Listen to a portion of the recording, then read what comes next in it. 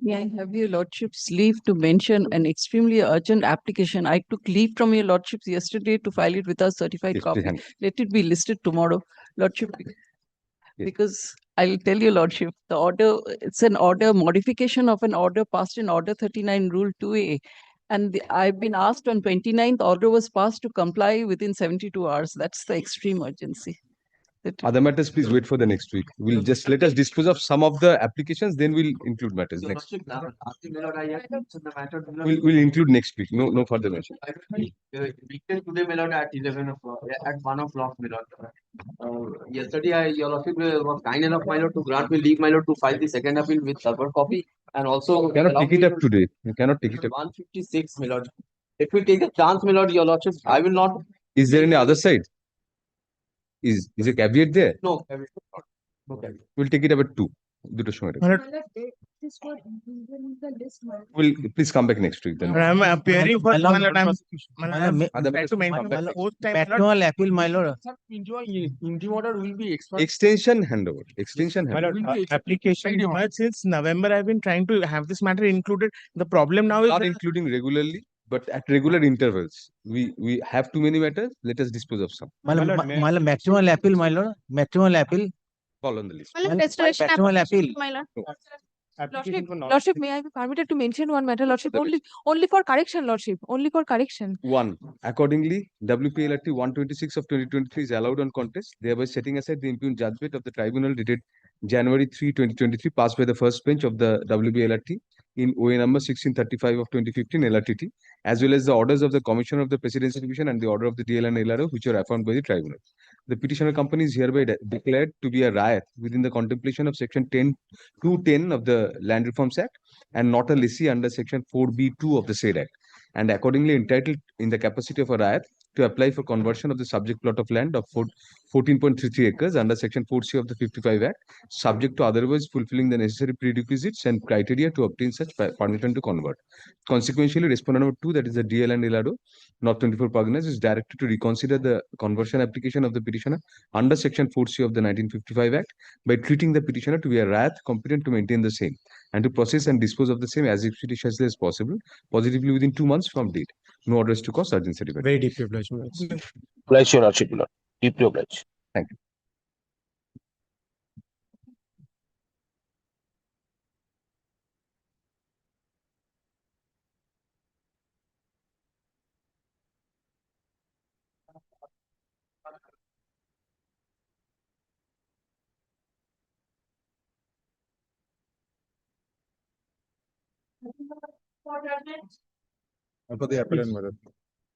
Accordingly, MAT 1592 of 2025 is allowed in part, thereby modifying the impugned order to the extent that the respondent authorities shall remain restrained by an order of injunction from giving any effect and of further effect to the restraint order dated July 17, 2025, issued by the District Magistrate and Collector, Murshidabad, and the tender notice dated August 20, 2025, issued by the Additional District Magistrate and District Land and Land Reforms Officer, Murshidabad, in respect of Narkelbari Ferryghat till disposal of the writ petition bearing WPA number 21181 of 2025.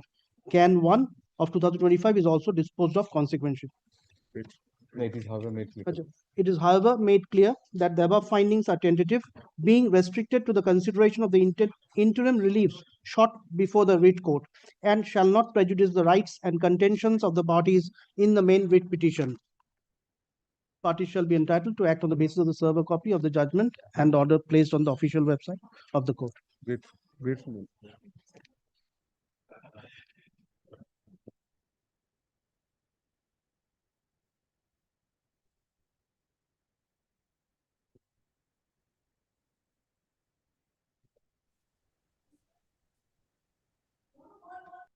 এটা কি নাম দিতে হবে?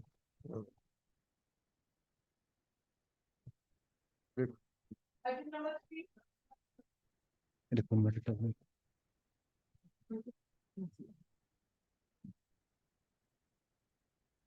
Yes, why to be mentioned? To be mentioned. Number ঠিক আছে? This is the first step in lordship, matrimonial dispute. Samrat Banerjee is your advocate? Yes, advocate and record. Caption is given to be mentioned. If you can't say why it is appearance to be mentioned, let it go out of the list. The matter has been listed upon being mentioned by the appellant. Full stop, next para. However, at the time of call, learned counsel for the appellant is unable to explain as to why the matter was mentioned to be listed under the heading to be mentioned. Full stop, accordingly, let the matter go out of the list. Next. Also, liberty to mention for it. That is always. Item number 4. Item number 4, my lord, I am for the appellant, my lord. Lozima, deficit code fee of 19,380 and memo of appeal needs to be classified in words as one preferred from original decree. So you will give you a fortnight's time to put in the deficit code fees, and the memo of appeal you can also the same time we are giving, you can do it today also. Right. From the report of the assistant registrar within bracket SR section dated January 29, 2026, it transpires that the appeal suffers deficit code fees of rupees 19,380 and the memorandum of appeal needs to be classified in words as one preferred from original decree. The appellant is directed to deposit the deficit code fees within a fortnight from date. Next para. The learned advocate on record for the appellants shall rectify the caption of the memorandum of appeal in terms of the report of the assistant registrar within bracket SR section, also within a fortnight from date. In default, let the matter be listed under the heading Lozima for final orders. Grateful. Thanks.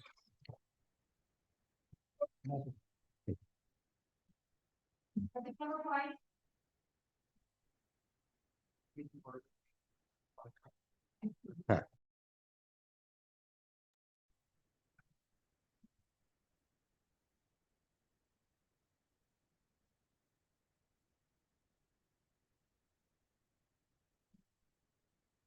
The legacy entry in the matter initially could not be made since the papers relating to the connected appeal could not be traced out. However, from the data available from the connected CR file as well as registers available with the section, the legacy entry has now been made. We approve of such legacy entry. Next para. At the time of call, none appears for the parties.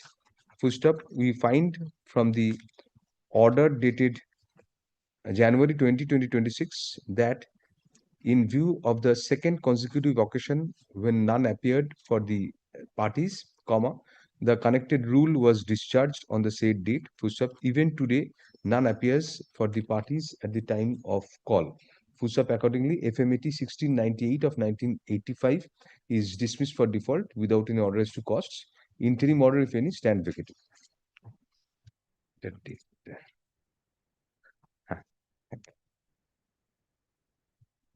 Item number 6. Date dekhi shudhu on the order date. Same order, exactly same order. FMAT ta shudhu number FMAT 3121 of 1987. Item number 7.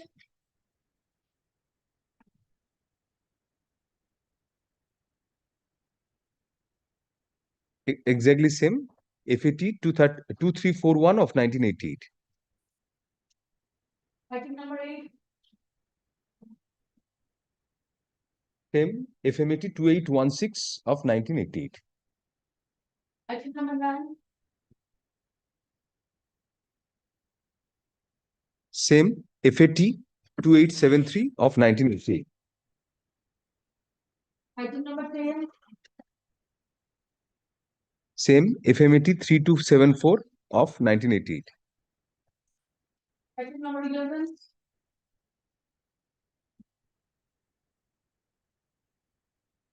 Same. FAT number 3861 of 1988. Item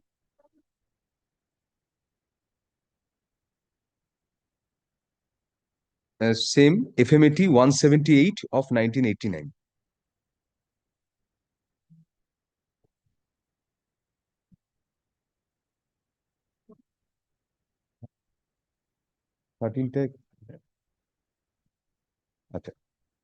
None appears for the parties at the time of call.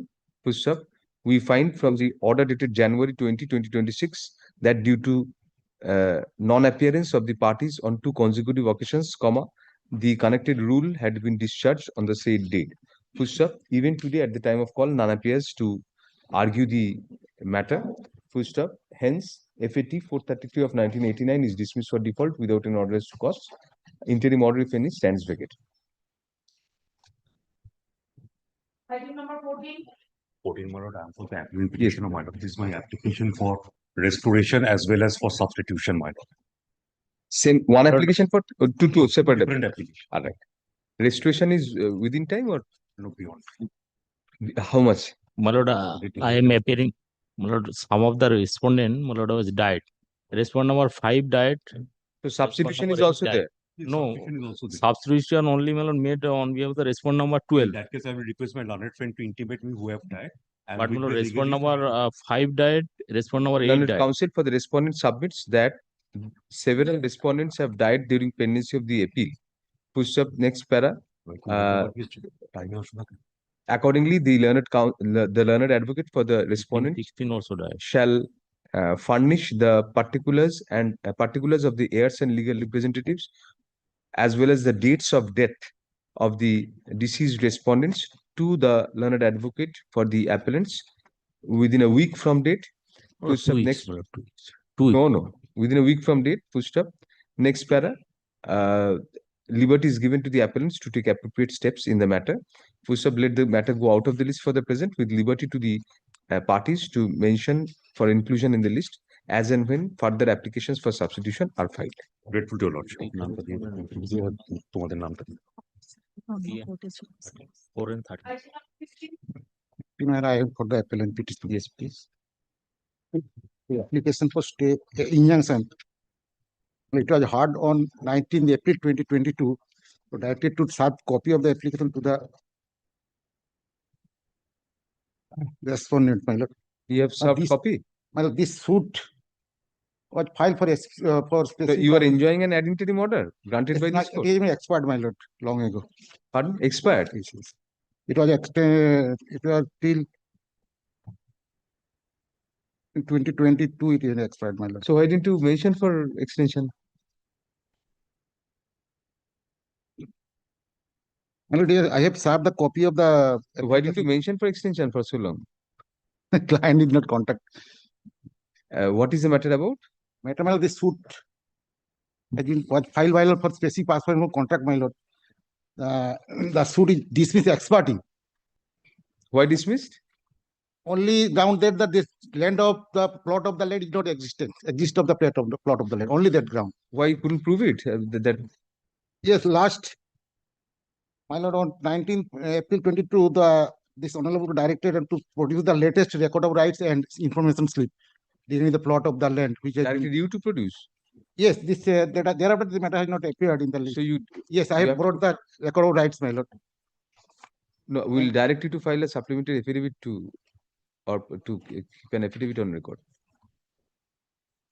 If such, The plaintiff director produced the latest record of rights, restored civil property, and also latest searching in connection with the suit property of the adjourned day.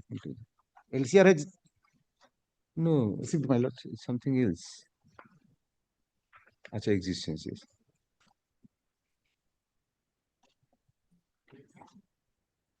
The present appeal arises out of a suit for specific performance of contract. Full stop. By the impugned judgment and decree, the learned trial judge refused dismissed the suit primarily on the ground that no information regarding latest position in respect of existence of the land in question, covered by the agreement sought to be performed, was not brought forth. Full stop. Learned counsel for the appellant submits that as per previous direction of this court, the appellant has traced out the records in respect of the land in question. For next para, the appellant is accordingly directed to file a supplementary affidavit at the time of hearing of the appeal, incorporating such information extracts from the records of rights. For next para, insofar as the injunction application is concerned, it is candidly submitted by learned counsel for the appellant that the ad interim order granted initially has expired, but no extension was sought for within time. Full stop. Accordingly, we consider the application for injunction afresh. Full stop. Upon looking into the matter, comma, it transpires that a prima facie case for hearing of the appeal on merits has been made out. Full stop. Next para. Accordingly, what about service? Service, my lord, it is not good service, my lord. It is returned. The address is not present at the time of. Let us see. Let us see that. Okay.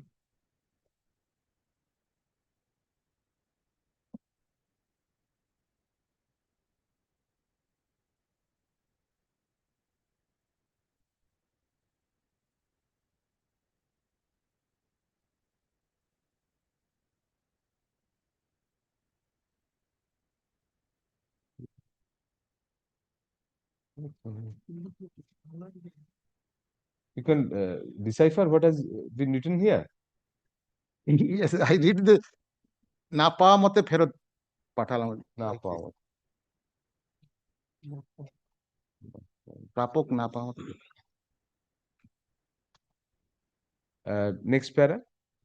From the affidavit of service filed in court today, comma, which is kept on record, comma, it appears that the postal article containing the copy of the injunction application sent to the respondent has returned with an endorsement in Bengali vernacular, which apparently indicates that the addressee could not be found, and as such, no service could be effected.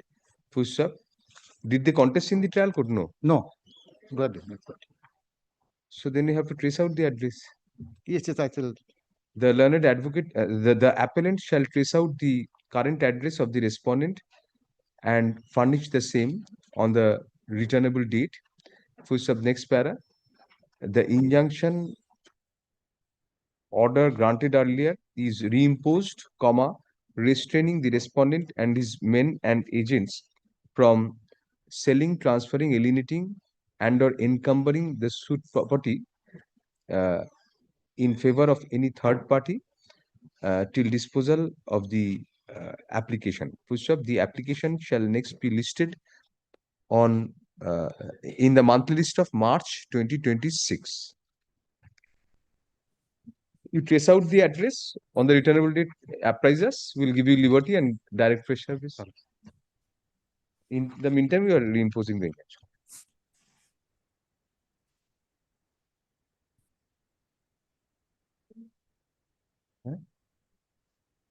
হ্যাঁ একটু বোর্ডে দেখি একটা যে Yes, my lord, Sushovan Sengupta appearing in this case, I am fixed, praying for my lord 2 p.m. my lord. I'm for the respondent, my lord. No. We are not granting time in this matter. On the last occasion, we granted you time. You start the matter. Mr. Haldar, you start the matter. No, then we have to put it out of the list.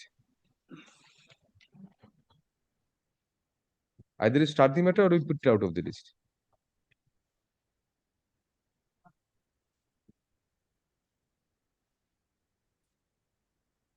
Where is the service? All are Mr. Sengupta chamber, my lord. On January 27, 2026, comma, when the matters were taken up for hearing, comma, an adjournment was sought on behalf of the learned advocate for the state stroke appellant. Full stop. Next para. Accordingly, we had granted such adjournment. Full stop. Even today, comma, at the time of call, comma, adjournment accommodation is sought on the ground of learned counsel for the appellant. Full stop. However, comma, since our list is already heavy and we cannot include other matters in the list, comma, the luxury of granting already listed matters, granting accommodation in already listed matters is not available to us. Full stop. Accordingly, let the matters go out of the list. Grateful, Honor. Number 31 and 32.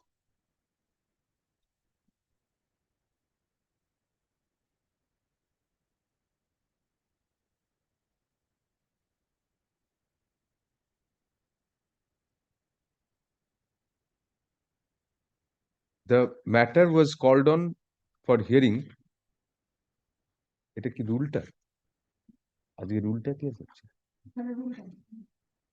Effective application heading এ কি করে আসবে? Application heading এ রয়েছে তো।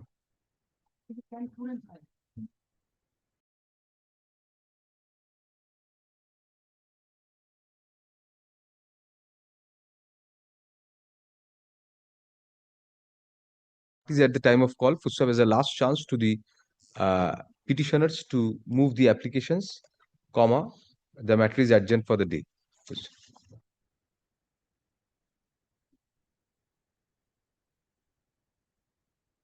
কালকে civil application গুলি উপরে দেবেন, সেগুলো নামিয়ে দিন।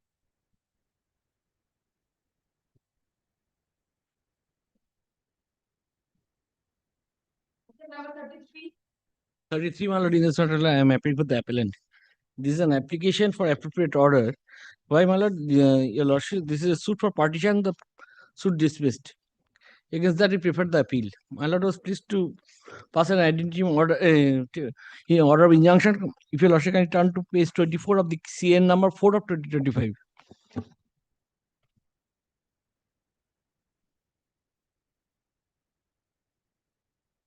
Yes. My lord, got it? Yes. Paragraph 5 is the relevant direction. Right. There is no direction for so far injunction was passed regarding changing the nature and character.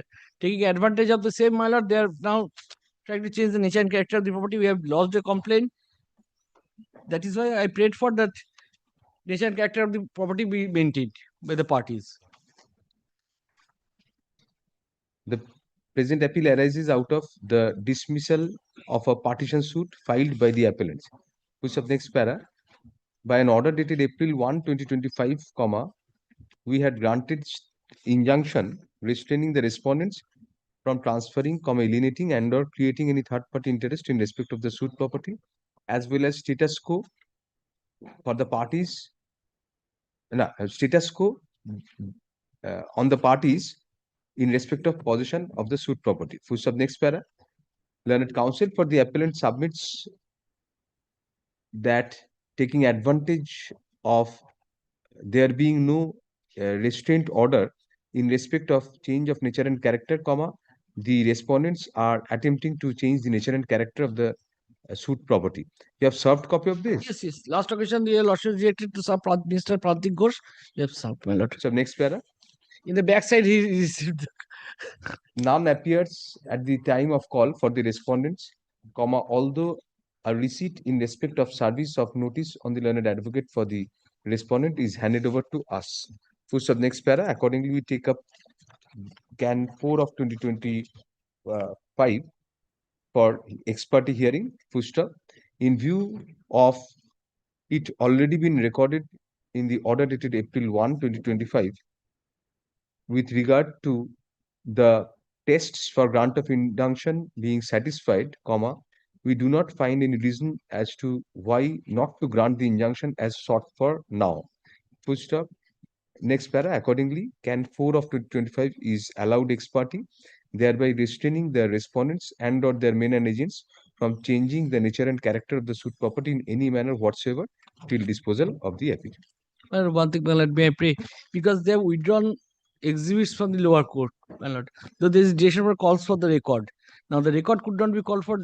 The parties are directed to resubmit the exhibits, comma, if withdrawn by them, comma, it's still in the trial court. Yes, because the file is not ready. Record is trial court for being kept with the records, comma, for the purpose of for the purpose to ensure that the records are found complete to be sent to this court. Grateful to your lordship. Please communicate this order to them. Yes. Otherwise, they'll never deposit those documents. Once opted, take back. After that, not. Item number 34 to 35. Your lordship, I appear on behalf of the appellant, your lordship. What is the application for? This application for the suit is for partition and preliminary decree has been filed. Your lordship may recall that on the previous occasion. Preliminary decree has been passed. Preliminary decree has been passed. What about service? Service, yes, your lordship. On the earlier occasion, your lordship, we have filed with only one and two that service has been returned, your lordship, as Rest of the refused, respondent, 1 to as 3 had been refused. served. One, two has been served. With So we regard recorded that 1 to 3 has been served. one to three has been served, but regard 4 to 10, what about yes, service? your lordship, they have refused it, your lordship. You have checked up, refused. Yes, Very refused. good. That's good service. Move the matter. Good service. Except one has accepted, your lordship. All of them has refused, your lordship. এটা দিতে হবে না, এটা নিচে রাখো। This is the In both the matters. both the matters. Both the matters. What is the matter? One. What are the applications? Why are you giving piecemeal? Give all the affidavit of service and move the matter, please. Yes. We can't waste time like this. Move the matters. Yes, your lordship. Okay. Application. There are three application. your Don't lordship. get unnerved, Mr. Rai. No, not at all. Actually, I am being. We are in the habit of shouting. Too many matters. She is leading me in your lordship. So, Very good to know that. We are graced by his presence, but please move the matter. with regard to the can number 2, because there is 1, 2, 3. What is can 1, 2, 3? Can 1 is stay. What is the matter? What does the matter arise out of? You have filed 2 appeals. What are the appeals against? Appeal, the petitioners, the appellants are the joint Before you owners, recollect, we'll joint find from the records. joint owners of the. Is there any section 5 application? Yes, your lordship. Which one is section 5 in both the matters? Can number 2, No. can 3, Can 1. can 1, your lordship. Can 1. That also you are finding out. Can Both the matters can 1. Both the matters can 1, your lordship. দুটোতেই can 1. What is the explanation? Explanation is, your lordship, since the Donald দেখুন তো। হ্যাঁ, can 1. Explanation? in page You have number challenged 4, what? What page- sort of a decree? preliminary decree, your lordship. Preliminary decree you have challenged. Period. What is the explanation for the delay? Delay is Explanation. yes, Explanation. page number 4, paragraph number Tell us the explanation. Why should you look The into the page appellate number? The states- council is before us. Tell us what is the explanation. the cost papers could not be Cost papers means? the cost papers from the lower court, your lordship, cannot. What are cost papers? Cost papers mean the application, plain petition, Cost papers. That's cost papers could not be ascertained at the right point of time, why? because the petitioner is very old, your lordship. He How old? 22 years. No. He is around 83 years, your lordship. 80 is really old. 83 Very well. years. We find from the explanation furnished in the condonation applications in connection with both the appeals, comma, each bearing can 1 of 2024, comma, that the appellants. What about appellant number 2? 2 has died in lordship. For that reason, we have filed one application for substitution. That is also pending. Can number We have to 3. hear that first. Can number 3, your lordship. There is a substitution. You have to move that first. Substitution is within time. After knowledge, your lordship, it is within time, your lordship. After knowledge, time is not counted from knowledge. That's an explanation. We have. What is the delay? Who are the heirs? Acha, there are several heirs. Several layers, your lordship. First, we have to allow that. Page number 7, Ujjwal Paja. Reason for the delay? Reason for delay, the Old age. old age. No, not for old age. It was communicated to us. On that day, we have filed. We have taken AC steps and filed it. your lordship. Respondent has died. No. The appellant number 2 has died. Why do you say it was communicated to us? You are the appellants. No, Who will I'm the communicate? appellant number 1. My sister has died. So Both of you are co-appellants. So you are Co-appellants, sitting on the same boat. but due to some miscommunication, it was not communicated to us at the right time, your lordship. What is the delay? That due Not even stated.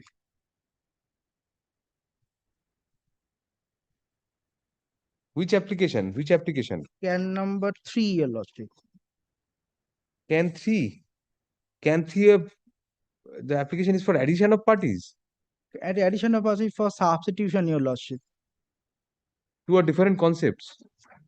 But when I was filing your lordship, the department has instructed me to do it in this way, your lordship. Oh, department is advising clients also. No, the advocate Better on than that, record. advising Advocate on advocates. record, And your then advocates advise their clients. Great. I have to change the cost title. If your lordship kindly change the You have to cost. change yourself first. Don't listen to the department on legal advice. What is CAN 4? CAN 4 is even better. An application for amendment of cost title upon the death of plaintiff number 2. Yes, your lordship. Then what is CAN 3 for? CAN 3 is Two are for same purpose. same purpose, your lordship. Why two applications? Client is paying more money. No, your lordship. It is the instruction. CAN 3 is the application for amendment of cost title upon the plaintiff number 2. Plaintiff, why do you say plaintiff? You should have written appellant. She is Plaintiff the in appellant the- here. Plaintiff in We the are not suit. in the trial court, we are in appeal, so you have to write appellant. Yes, your lordship. Right? So why two applications for the same purpose?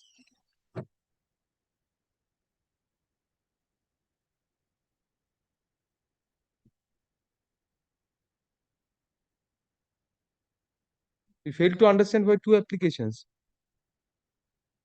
Two applications each in both the appeals for the same purpose. We are at a loss what to say, Mr. Rai. Yes, your lordship. Then we have to withdraw one. 50-year-old person, you will withdraw again, you will again file and do these things, and the person will die in the meantime, your client. Why do this to people? The appeal should have been on our board right now. And you are spending time in the wastage of this addition of party and so many applications you made this gentleman file. To wait, CAN 4 and CAN 3 are the same, your lordship. Why two applications? That is what we are asking. Which one should we dismiss? CAN 4, your lordship, then. CAN 4 gives the better details.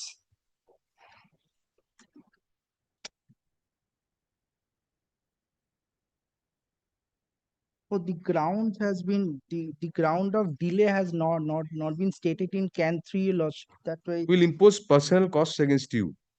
You are the advocate on record. No. Yes, your lordship.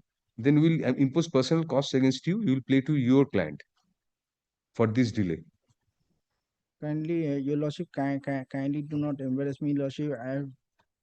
You should be embarrassed sometimes. You should be embarrassed, Mr. Rai. You are practicing not from yesterday. No, your lordship. You had briefed me also in many matters. So I know that you have been practicing for quite some time. You know the law. This is not expected from you. If this was a newbie, then we would not have imposed costs. But you were you were there in the profession for sufficient time. We are just desisting ourselves from imposing cost because, I mean, frankly speaking, you are a soft target. If it was somebody more belligerent, then we would have imposed cost. Who could have defended himself? You can't defend yourself against us on costs. You are a good advocate, but you cannot defend yourself if you impose costs. That's why you are not imposing cost on it. So I will be being very candid.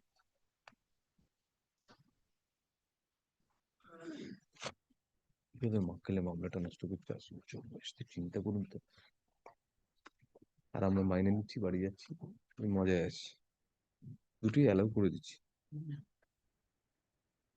এটা কেটে দাও আগেরটা যেটা ওটা পরে হবে এখন আগে এটা না অ্যালাউ করলে the CAN 3 and 4 in both the appeals, Mr. Rai, please check up. Similar applications, Similar. the numbers are the same. Numbers are the same, your lordship. CAN 3 of 2024 and CAN 4 of 2024 in both the appeals are for similar relief. Full stop. The appellant number 2 died during pendency of the appeal, for which substitution of her heirs and legal representatives have been sought on condonation of delay in filing the substitution application. Full stop.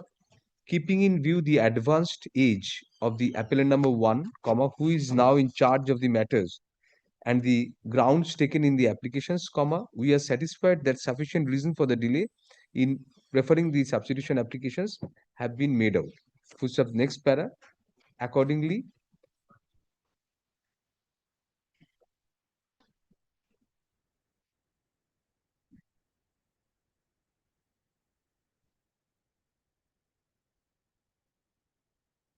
Your lordship. no, CAN CAN 4 is not on.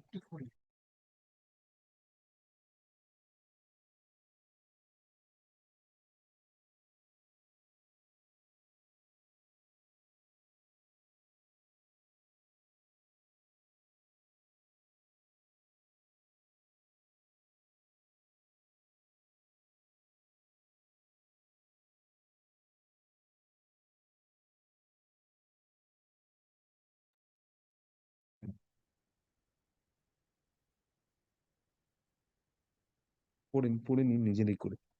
আচ্ছা থাক। অ্যাডিশনটা অন্য কাউকে miss করে গেছে particular.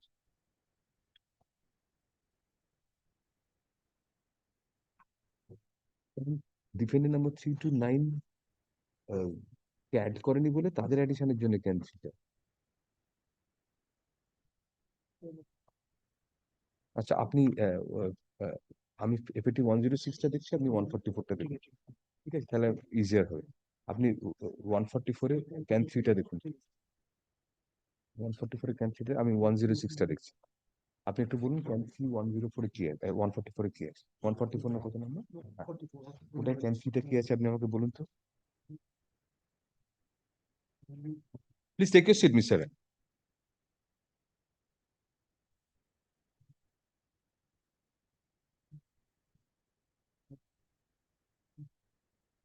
Can 3 ওখানে can 4টা কি? ওখানে ক্যান 4টা কি?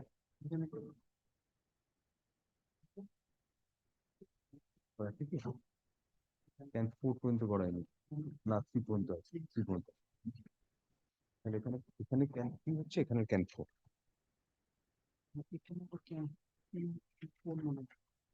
ক্যান 4 আছে ওটা? না ওটা ক্যান 4 নেই, ক্যান 4 রয়েছে, ওটা 106 টাই, ওটা তো আসলে ওটা 106 ফাইল, ওটা 144 এর ফাইল, ওটা দুই আর কি, দুইটা কি একটা কি?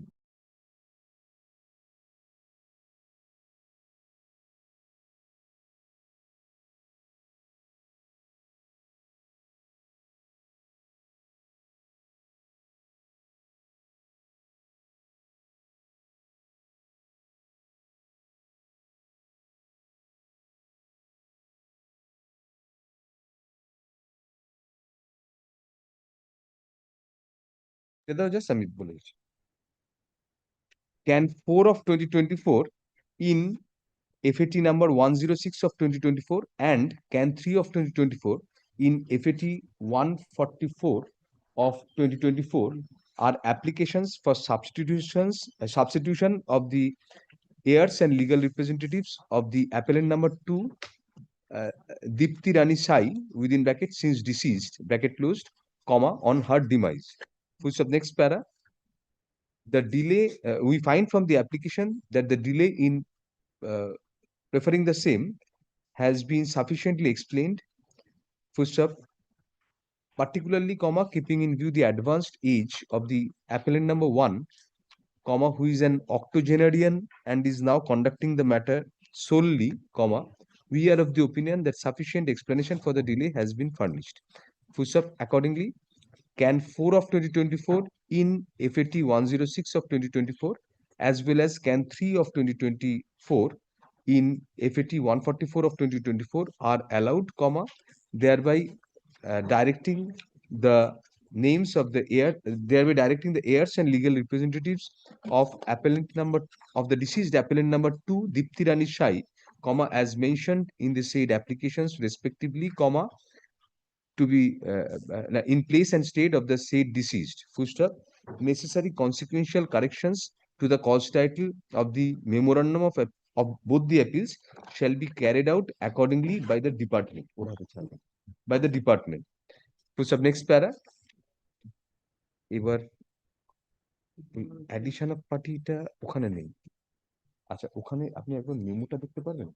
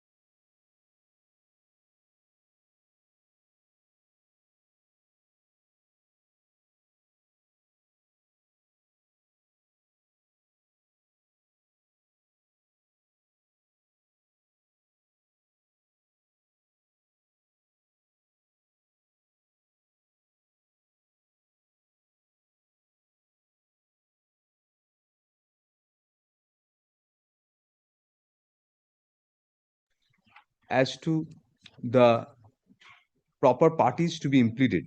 Full stop. The ground taken in the application is that since the shares of some of the defendants were not declared by the trial court, comma, they were not implemented as parties to the appeal, comma, which is an especially absurd proposition, comma, since all the parties to a partition suit are necessarily to be implemented in the appeal arising there out of the same. Full stop. Next para.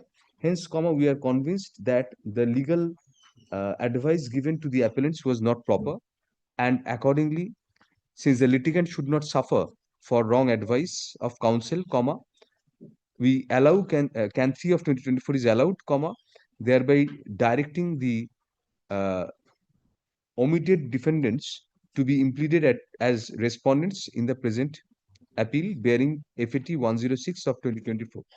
Next para. Insofar as FAT 144 of 2024 is concerned, comma, no application has been made for addition of parties, addition of the left out defendants in the suit.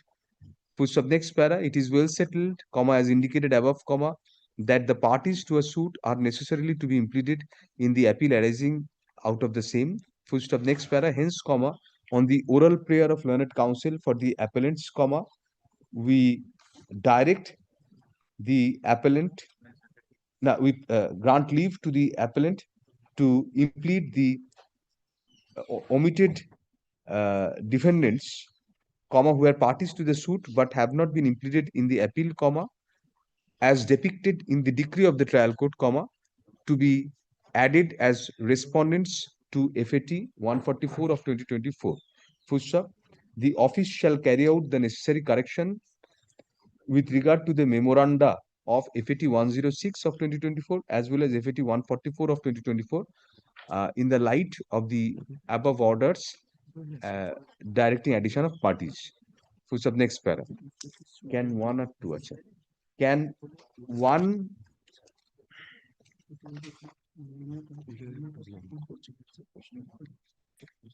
মেমোটাই দেখুন আর কি দেখুন পিটিশনে সকলকে দিয়েছে add করতে চাইছে না মেমোটাই দেখবো আমরা ক্যান ওয়ান দুটোতেই ক্যান ওয়ান তো কন্ডোনেশন আর CAN two injunction CAN one of 2024 in both the appeals are applications for condonation of delay in preferring the appeal.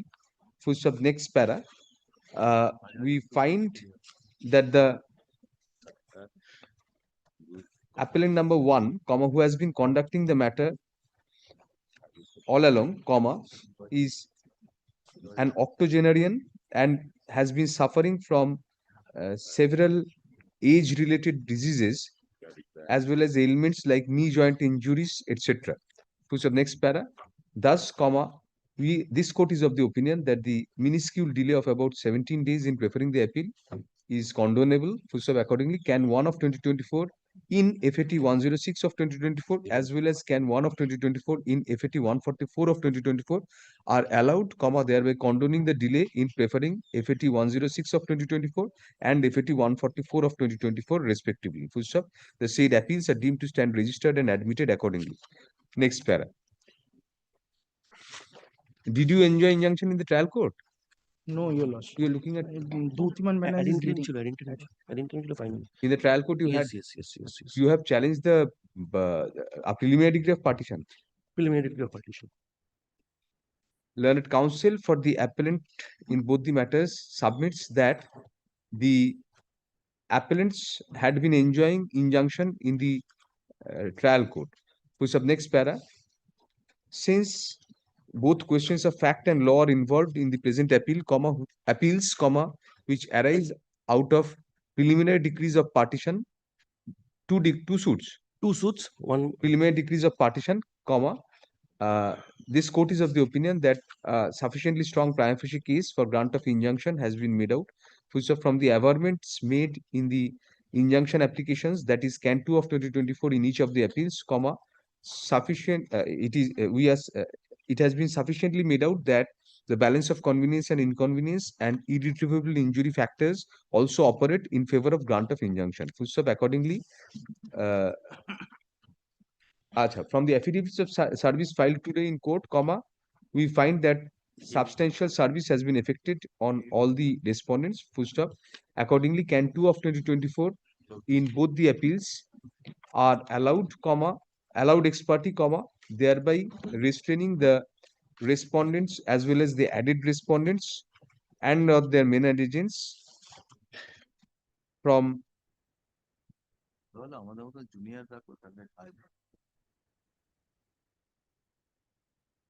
you asked for only changing nature character, third party, from changing the nature and character of the suit property and or creating any third party interest in respect of the same till disposal of the appeals. Full stop. Next para, no order as to costs. The appellants shall put in postal cost, written up notice forms, and due requisites for service of notice of the appeals on the respondents within a fortnight from date. Full stop. The trial court record shall be brought by special messenger at the cost of the appellants, to be deposited within a fortnight from date. Full stop. Next para. The trial court shall be entitled to retain a skeletal record for the purpose of continuing with the final decree proceedings, but shall desist from drawing up any final decree without the leave of this court during pendency of the appeal. Full stop. Next para.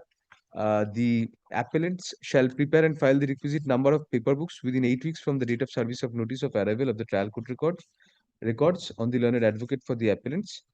Full stop. Liberty to the parties to mention the appeals for enlistment as and when those are ready for hearing. Grateful. Next. My lord, yes, I should not mention No. my lord, 15:30 out I had got. What we have been doing to juniors And has to be done to juniors- seniors also. My lord, I am begging. The only What are you My lord, saying? today at right now I can do that. No, but My we lord, can't take up anymore Lord, because we have made it out of the I list. am No, really, no. my lord, I am tendering my unconditional. We accept that, but no. We cannot make an exception for it. We cannot make an exception for anybody. One indulgence. No, To be mentioned, no, so that I can, No, I can, if I satisfy my no, lord, no. lord, will not. Next. Then after some 36 who is appearing. I'm appearing on behalf of the petitioner, Your Lordship. So the Use previous, the microphone, ma'am. the previous order passed on What is 27th. yeah? What is yeah? Sorry, apologies. Yeah, with a Jaffola or? Yes, what is that? The previous order was passed on 27th of January, Your Lordship, directing the petitioner, the husband, to pay a lump sum of 50,000 to the wife. Yes. So it is supposed to be made by 6th of February, Your Lordship. So this appeared in the monthly list of February. So kindly, if Paid that amount? no, he will be paying by 6th. He will be paying the amount by 6th of February. In the previous order, it was given.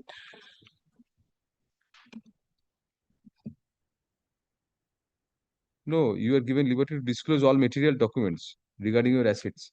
Yes, my lordship, till Where are date, those? everyone asset and liabilities has not been filed by You are for the wife. respondent, yes. Yes. Where are those? Assets and liabilities. Why shouldn't you haul your client up for contempt? You are deliberately avoiding the directions of court. The client has not been keeping well, but he has mentioned that he will be doing it within the stipulated time. We are Your not Lordship. bothered with his keeping well or not. Sorry. He has to pay his wife. He He has been avoiding for a long time. Now, you have suppressed initially your income, retirement benefits. You just said you retired. After that, we directed you to disclose what amounts you received when you retired. Then it came out that you had received a huge lot of lump sum amount as well as you received monthly payments of your pension. So only after our directions you disclosed.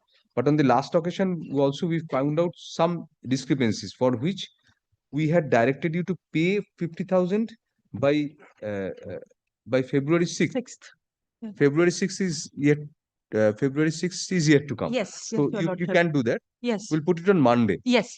And you also, we have given you liberty to disclose all materials. He will. Others- Yes. Do it on the next day then. But give a copy to them. Sure. Okay. Your Lordship. By 6th of February, he will be. You will be giving the copy. Copy. 6th of February is The Friday. By 6th of February, give the copy and comply with the order. We'll keep it on 9th. 9th. Obliged, Your Lordship. Learned counsel for the appellant submits that the appellant will comply with the direction of this court dated January 27, 2026 by paying the amount of rupees 50,000 by way of online transfer to the respondent wife within the stipulated time, that is February 6, 2026, and shall also disclose further material details regarding the assets and incomes of the appellant. Full stop, next para. You also disclose if you have anything to disclose. We have already filed, my lordship. Very well. Similar liberty is also given to the respondent wife, comma, in the event any such material detail regarding the assets and incomes of the respondent wife has been omitted at the first instance. For some next para, the parties shall exchange, such material shall be brought by way of further affidavits, copies of which shall be exchanged between the parties in the meantime. Full stop, the matter shall next be listed on February 9, 2026 under the same heading. Thank you. Obliged.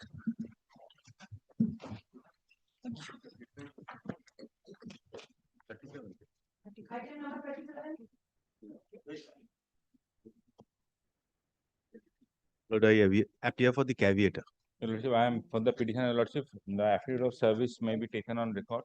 Your Lordship, can one is for It was delay. found out from your chamber. No, Your Lordship, I then served it. Huh? I then served. Again, served. Yes, because on the last occasion, this was missing from his chamber. He was candid enough. Your Lordship, there Only one respondent. I was a defendant in the suit, a suit for eviction. Mr. Mukherjee, you are appearing for the respondent. You can Lordship. Yes. A suit for eviction and khas possession. Please take your seat, Mr. Mukherjee. You'll just hear him. And yes. Suit for eviction and khas possession. Khas possession. I was the eviction under Premises Tenancy Act. You are the defendant. No, not 106. 106, but then since it was for non-residential purposes, so the court held that 106. Yes. Your Lordship, the main contention of what is the defense? What is the ground of appeal? The ground of appeal is that there were independent tenancies. That was not a single tenancy. It was third, fourth, and fifth floor. There were 3 floors under tenancy. The round of appeal is there are independent tenancies. There is a delay of 213 days. Can 1, there is a delay. 130. What is the reason? 213, Your Lordship. The explanation. Sir, it's how many days? According to 230. 213, according to the stamp reporter, 263 days. Explanation is they have checked up the stamp reporters report. You have not checked up. You are the appellant. Your Lordship, the AOR and myself are too deep. I'm led by Mr. Dutta. 267 days actually. Delay. You have explained to 13 days. Entire period has been explained. No. Paragraph 6, 7, and 8. Paragraph 6, 7, and 8, nothing more. Very difficult to have Mr. Mukherjee on the other side. But I cannot improve on whatever is there, but so let us see whatever is there. We know you cannot improve. Let us see what is there. No, there has been a. Oh, you are the government of West Bengal. Yes. You are a favored litigant. You should be allowed. But I cannot vouch on that. That engaging legal counsel took a longer time than expected. What sort of expression is this? You read it out? Not drafted by us. Not drafted. There should be some entertainment in the serious affairs of court. Please read out. But I will not. kindly. At least read out para 7. I would leave it to the benevolence of Mr. Mukherjee. No. They are enjoying blood. 20,000 square feet of blood, the property. His client will not be benevolent to him. No, but will direct the you fix responsibility. Will even if you think of allowing this application, will direct cost to be paid by that officer. Fact remains that there was an engagement, but upon his elevation as a judge, my lord, the things got somewhere miscommunicated. That is not the ground here. My lord, should have given this as a ground. It is spelled out, but not in a proper form. Paragraph 7. No, paragraph 7 says petitioner states that the official processes of engaging a legal counsel took a longer time than expected. So you took time in engaging counsel even. Yes. Not that counsel was engaged and he took time. Not that.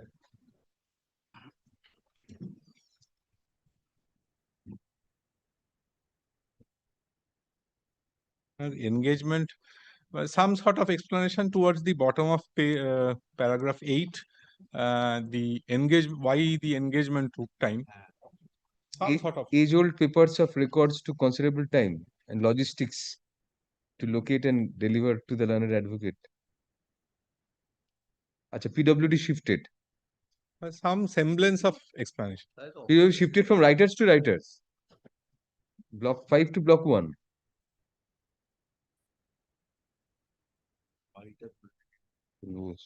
These appeals of the state are, I mean, if you start dismissing all these matters, then none of the appeals of the state will survive, most of the appeals.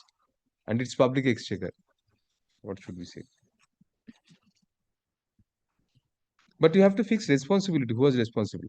Name the judge who has been elevated, it will fix responsibility.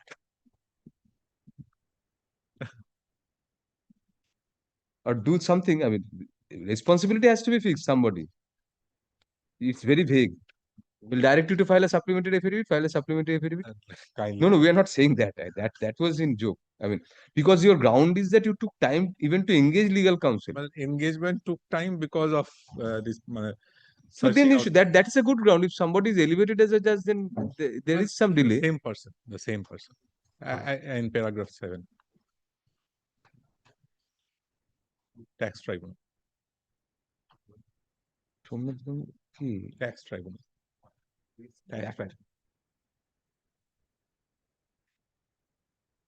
No, you say formally engaged on 5th February. When was the judgment passed? 23rd August? 19th May. Yes, Mr. Mukherjee, what do you say? No. Your Lordship has seen the degree of the year 2023. This is a property, my lord, which is in a very prime location and it is a commercial property, measuring about 20,000 square feet. They are occupying the property, my lord, at a contractual rate of not 44,000, which is not as of today, my lord, it is at least not 150 rupees per To square cover feet. some of the money, Mr. Mukherjee, we have to allow the condonation application. Then we'll go on to the stay and then we'll direct pass the direction. But I leave it to your Lordship, Lord, about the cost. Execution pending. Third, learned counsel for the parties. Push up next para. Learned counsel, we find from the explanation given in the condonation application that the same is somewhat unhappy inasmuch as the specific details of the reasons for the delay have not been mentioned. Push up next para. However, comma, on an overall consideration of the averments made in the application, comma, we find the usual red tapeism afflicting public authorities to be the primary result of the delay. Full stop. Next para. Although the state cannot be a favored litigant, comma, some amount of at a pragmatic, although the state cannot be a favored litigant, comma, some amount of pragmatism has to be incorporated while considering a condonation application. Push up. Viewed from such perspective, comma, we find that a plausible reason for the delay has been made out. Full stop. Next para. Accordingly, can 1 of 2024 is allowed, thereby condoning the delay and preferring FAT 176 of 2024. Full stop. The appeal is deemed to stand registered and admitted. What is the appeal against? Appeal against Eviction. 106. What is your ground in the appeal? Ground in the appeal, my lord, 106 sent first, thereafter section 80 notice sent. Section 80? Section 80 notice. How are the two related?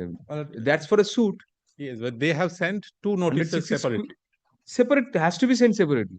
Two notices. Two are for different purposes. So first ground, we were dismissing the appeal itself. We say in a specific case has been made out that there are 3 separate tenancies. Any document? No. The finding of the court, 1 rent receipt. That was taken in the trial. Yes, that was taken in trial. trial. Finding wrong, we are dismissing the appeal. Dismissing the appeal. Yes, Well, these are the two grounds. These are the two grounds. Primarily two grounds. Any judgments? We are dismissing them. The point involved in the first appeal is brief, and as such, comma, we take up the appeal along with the application for stay for hearing together by dispensing with all other formalities, comma, including the preparation of paper books as well as bringing the trial court records. Full stop. In view of appearance of the respondent to counsel, comma, the appeal be treated to be ready as regards service. Full stop. Next para. The present appeal has been preferred. It a judgment form of appeal type. The present appeal has been preferred against a decree of eviction passed against the appellants. Full stop. Next para.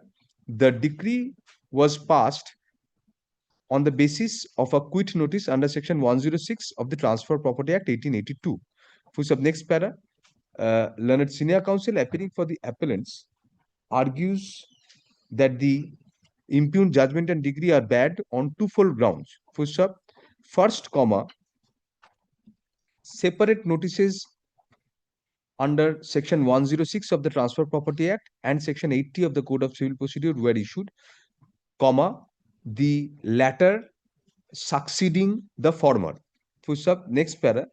Secondly, comma, it is argued that although independent tenancies were given to the appellant by the respondent by for three different floors, three different portions, comma, a composite notice under section 106 was filed and a single suit was filed for eviction.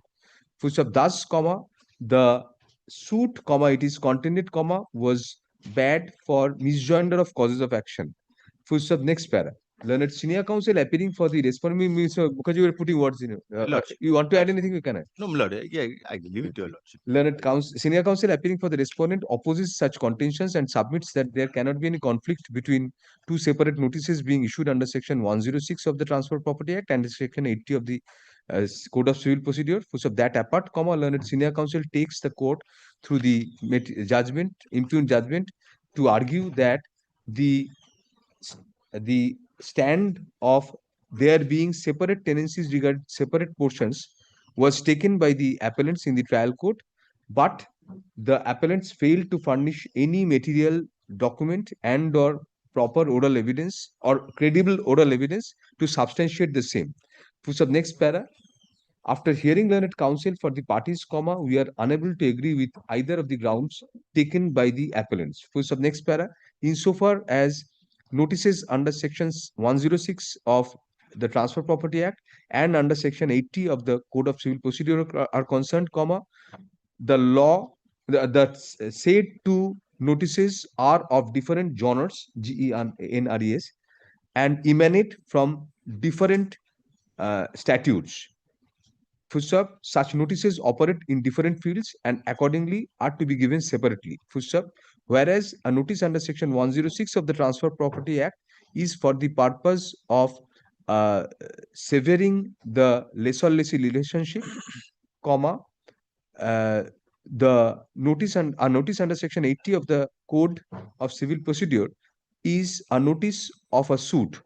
Next para. Thus, comma, it may very well be that the notice under section 106 is given earlier, comma, which furnishes the cause of action for the suit, and thereafter a notice under section 80, comma, prior to filing of the suit, comma, is issued.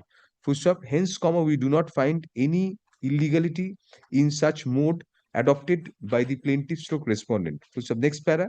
Insofar as the second ground is concerned, comma, we agree with the submission of learned senior counsel appearing for the respondent inasmuch as it is evident from the impugned judgment itself as well as the materials that no proof whatsoever of separate tenancies regarding separate portions of the suit premises having been granted has been furnished in the trial court by the appellants at any point of time. Thus, comma, the learned trial judge was justified in decreeing the suit by disbelieving such case of the appellants. Accordingly, comma, we do not find any merit in the appeal. Hence, comma, FAT 176 of 2024 is dismissed on contest, thereby affirming the judgment and decree dated May 19, 2023, passed by the learned judge, comma, 11th bench, comma, City Civil Court at Calcutta, in title suit number 1512 of 2016, comma, whereby a decree of eviction was granted against the appellants. Next para. Taking note of the can 2 of 2024 is accordingly disposed of. Next para. Taking note of the pendency of the appeal till now, comma, we extend the time to the appellants for vacating the premises till 90 days from date. Full stop, we'll get that time for this. 90 days from date. Full stop, next para. Plus, no orders to cost. A formal decree be drawn up. Formal prayer for stay. Acha. At this juncture, comma, after the judgment, above judgment is passed, comma, learned senior counsel appearing for the appellants seeks an order of stay of the judgment above. Full stop, next para. However, comma, since we have already granted 90 days for the appellants to vacate the premises in terms of the decree, comma, which coincides with the period of appeal from our judgment, comma, we do not find any necessity to grant any further stay of the judgment. Full stop, accordingly, such stay is refused. Agreed. প্রথমে একটা affidavit আছে, start করব। Next. Item number 38. Lordship, item number 30, time for the petitioner, Your Lordship, Mr. Dhar is leading me. He had a bereavement in his family today morning only. He had to leave for home. Today he had to leave for home. He came to court, then he had to leave for home, Your Lordship. Yes, sir. We are informed that due to a bereavement in the family, comma, the learned senior advocate appearing for the state had to leave court today. Full stop. Under such circumstances, comma, we adjourn the matter till February 9, 2026. That would be sufficient. February 9. I'm grateful. Next one. You make arrangements if he is in difficulty to come there. Item number 39. Appear for the appellant in this matter. Yes, please. The application of the plaintiff respondent. May I? You are the plaintiff respondent. In opposition. No, you are the The appellant. You are the appellant, right? The respondent has filed this application for special officer. Special officer? Yes, my lord. They are not appearing today. I saw Mr. 39. Overlooked Your Lordship. Sorry. Yes, kindly make it not today because I've been told that there are talks of settlement going in. He is not told, so we are not granting adjournment. Move the matter. Paper books are ready, my lord. Move the matter. May I file my affidavit in opposition? They will dismiss it for default, Mr. Bose. I mean, only one day No exceptions. I've actually overlooked the matter. Nothing doing. Nothing doing. Or I'll have to do it from my memory then. Do it. You have a good memory. Walk down memory lane. Although it may lead to a blind alley, we cannot ensure the outcome, but you go down the memory. You ask for appointment of a special officer. What is in this application? No, what's happened is this is a very short application. It's a probate matter. Why special officer? For what purpose? Purpose is this: what he has done, he has entered into he's entered into my portion because I got the ground floor, he got the first floor. Now, what happened due to professional reasons, work reasons, I now stay in Baligaj. Property is in Damna. He opposed the probate application. The probate application was granted. Now what he does, he enters into my portion and brings in tenants and goods and all that. So this was an application for the special officer to go and see what has actually happened there. Because if he... What is your defense to that? My lord, it's a baseless false allegation. Where is your opposition? You're filing. My lord, you have given copies of this opposition to him? I am giving copies. Just then he gets a lease of life. Yes. My lord, one thing, my lord. File 2 copies. We are 2 judges. May I file it with it today in course of the day, my lord? Because only the one copy is there from the others. Honorable Second Judge's copy is not ready. I'll be filing it by today. You're saved. Thank him. Don't pant so much. Thank him. No, I also thank my stars as well. Till the last. But kindly, Your Lordship, I have talked. We will give you time to file a reply. But within that you reach a settlement. Because what they're planning to do is now the proceeding goes on. You reach your settlement in the meantime. We'll be happy. Now come in and they want to develop the property. All baseless false allegation, my lord. All he's saying that is also baseless. That is proposal. So therefore no proposal. I'm on proposal disposal. We'll proceed with the matter. They're having negotiations. Let the property. Learned counsel for the appellant / opposite party in the application that is Can 3 of 2025, seeks leave to file the opposition during the course of the day. Full stop, such leave is granted. Full stop, next para. A copy of the opposition is handed over here and now to learned counsel for the respondent. Full stop. Accordingly, the time for filing reply to the opposition is extended for a week. Full stop, next. Grant me 2 weeks, kindly. Correct. Extended for a fortnight from date. Full stop, next para. Let the matter be listed next on February 17, 2026 under the same heading. May the appeal be also heard No, out? not in every matter. Yes. But you file that during the course of the day. Please ensure it's done immediately. Otherwise, they'll lose track of it and misplace it. I should. Next.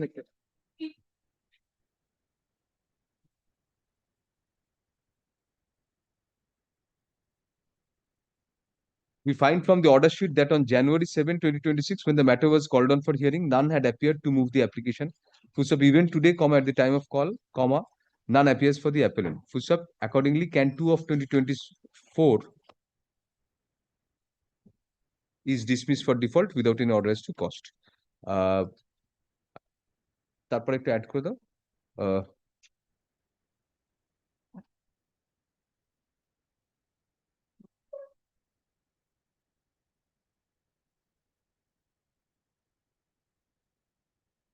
In the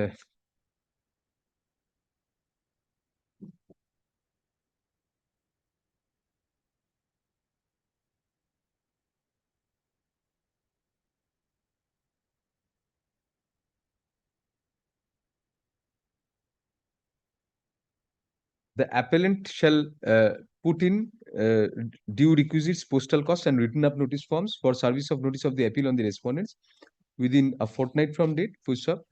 The trial court record shall be brought by special messenger, also to be deposited by the appellant within a fortnight. Full stop. Next para. The appellant shall prepare and file the requisite number of informal paper books without comparing with the records within 6 weeks from the date of service of notice of the arrival of the trial court records on the learned advocate for the appellant. Full stop. In default of compliance of the above directions, let the matter be put up in the list under the heading Lozima for final orders after a fortnight. Next. Item number 41. Well, I appear for that. My lord, my learned friend has served opposition. When? Yes, long before.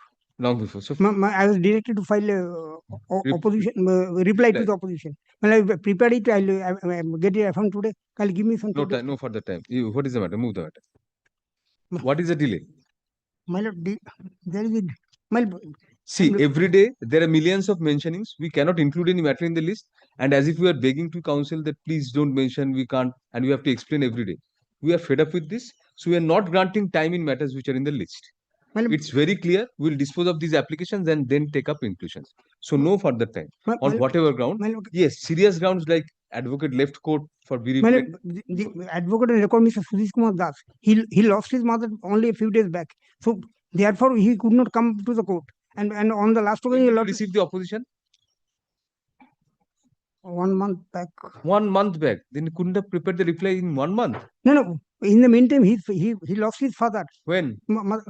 25th of December. When did you receive the copy? What was the date? Before that. So before that, you could not prepare the reply? In the meantime, this a reply takes how much time in a section 5? No, it has been prepared. I will get it affirmed today also. So why didn't you affirm? It's appearing in the list. That's true. Why didn't you affirm? Date was fixed on my lord. My lord, can you give me 2 days time? No, then the matter goes out of the list. Sorry. 2nd February. You are filing your affidavit in opposition today? Yes. File it? Yes. File. I have filed 7. You have filed in the court? Copy has been served, my lord. Copy served. File it in court. Yes. দুটো copy আছে দেখেন।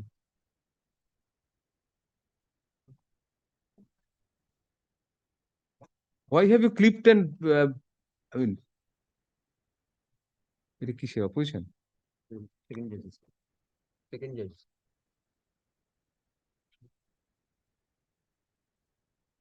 List of dates are there. দুটি first জজের। আরেকটা slip দিয়ে দিলেন উনি ওটা second this copy along with the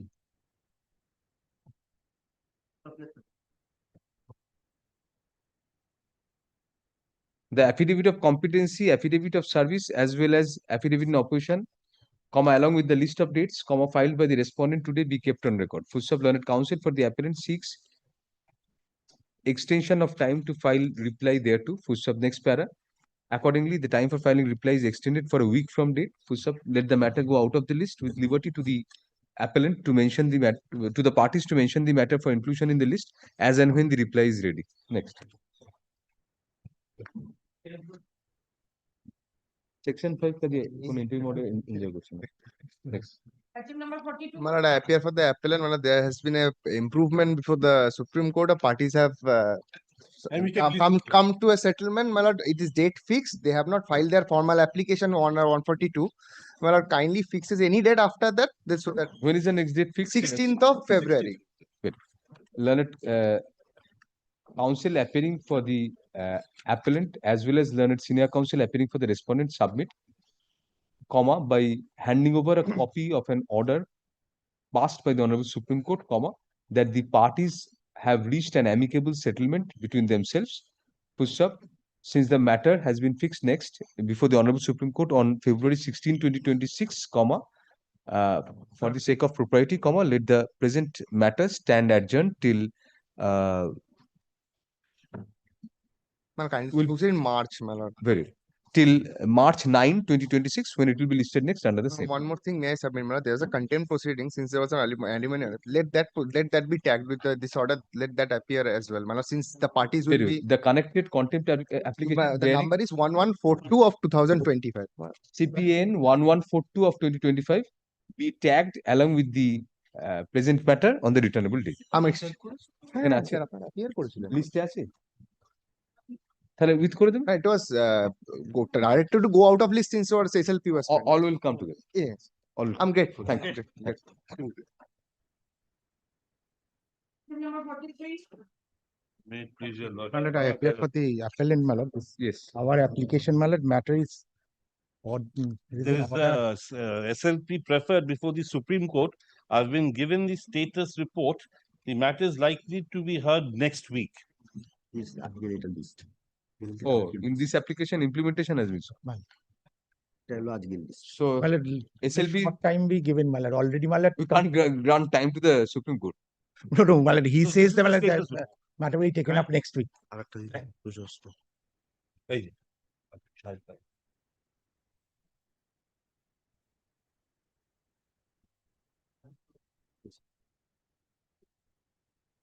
Keep it after 3 weeks. Keep it in the month of March. They have to be given some time because this is the today's Malad. It shows still defective, Malad. Defect No, no. the defect has been cured. I've very learned counsel appearing for the respondents submits that the SLP preferred against the judgment disposing of the appeal, comma, the implementation of which has been sought in the present application, comma, is likely to be taken up in the coming week. Full stop. A status report in that regard is handed over in court today and kept on record. Full stop. Learned senior counsel for the appellant also hands over a status report indicating that there are still defects in the SLP. Full stop. Learned counsel for the respondents, comma, however, submits that in the meantime the defects have been cured. Full stop. Be that as it may, comma, since the matter is likely to be taken up by the Honorable Supreme Court in the current week, comma, for abundant caution, comma, let the matter for the ends of judicial propriety, comma, let the matter stand over for the time being and be listed next in the monthly list of March 2026 under the same heading. The status reports filed today be kept on. Thank you.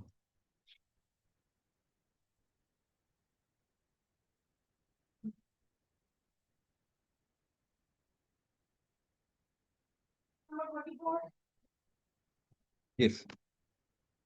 Appearing for the first time, this matter? Yes, Your Lordship. Your Lordship, I appear for the plaintiff appellant pursuant to Your Lordship's. No, not for the first time. No, it has come before Your Lordship. What about the service? Your Lordship, I have served them multiple times and the last one returned as unclaimed. May I file the affidavit of service?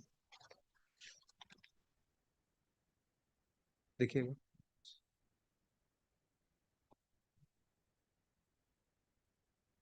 unclaimed hole, not claimed good service.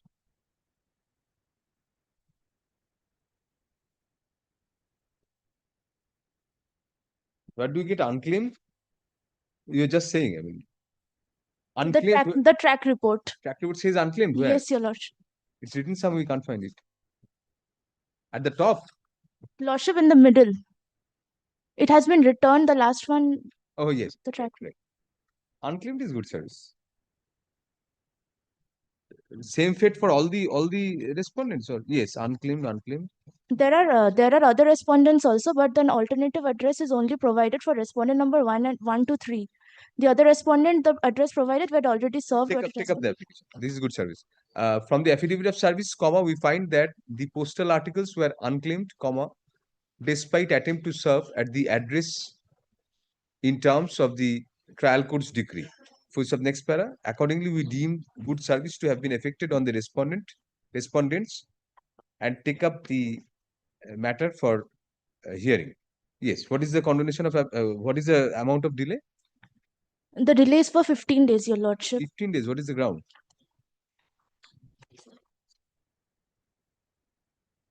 Lordship kindly comes to page 5, paragraph 7 of the paragraph 7, 8, and 9 of the application, the section 5 application. Ask you what is the ground? Tell us the ground and then take us to the paragraph.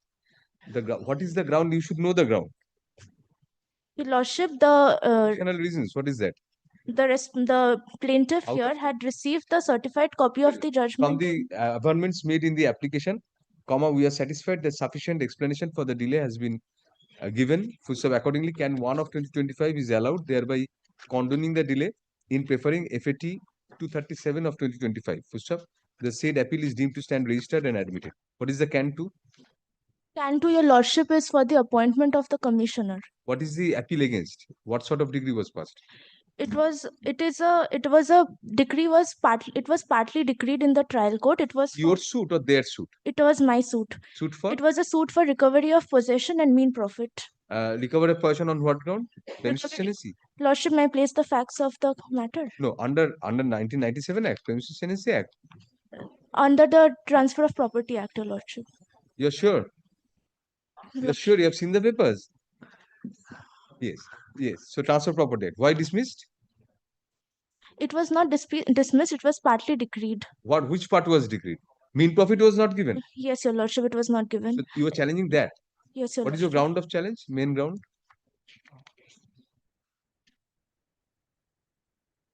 It was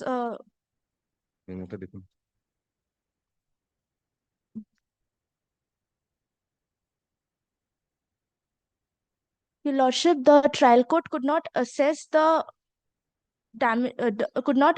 we had prayed for damages in the trial court, but the trial court had said that no such evidence has been adduced on the basis of which the court can calculate the damages. But that then has a been preliminary suffered by decree the should have been plaintiff. passed.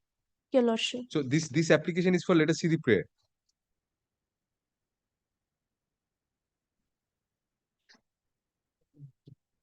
Commissioner for what purpose? For assessing the mean profits and the damages. That would be prejudging the appeal itself. If we allow that, that will be tantamount. That will be tantamount to setting aside the decree.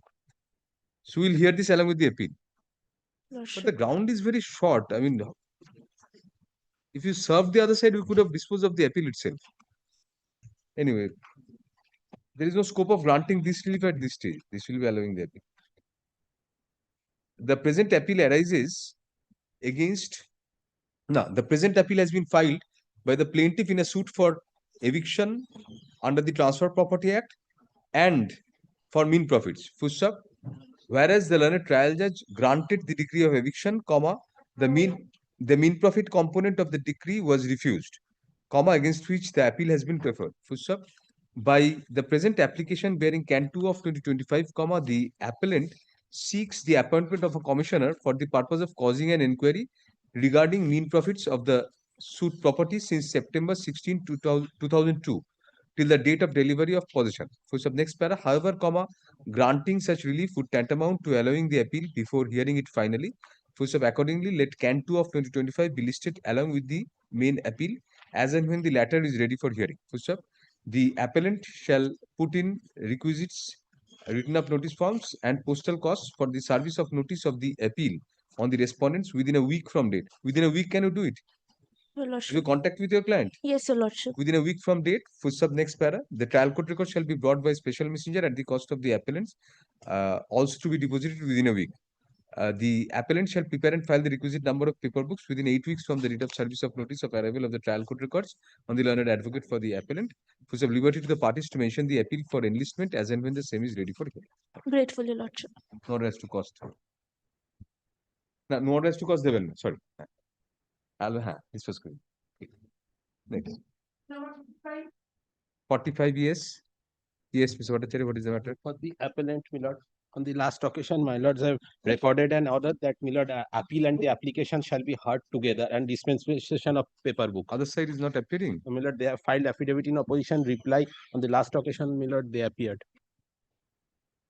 Opposition has been filed by my lord, what happened, my lord? This is a ex parte decree obtained by husband for dissolution of marriage by a decree of divorce. The wife is challenging such ex parte decree. Scan 1 is an application, my lord, under section 5 of the Limitation Act for condonation. Explanation will be similar to Exactly. That's why my they filed opposition. Yes, opposition reply, everything is complete. Well, it's already on lordship's record. No, did they file it actually on the last occasion? We'll just check up. Yes. It's on record. You're right. And my lord has recorded that since this is the short conspectus of the appeal, my lord will hear out the appeal itself along with the application. Who appeared for them? Mrs.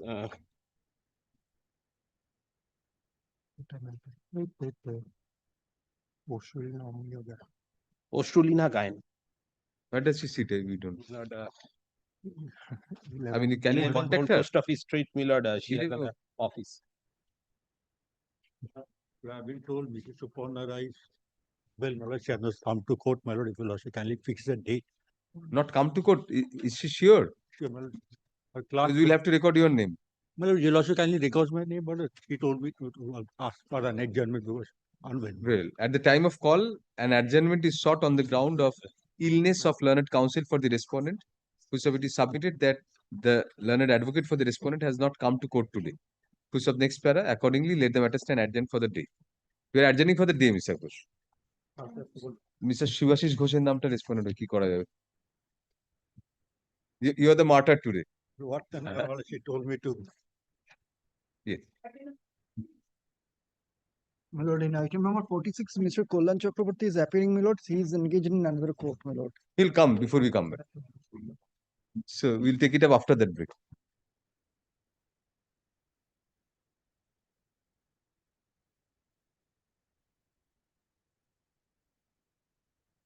তেতুল্লিশের একটু ফাইলটা দেবেন তেতুল্লিশের ফাইলটা একটু দিন না 46 এ পরের ম্যাটারটায় ও তুলে দিয়েছেন ওই লাস্ট মানে 7 তারিখের আগের অর্ডারটা কত তারিখে ছিল ওটা আমি দেখতাম ডেটটা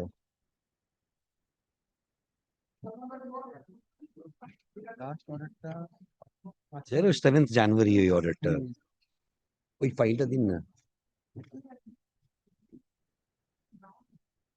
জজ সাহেব তো নেই কে দেখছে just act second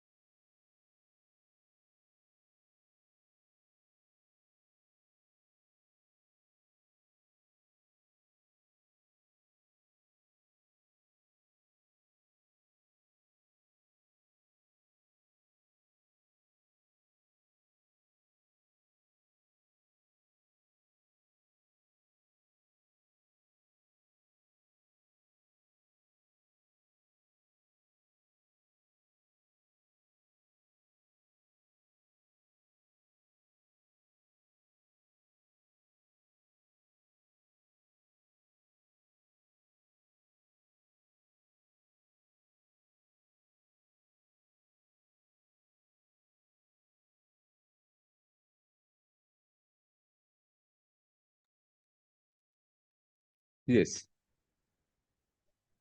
So we were right. You would come. Yes, Mr. several What is that? documents says I found that.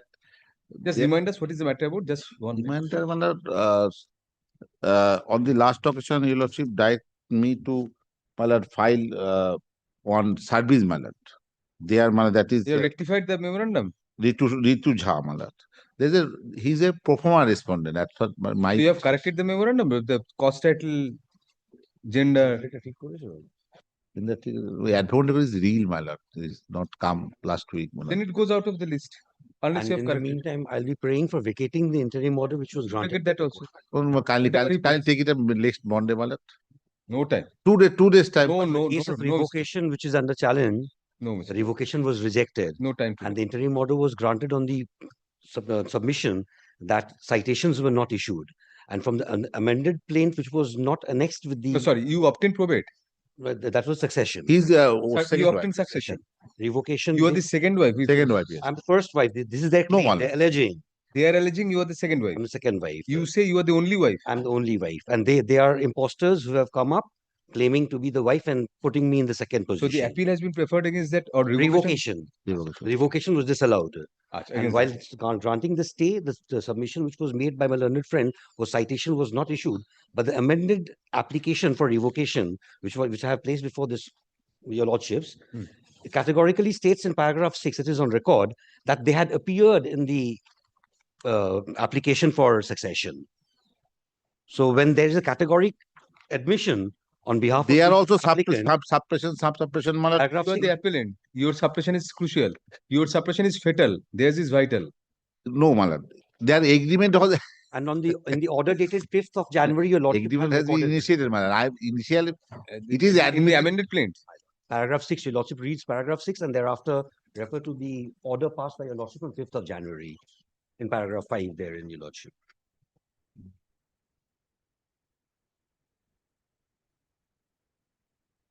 Copy to the copy now. Copy. Yes, appeared through advocate. My lord. And we recorded that they did not. In paragraph on 5th of January. 5th of the yes. Paragraph 3. One of the grounds of paragraph 3. That is not the point, my lord. Actual what point, my lord?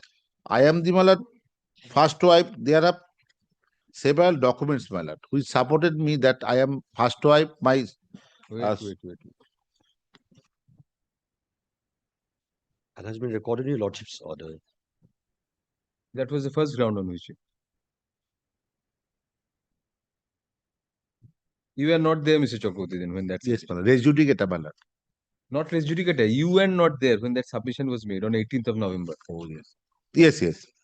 Res judicata does not operate between counsel. Yes, till now, we'll operate it between you and Mr. Weo.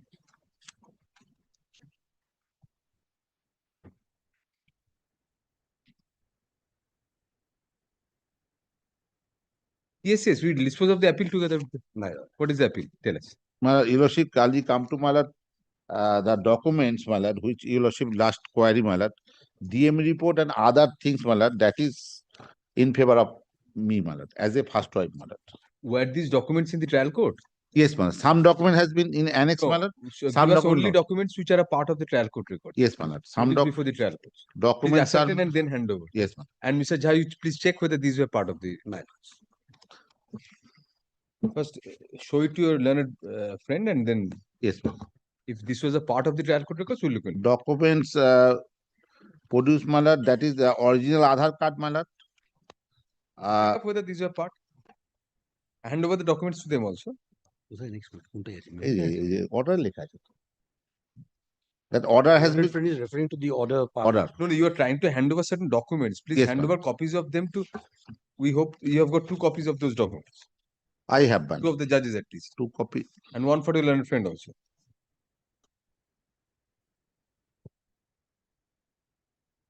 Three copy not here, my lord, because the advocate record is ill actually.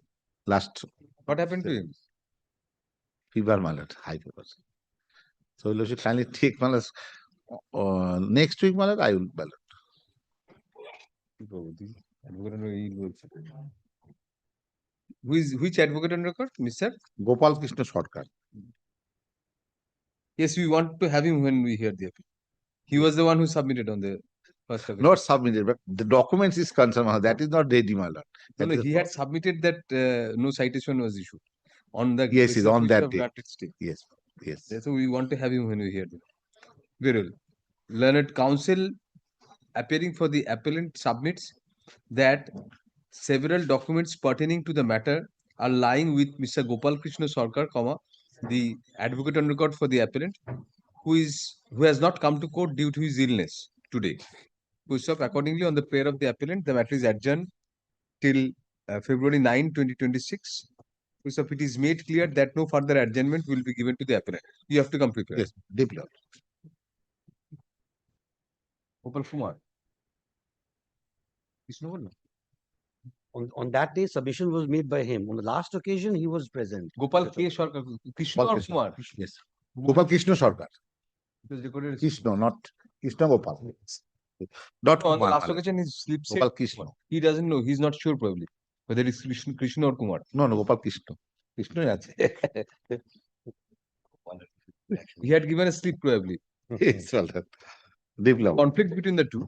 Yes.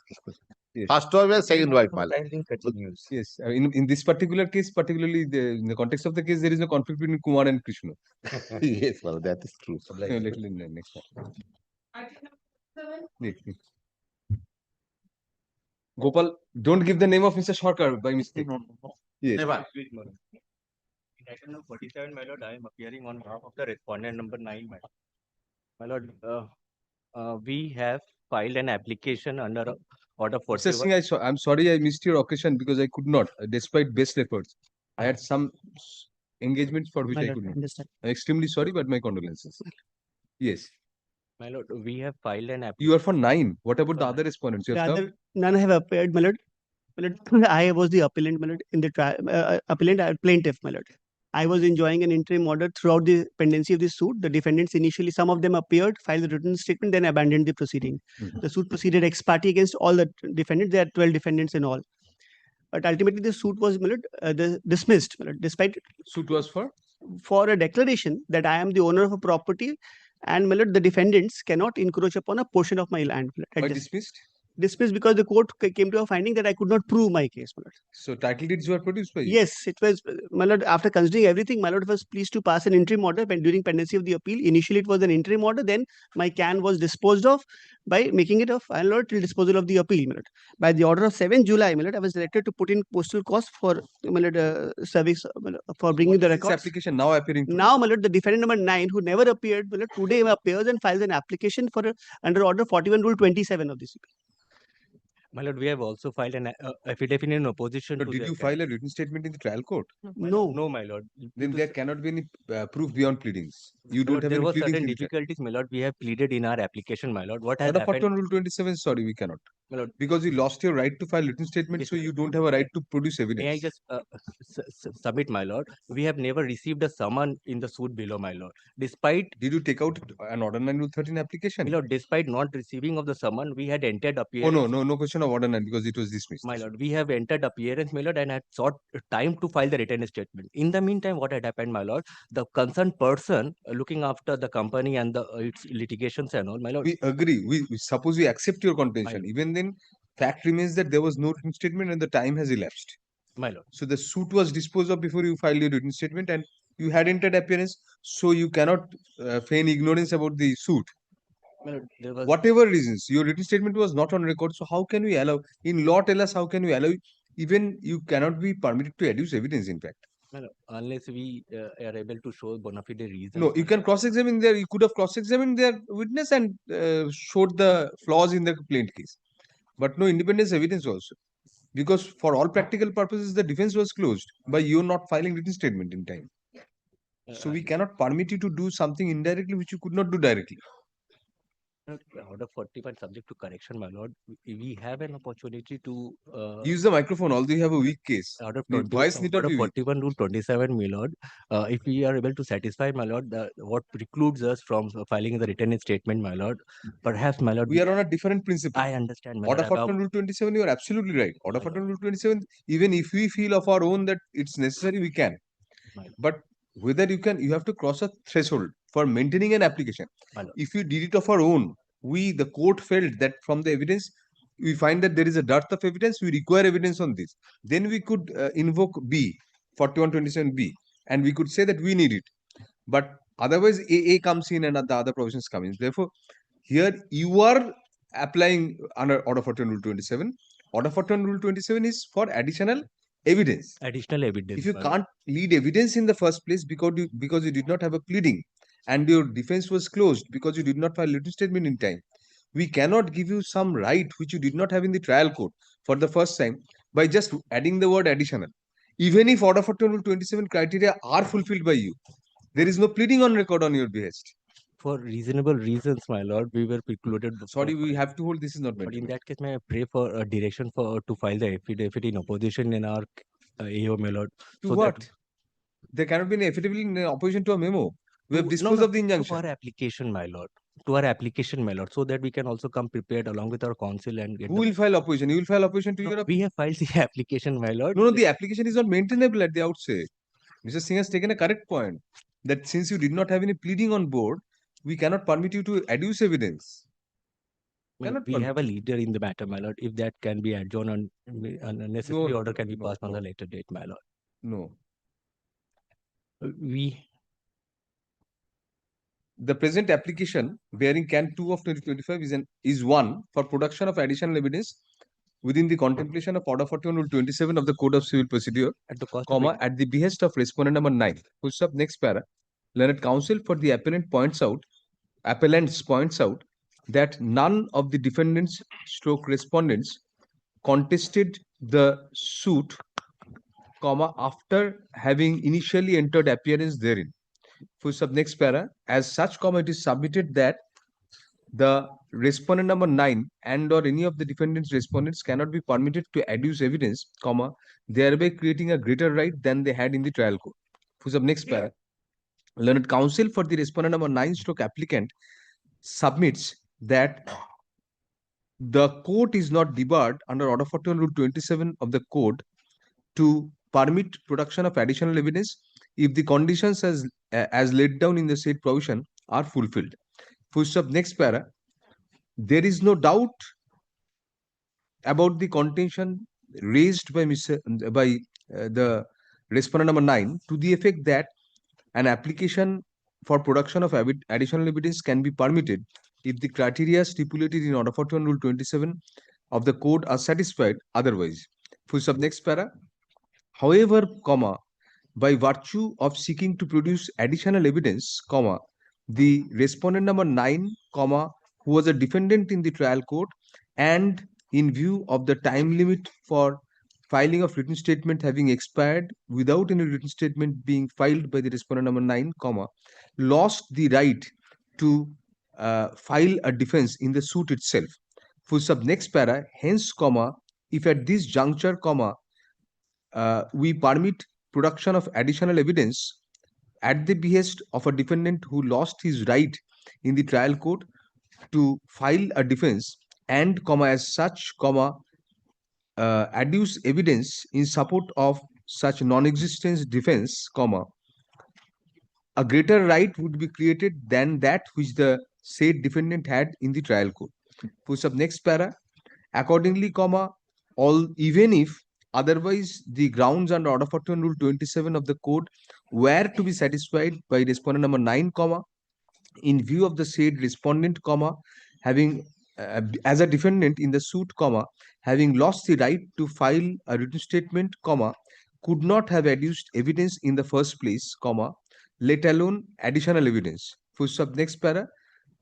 As the position might have been otherwise if the court, of its own, felt that further evidence is necessary, in which case we could have permitted such evidence to be adduced under Order 14 Rule 27B of the Code.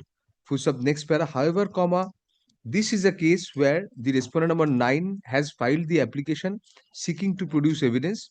Full stop, as such, comma, in the light of the above discussions, comma, since the respondent number 9 did not have right to adduce evidence in the first place beyond the pleadings, comma, we are unable to accept the contention that such a right can be created in the appeal for the first time by allowing the application under Order 14 Rule 27. Full stop, next para. In such view of the matter, comma, Can 2 of 2025 is dismissed as not maintainable at the behest of the respondent number 9. No address to cost. We directed the requisites to be put in the appeal. We have done it within 7 days. We did it. So those were directions were Yes. given. But my lord, we have not received any notice of arrival of the trial court records yet. My lord. My lord, may I have the leave to file the affidavit in oppositions also? My lord, we have already To what? served One. the application. No, no, What Can application? is disposed of. Can 1 is disposed of. Can 1 had been disposed of previously. So dispose of में कैसे? Next matter. Very well.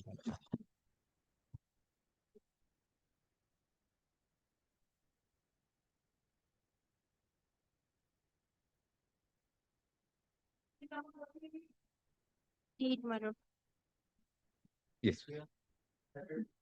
In the previous matter, please give your appearance. Yes. But I'm for the Yes, please, sir. appellant and application.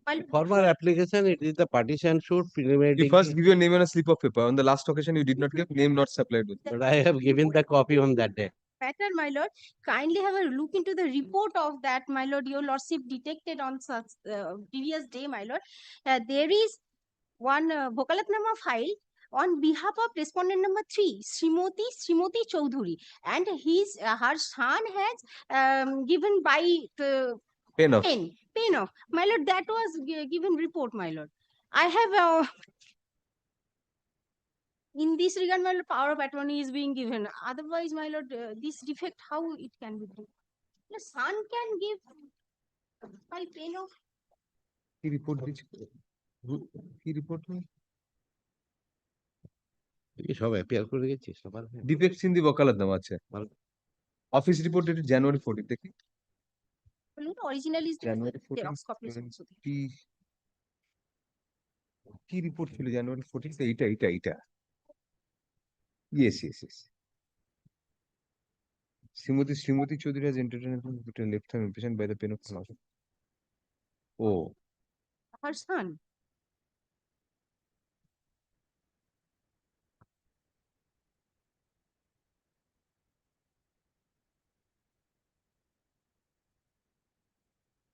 Have you stated in the Vokalatnama that you are the son?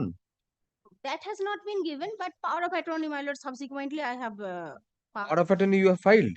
No, that I could. You are filing now. Yes, my lord. You have the original with you. Yes. Original. Original. File the original. We'll take that on record and say that it is. Kindly, my lord. From the office report dated January 14, 2026, comma, it appears that the you put in your left thumb impression. Yes, that the left thumb impression of respondent number 3, comma, namely Srimoti Chaudhary, comma, was endorsed by the pen of one Ashok Chaudhary, comma, who is neither a party to the litigation nor any supporting power of attorney was produced. Puts up today, comma, at the time of call, comma, a power of attorney executed by Srimoti Chaudhary, number 3, comma, in favor of her son Ashok Chaudhary to look after the matter is filed in original in court and is kept on record. Full stop. Next para. Thus, comma, the defect pointed out above is deemed to stand cured. Yes. What is the application, sir? And application, formal application for a stay of the. What, the appeal is against what? Against the partition suit. Preliminary degree was passed. Usual. Prayer, my lord. Stay of operation of the order. Yes, that is also the otherwise the other. We have seen worse applications. Interim application for setting aside the impugned degree. So many matters. Whatever your lordship thinks fit. We'll mold the. Yes. It is 2002. The suit is of 2002. My You lord. are appearing for one of the for all the respondents. Yes, my plaintiff respondents. 1, 2, 3. But this is a partition suit. You have to also have to direct service on the others. Other. Yes, my lord. I have already. No, I'm already. Tolobana, my lord, I have filed. Tolobana you have put in? Yes, my lord, I have put in for all. But there was a delay probably. And expertise against others. One to The defendants. No, we understand. In other suits, yes, you are right. But in a partition suit, everybody is in the. Well, you put in the yes, Tolobana. all of them. 1 to 10. This stay application is appearing for the first time, or we have passed. This is the second time. First time, your lordship directed me to serve copy. This is the first time pass this one. The present appeal arises out of a preliminary degree of partition. Full stop. Next para. In view of accordingly, can 1 of 2025 is disposed of by observing that the learned trial judge shall continue with the final degree proceedings, but shall not draw up any final decree therein without the leave of court till disposal of the present appeal. Full stop. Next para. In view of the appearance of the plaintiff stroke respondent numbers 1 to 3 through their learned advocate, service of notice of the appeal on the said respondents is dispensed with. Full stop. Learned counsel for the appellant submits that Tolobana written up notice forms and other requisites have been put in for service of notice of the appeal on the respondents. Full stop. Next para. Did you direct you to file paperwork and all those directions were given? No. This is the first time your lordship given that direction. The trial court records be called for by special messenger at the cost of the appellants, to be deposited within a week from date. The trial court, the learned trial judge shall be entitled to retain a skeletal record for the purpose of proceeding with the final degree proceedings. So next para, the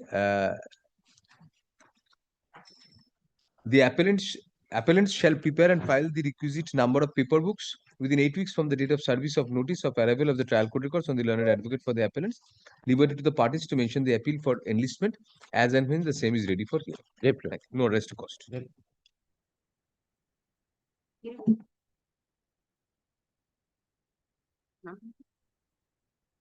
Item number 49. Lordship, item number 49, Miss Modumita Patru is appearing on behalf of the appellants. Lordship, I have instruction from her clerk to play to your Lordship to kindly make it not today. Why? Due to some family medical issue, she could not appear today. It is submitted that the learned advocate for the appellant has not come to court today due to certain family issues. Full stop. Accordingly, as a last chance to the appellant to move the matter, the same is adjourned for the day. I'm grateful, Lordship. Please give your name. Just whose name are you giving? It's my name, Lordship. Only your name. Only my name. Item number 50. Yes. Lordship, Mr. Prashant Mukherjee is unable to be present in the court as he is. Mr. Mr. Prashant Mukherjee is unable to be present in the court as he is out of town. This is item 50. Yes. Mr. Kushal Chatterjee was appearing. Kaushal Hossain Miller. This is 51. For the petitioner, Lordship. 50. ভুল file দিয়েছেন তো 51 Miller, Mr. Kushal Chatterjee is appearing. No হ্যাঁ file ঠিক আছে আগের বার কি ভুল নাম রেকর্ড হয়েছিল কুশল চ্যাটার্জির নাম no Kushal Chatterjee was appearing with Kushal. Where is Kushal Chatterjee? No, he is engaged in courtroom number 19 Miller. So where are you taking the name of Prashant whoever? Mr. Kushal Chatterjee is appearing in the matter. Call him. No, he is in item number 51. This is item not 50. aware Miller, whether he is in item number 50. Item 50 Shapon Sarkar. No, Miller. This is a different matter. His name has been recorded in all the previous orders. No, I am not aware of it. We are aware.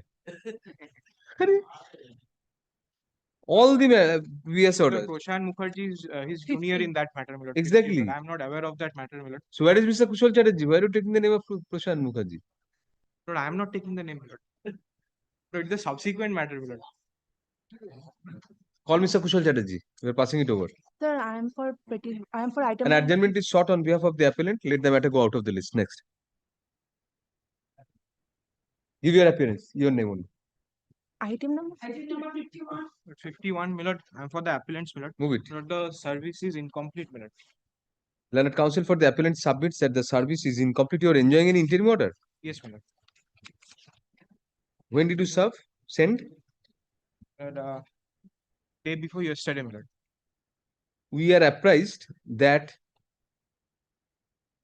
the service was the copies were sent day before yesterday.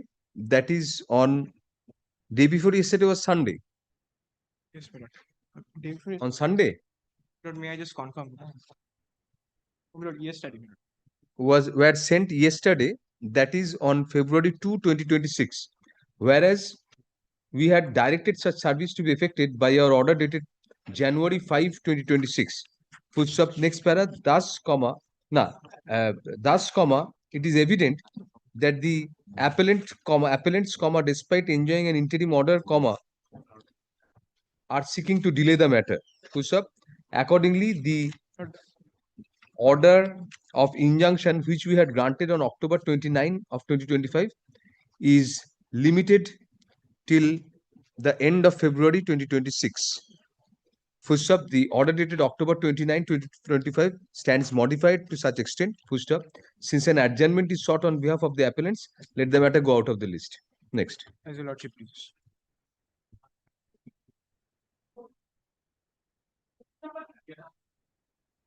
My lord, in this matter, I am appealing for the Yes. plaintiff appellant. Mr. Rai, your client has to put in the Tolovana of ₹4 and postal cost. Just for the records. No direction. Yes. My lord, what happened, my lord, if you logically consider the respondent number 1, Yes. Nochiketa Maiti, secretary and teacher in charge of Muzaffar Ahmed College, Yes. returned with the endorsement, he died, but secretary of the college, my lord. So I have Then to, secretary you have to. that is because the degree was. Order 20 Rule 10 situation. Order 20 Rule 10 situation. Yes, my lord. The secretary, now the present secretary, my lord, allow me to serve the present incumbent because the degree from Nochiketa Maiti. Know the name of the present incumbent. You have to incorporate that in the cost title also.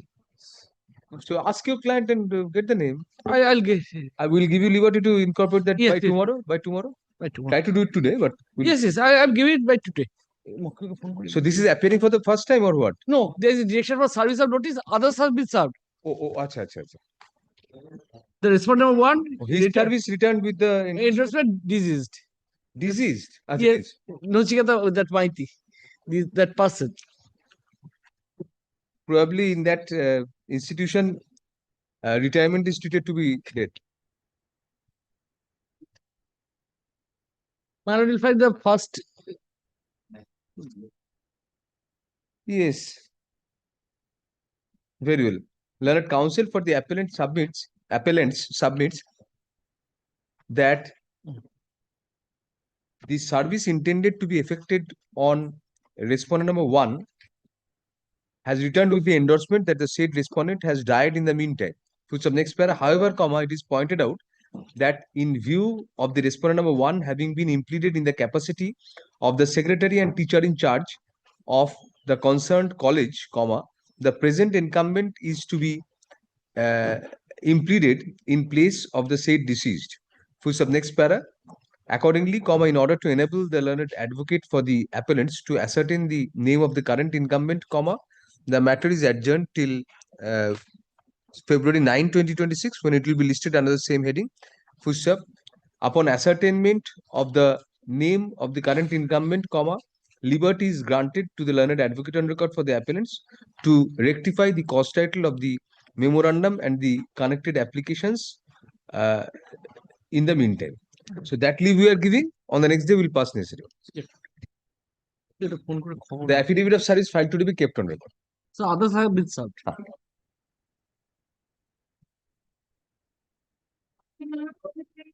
My lord, I am for the respondent. My lord will remember, my lord, this is the alimony matter, my lord. My lord had made a specific query, my lord, on the last occasion, my lord, when I had commenced my submissions as to whether, my lord, the husband has disclosed. Yes. My lord, whether the husband has disclosed the statement of accounts. My lord, I must admit, my lord, he has disclosed the statement only for 1 year. My lord, for the remaining period, he hasn't.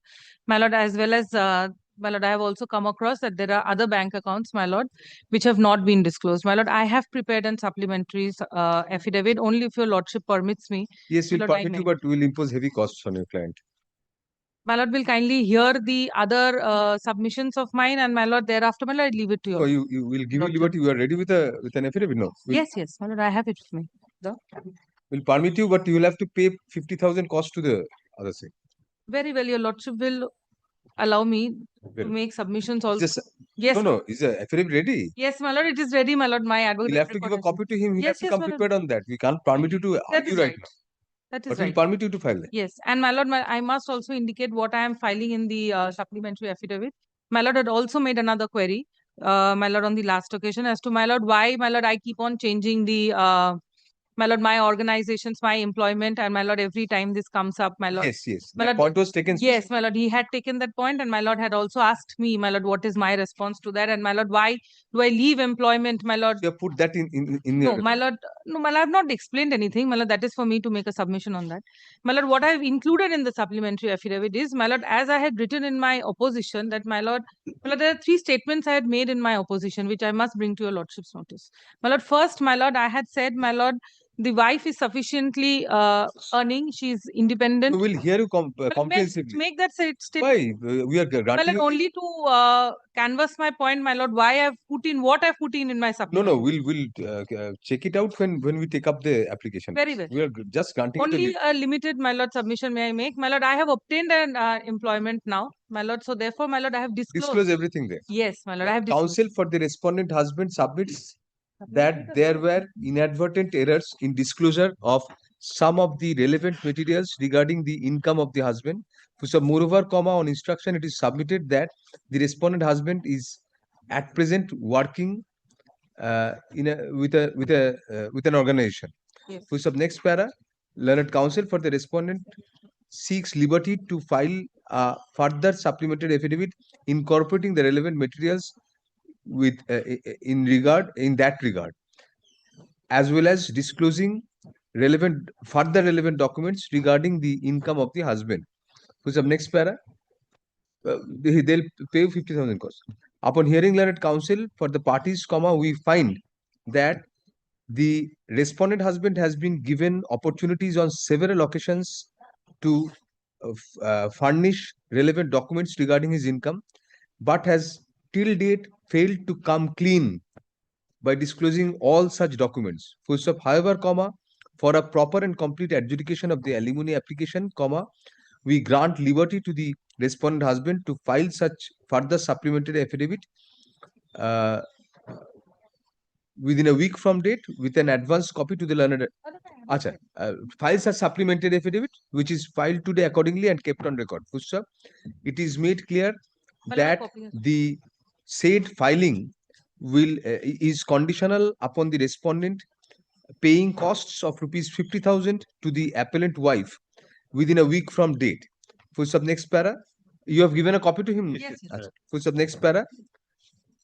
In the event of default in such payment, the supplementary affidavit filed today shall not be looked into and shall be expunged from the records. Full stop. Next para. Rejoinder, if any, to the supplementary affidavit shall be filed by the appellant husband within a fortnight from date. Full stop. Next para. The the applications shall next be listed for hearing on February 24, 2026. 24th February, dual appearance. It is a part heard, you also earlier recorded part heard. Earlier recorded, lordship. Yes, then it remains part heard. We have to carry it. But don't go by your initial opinions. I mean, opinions change, Mr. Dotto. So just because it's part heard means my lord, you lordship in respect of this application only. That is what we are saying. Our opinions may change on the next date after we find all the documents. So part heard does not mean only one short prayer. It may retain its position, my lord. No. That's a tall prayer, not a short prayer. So grateful, your lord. Item number 54. My lord, item number 54, I am for the appellant. My lord, I am praying for a short passover. My lord, Mr. I am for the Show. respondent, my lord. No. My lord, There was a directions to file the composite affidavit in opposition to the connected applications, man. I am praying for us 1 week's time to comply with. Why didn't you file? It was It was served to me, that affidavit was served to me. When? Last week, my lord. Last week? Last week, I have my client has handed over all the papers to me. What was served to you last week? My lord, the affidavit of income and expenditure of the wife, my lord, the appellant, my lord. certain liability. In terms of my lord's order, my lord. A week's time. Next, if my lord takes up the matter next Tuesday, I can file it, my lord. Learned counsel for the respondent seeks a week's extension of the time to file composite affidavit in opposition to the alimony application and the appellant's affidavit of assets on the ground that a copy of Alimony the and the stay affidavit application is also there. There are can 1 and can as 2. well as to the stay application. Push up next para.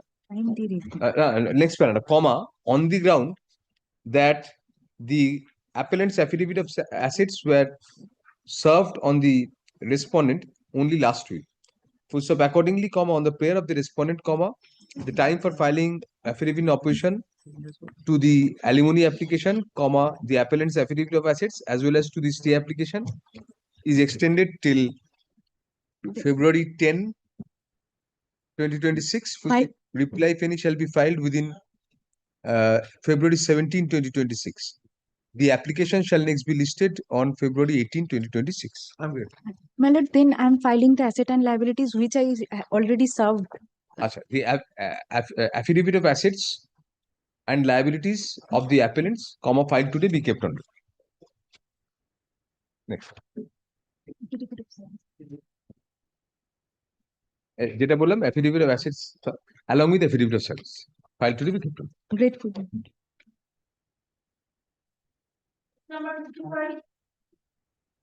I am for the appellate petition, my lord. This is the first time the section 5 application is appeared, my lord. Section 5? Yes. The appellant shall only one application, no other application? No, only one.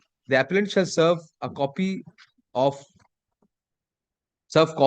of Can 1 of 2025 on the respondents, indicating that the application shall be listed next on in the monthly list of March 2026. Full up, the appellant shall file an affidavit of service to that effect on the returnable date. Next.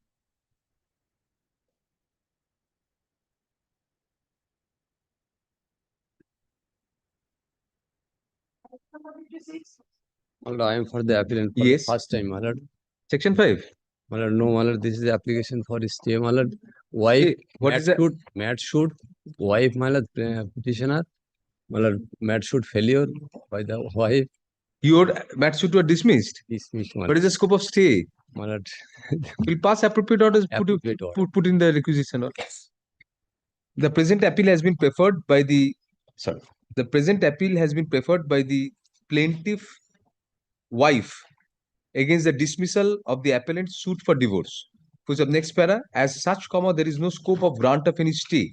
Full stop.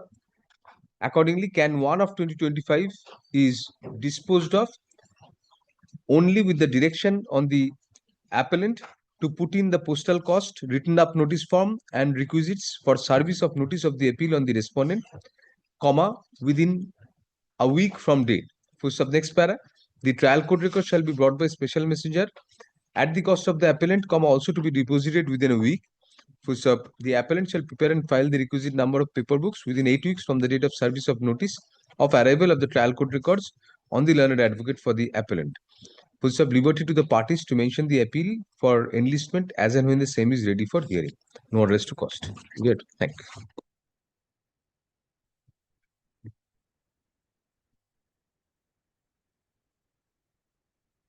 Total 113টা আছে application. Lord, 57, my lord, I beg to appear for the petitioner. I'm for the respondent number 2. My lord, I have come up against a grant of probate. My lord, the application, my lord, has been served by my learned friend, my lord. Now, my lord, what application? This application has been couched in the form of stay. My lord, whose application? My application. Acha. My lord, I seek Mr. Doctor, you are appealing for only one For the respondent? respondent number 2, my lord, Johor Ganguly. Not one? No, not 1 and 3. মানে with may I this serve content. upon them, my lord? Sir, already served. আরে ওটা তো জজ সাহেবের ডিরেকশনে service করনি। And my lord, may I seek one more What is the direction? defect? Let us check up. Some defect is A there. defect, my lord. What defect? দেখোনি defect আগে? Remove করে দিয়েছি। ওটাই মিন করে বলার চেষ্টা করছিলাম। Defect removed. My lord, only one direction. That is what she was trying to tell you. Yes. My lord, only one direction may I seek, my lord? I need to file a supplementary affidavit to this application, my lord. My lord will grant me that liberty. I'll serve the supplementary affidavit Obviously, as well as. and on him also. Yes.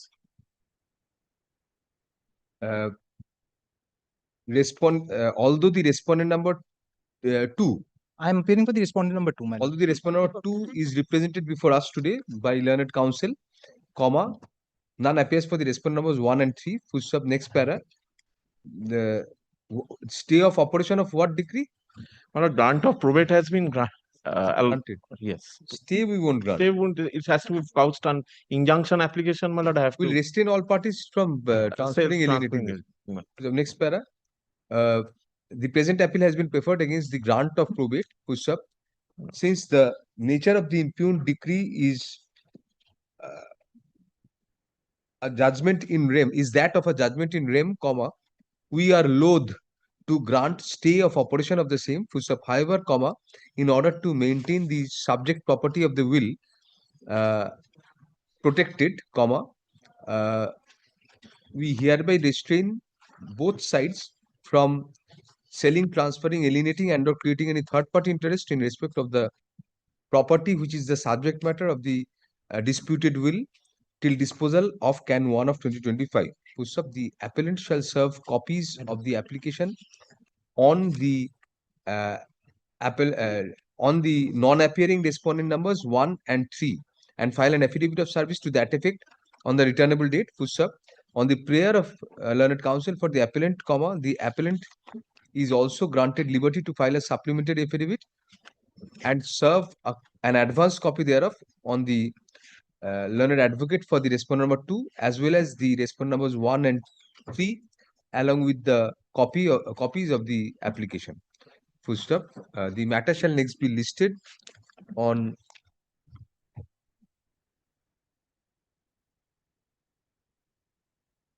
in the monthly list of March 2026. Thank you.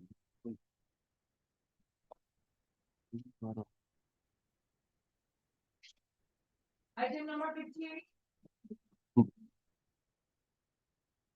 My lord, I am led by Mr. Haradhan Banerjee, who is appearing on behalf of the appellant. My lord, his illness today, due to illness, he could not come to the court, my lord. And not to praying for not today, my lord. Are you sure he has not come? Yes, sir. Yes, my lord. It is submitted by learned. It is submitted that an adjournment is sought on behalf of the appellant on the ground of absence of learned senior counsel representing the appellant due to his illness. Full stop, next para. Accordingly, let the matter stand adjourned for the day. You give your name only your name. Yes, ma'am. You are Mr. Sahu? Yes, Very. I am appearing for the appellant, man. Yes. Appearing for the first time, this application? First time, the continuation of delays. Then we'll direct you to serve and come back? Yes. Serve both the copies, both the applications? Yes. The appellant. And it appears to have been defective, I mean, from the. Defective? I do not know what is the reason. We'll take up whether the defects are curable by you, let us know. Maybe one is out, only out of time. So Okay. the appellants shall serve copies of Can 1 of 2025 and Can 2 of 2025 on the respondents, indicating that the applications shall be listed next in the monthly list of March 2026. Push up, the appellant shall file an affidavit of service to that effect on the returnable date.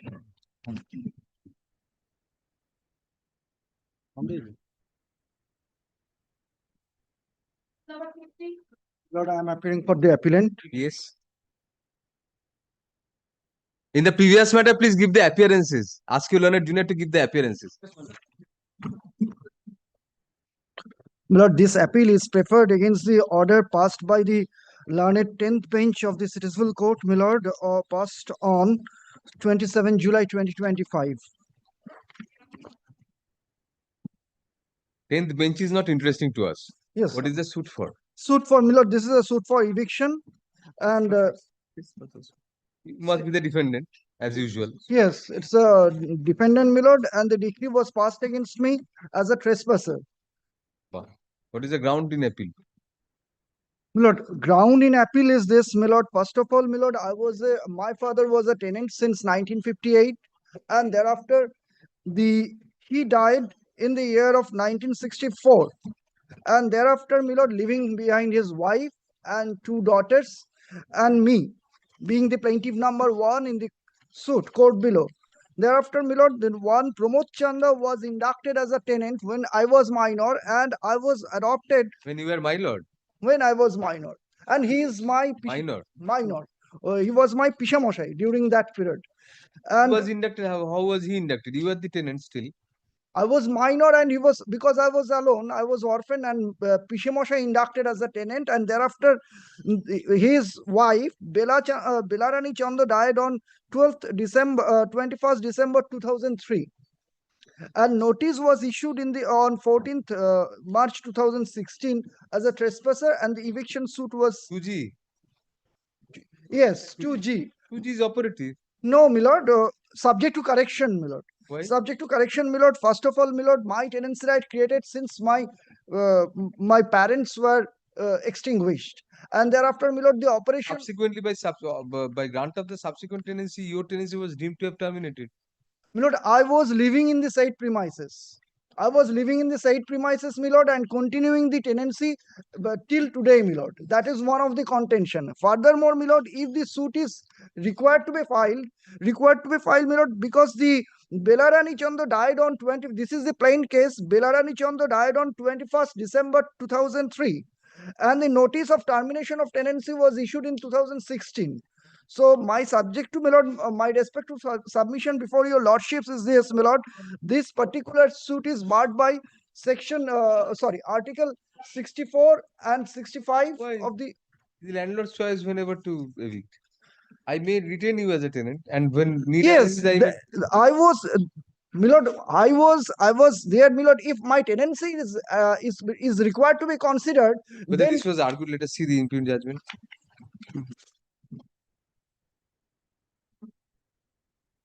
What was your case? Milord, the plaintiff was. You were implicated. You were a party to the suit. I was party to a suit, but your name is Bishwajit Datta. Yes. Arunchad Boral, Nimai Chand Boral, who are they? They are son of your Pishamoshai. Yeah, no, they are the, Milord. They are the subsequent buyer, Milord. My father was the original tenant under the original owner. Then plaintiff and different number 2 and 3 are the, Milord, the purchaser from the original. So now they are co-owners, plaintiff and defendant. Yes, plaintiff and. So other pro forma defendants are immaterial. Yes. So, but what is the plaint case? That you have been implicated in the capacity of heir of Bela.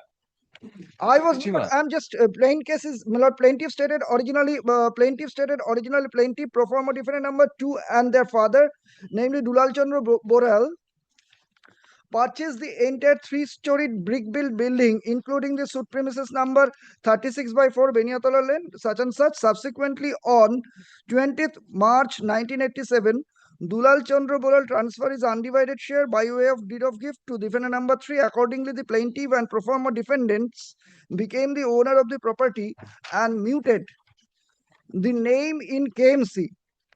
Now, Milord, the case of the plain case starts from one. How did you establish your father's tenancy? Milord, because the plain case starts from Pramod Ranjan. Yes, that is the defendant's case. Defendant number 1 file amendment. So this is plaintiff's case, not defendant's case. Yes. What is your defense? My defense is Did this. you produce any document to show that your father was a? Yes, A series, and I was also paying rent. A series. You are paying rent when? Before the suit? Before filing the suit to the rent controller. Milord, C annexes C. Milord, kindly come to the internal page 4. That is the documents. Yes. These 5 rent receipts are A series. These are rent receipts, not challenge, not rent control. This is the rent receipts of my parents. This has been exhibited by me. And Bishwajit Datta is your client. Yes. birth certificate of Bishwajit Datta. This is my client. How did the court deal with this, Mr. Shinara? Now, my lord, the court framed. Now, my lord, the particular rain control challan. This is sufficiently arguable. We will grant stay. You have asked for stay. Yes, I asked for stay But because this will be subject to occupation charges when they appear. We will make it clear. The present appeal has been preferred by the defendant in a suit for eviction, whose arguable questions of law and fact are involved, comma, as evident from the grounds taken in the memorandum of appeal. Accordingly, there shall be stay of operation of the impugned decree and or any execution or execution has levied. There shall be stay of operation of impugned decree. There shall be stay of operation of all further proceedings of the execution case entitled execution case number 98 of 2025 pending before the 10th bench, City Civil Court at Calcutta till disposal of Can 1 of 2025. The appellant shall serve a copy of Can 1 of 2025 on the respondent number 1, indicating that the application shall next be listed in the monthly list of March 2026. An affidavit of service to that effect shall be filed on the returnable date. Service on the respondent, pro forma respondent numbers 2 and 3 is dispensed with. Next para, it is made clear that the question of imposition of occupation charges as a condition for the stay is kept open for being decided at the final hearing of the application. Grateful, my lord. Wait, returnable jeta bolam na, in the monthly list of March na kore, returnable on March 16, 2026, affidavit in opposition if any shall be filed within 3 weeks from date. Reply if any shall be filed before the next returnable date. So this stage will be over by then. Serve it immediately, Mr. Try to serve it by tomorrow. My lord, along with the stay application, memo will also be served, my lord. You have not directed that. Did not. But you are entitled to some more delay. You have to pay occupation charges on the next house. I will do. Item number 61. Yes. Lordship, appearing for the appellant in this matter. Lordship, I am led by Mr. Guha. I am praying for a very short passover, Lordship. You start the matter. Lordship, may kindly keep at 2 p.m. It's No, already you read. have to start there. Otherwise, it goes out of the list. We're not granting My lord, on the last occasion, Yes. the affidavits was being invited. We have prepared the affidavit in reply. We have served. May I file my affidavit in reply? Appeal was admitted. Lordship, yes. Obviously it was. There was an order of restraining order upon the respondent from dissuading him to carry on continuing his employment further. My lord, may kindly take your lordship's order of 1st December, the penultimate paragraph, my lord. May I just read it to your lordship? Yes, please. The respondent shall remain restrained by an order of injunction from continuing the employment with or rendering services to any company or concerned engaged in competing business with the plaintiff, and or from joining such a company within 2 years from the date of cessation of the employment with the plaintiff appellant, and or from soliciting or inducing any employee of the plaintiff stroke appellant to leave his or her service from the said period or till the disposal of the application, whichever is earlier. The respondent shall also be restrained from using or disclosing any confidential information or trade secrets belonging to the appellant company to the third parties till the disposal of the application, lordship. Pursuant to this, lordship, So they have filed their opposition. You are ready with the reply. Ready with the Fine. reply. May I file this?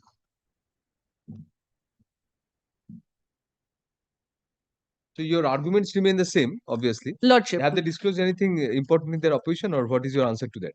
Lordship, they have disclosed the acceptance letter, lordship. Yes.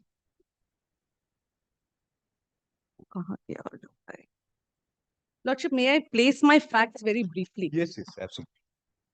Lordship, the offer letter, the respondent is under the employment of the appellant company, lordship. Right. We did the offer letter dated 1st of March 2023.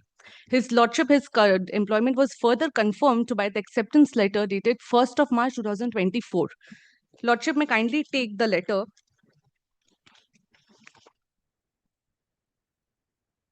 Which is annexed to my stay application, lordship.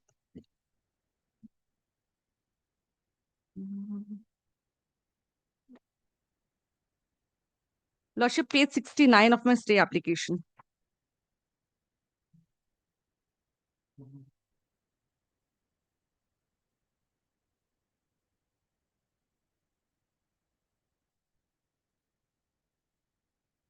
Lordship has got that? Yes. Lordship, this is the offer letter dated 1st of March 2023, which is acknowledged by the respondent.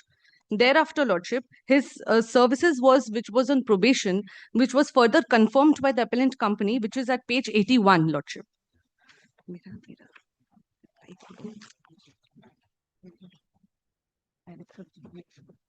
Right. Mala, may I just read the first paragraph? Please. We are pleased to inform you that you have successfully completed your 12 months probation period with Paraj Automobiles Private Limited, which commenced on 1st of March 2023 and concluded on 28th of February 2024. His further, my lord, may I just indicate that his services further confirmed and his probation period got ended. There was no cessation of his employment, Lordship. There was no termination date that was being given to the respondent. However, Lordship, after this, out of abruptly, this respondent terminates from his services by resigning from the said position, which is confirmation of the service letter, which I've already showed to your Lordship. And thereafter, he has terminated from his services by way of an email, which is at page 46, Lordship, dated 8th of October 2025. May I read it out, Lordship? 46, Lordship. Yes. I am writing to formally resign from my position as a service manager, last effective date October 7th, 2025, an unexpected change in my family circumstances, so and so, requiring me to allocate more time to my personal life. Lordship, may I just indicate that the clauses that was being mentioned in the employment letter, Lordship, the contract, it envisages that there are certain terms and conditions that the employer has to abide by. There are certain resignation clauses. I'll just indicate to your Lordship, which is 15.3, which indicates that a 30 days prior notice has to be given before termination. This is in complete violation to the terms and conditions of the employment, Lordship, first and foremost. Secondly, Lordship, this amounts to premature resignation. This is my stand, Lordship, that this termination letter is not in accordance with the employment contract. Therefore, this amounts to a premature termination. Hence, it cannot be concluded that this termination was a valid termination, Lordship. Therefore, the clauses which... Premature in the sense, no 30 days notice? No 30 days notice, Lordship. Therefore, the clauses has been violated by the employer in this particular case. So the clauses, the non-restrictive clauses or the non-solicitation clauses will already apply since the termination was not a valid termination, Lordship. So the respondents on the last occasion has already indicated that since the restrictive clauses are in the nature that it will, that Section 27 of the Indian Contract Act will be hit by. Since there's a restraint in the freedom of professing its... Section 20, Contract Act. Sorry, please continue. Lordship, may I just place Section 27? Yes. So that deals with agreement and restraint of trade that is void. Every agreement by which anyone is restrained but from exercising a lawful profession, trade, business or any kind is to the extent void. This is only applicable, Lordship, when the employer terminates from his services by way of a proper termination notice. In this case, my lord, there was a premature termination. Hence, my lord, I will satisfy to your Lordship in the later argument state that Section 27 will not come into play. My first and foremost argument will be in respect to the... I apologize, Lordship, I'm going a little fast. Lordship, No, you're going perfectly right. my first bold argument will be... So Go's speed is faster than you. So don't listen to him. Yes. That since, my lord, first and foremost, the contract was not, as my respondent has noted this, that the contract was never renewed expressly in explicit terms, my lord. Hence, the contract has been terminated. No, my lord. Since I will show from the conduct of the respondent that since... Can you please elaborate that point, Section 27 again? My lord, this is my second fold argument. I'll come to that later. My first fold argument is that...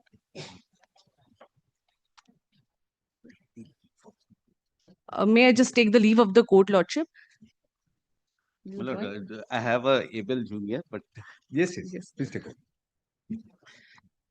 My lord, very short points that is involved and a very interesting point. My lord, as briefly been indicated by my learned junior, that this suit was essentially filed by the employer. Did we indicate, or Mr. Mahato, did we indicate on the last occasion that we will take up the appeal along with the application? We did not. My lord, actually, when last occasion when the matter came, he took this point, which is in the nature of demurrer. So I have already addressed my lords, and I have requested him, since it's in the nature of... If we take up the appeal along with the application, are you ready today? Both Yes, of you are yes, ready? yes. I'm Great. completely And ready. This is a short matter. If you hear the application, the same points will be involved in the appeal. Absolutely, absolutely, my lord. So, my lord, my learned senior friend has already used an affidavit. I have used an reply. Yes, So, whatever points yes, that has been taken. So, my lord, just the short point that is involved is not adherence to the terms and conditions of the appointment letter. My lord, for that, my lord, we will be relying upon the appointment letter because I will want to place the facts very shortly. He filed a suit for injunction restraining him from doing this or anything else, other illegal. So, suit was for specific performance along with of the agreement, wherein we stated that there are violation of majorly two components of the appointment letter. First is that there is a non-covenant clause, non-solicitation as well as non-compete clause, and second is that his resignation was not proper. These were the two grounds. Though the learned single judge was agreeable with us and found that we do have a prima facie case, but however, he came to a conclusion that since there is a scope for damages, that's why he didn't grant it any order of injunction. At that junction, being aggrieved, we preferred this appeal. When we preferred this appeal and the matter was taken up, my lord heard us on 1st of December 2025, when my lord was pleased and granted us. Why is damages not an appropriate relief? Because it can Because be I have calculated. twofold relief. One is for premature resignation. For that, damages is there. But for the non-compete and non-solicitation clause, I need that injunction order. And my lord has clearly the damage will be incalculable. In fact, incalculable, correct. And this thing on putting these questions, Mr. Mahato, for you also, and because you will get a what is our yes. So, my lord, on 1st of December, my lord found out that there is a prima facie case and granted this order of injunction. Thereafter, upon exchange of affidavit, we are now, my lord, I'll just invite my lord firstly to take the appointment letter once, which is at page 27 of my stay application.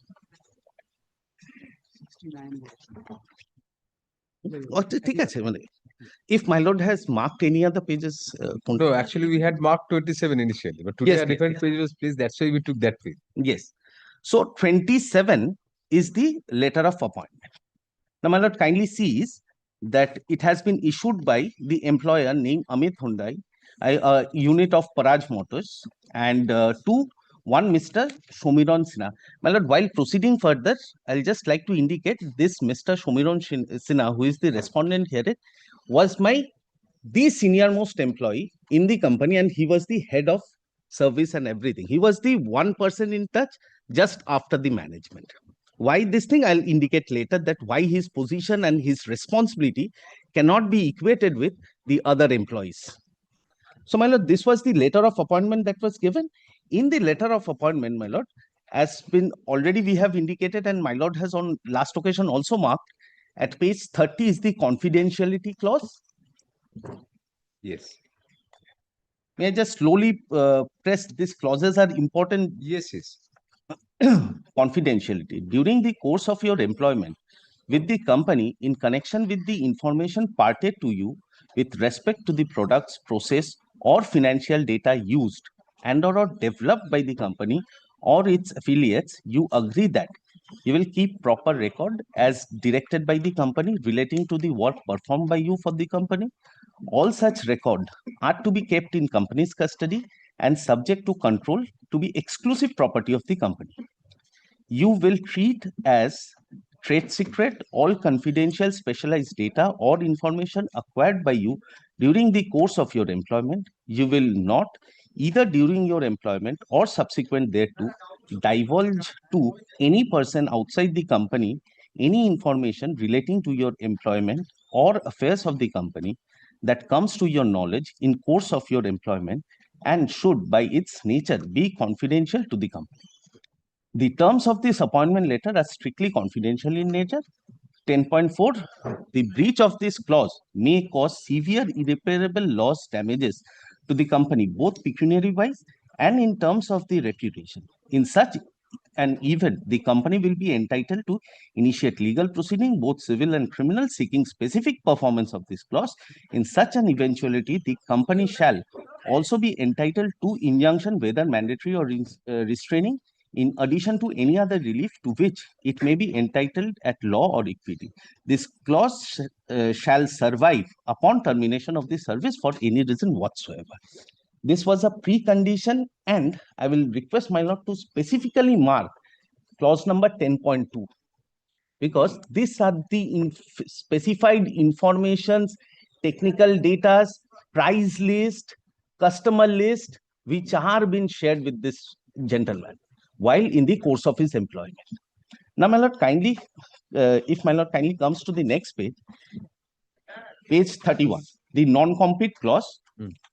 In the event of your departure from the service of the company occurring for any reason whatsoever, you shall hereby undertake not to enter into service of any company studying, manufacturing, or selling products, services that are identical or similar to those that are studied, manufactured, or sold by the company. You shall more generally refrain from taking a direct or indirect interest in any form whatsoever, including in particular through consultancy work or acquisition of shareholding, except current stock exchange transaction, in any activity of this type, be it in existence or in process of creation.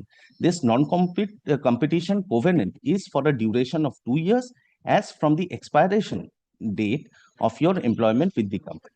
Non-solicitation, you undertake that during the period of your employment and further during the non-compete period, 2 years after termination as specified above, you shall not employ or attempt to employ or assist anyone else to employ any person who is in the employment of the company. At the 2 p.m. we have fixed a matter, Mr. Guho, another matter, but that's a small matter. I will wait for my chance. After that matter, I can continue. Think that will be easier. Yes, because since I have started, continuity, yes, will be lost.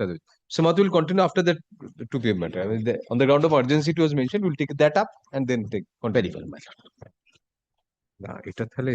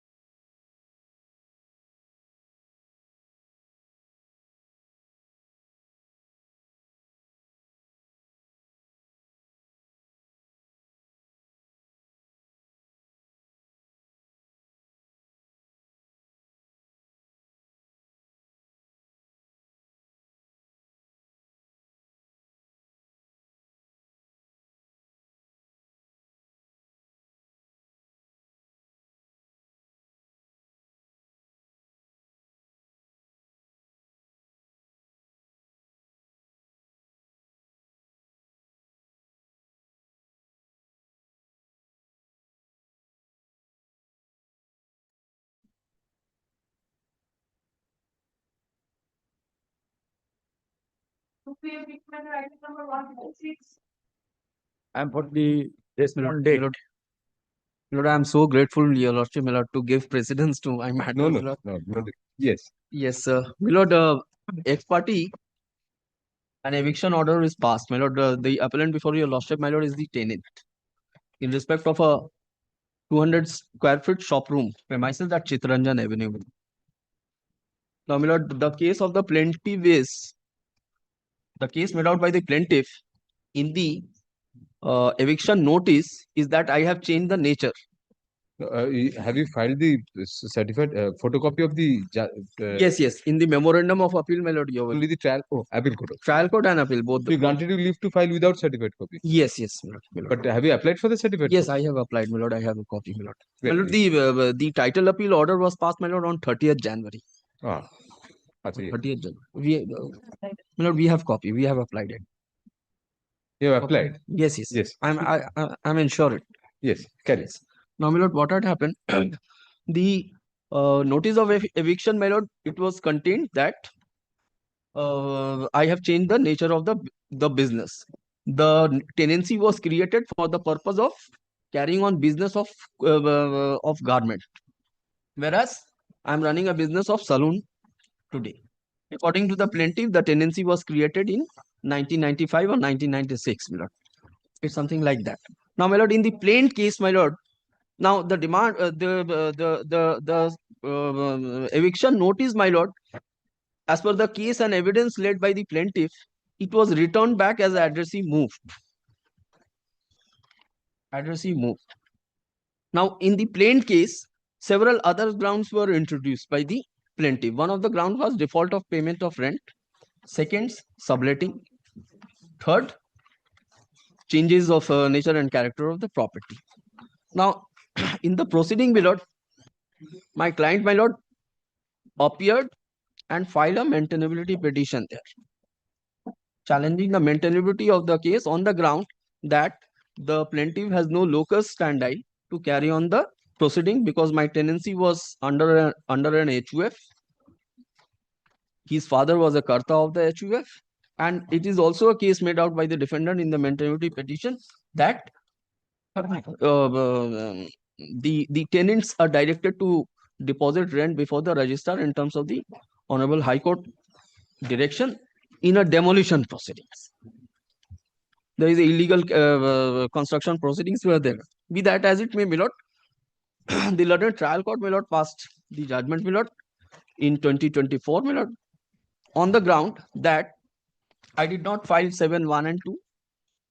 So I do not have any defense, and I have also not filed any written statement.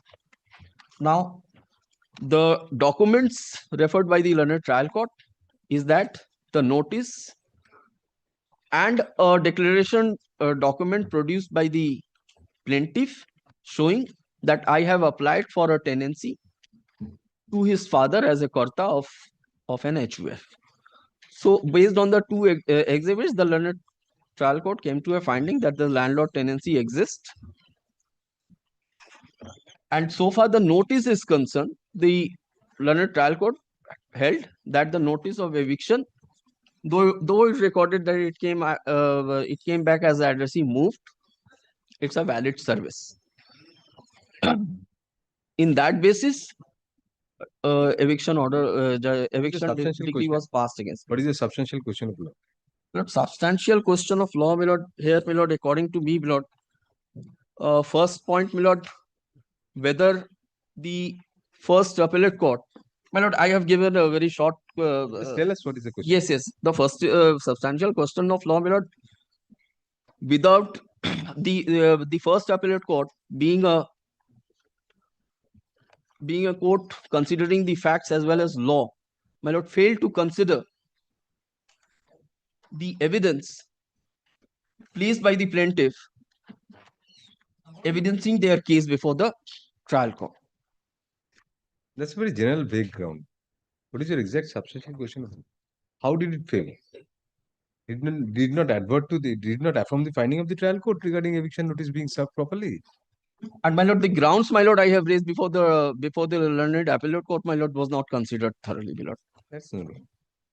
My lord, there are, my lord, I have taken, my lord, if your lordship, my lord, considers the judgment passed by the first appellate court, my lord, it is merely, my lord, recorded the order of the learned trial court, my lord. And the grounds, my lord, I have pleaded, my lord, whether be it rightly or wrongly, my lord, no. Finding that there is an eviction notice, your defense was struck out. So there's no much scope. My lord, merely just because, my lord, 7, 1 and 2, my lord, was not fined, my lord, on the on No that defense basis. taken, no written statement filed. But my lord, my humble submission, my lord, even because the materiality petition was filed, my lord, the court, my lord, ought to have, my lord, considered the point, my lord, raised therein, my lord, at least as regards to the jurisdictional issues, my lord. What point? Jurisdictional, my lord, I have raised their issue, my lord, that the plaintiff has no locus. Petition is not a part of the pleading. If you don't have a defense, then that cannot be raised. 7-3 operates. 7-3 not operates. 7-3 operates.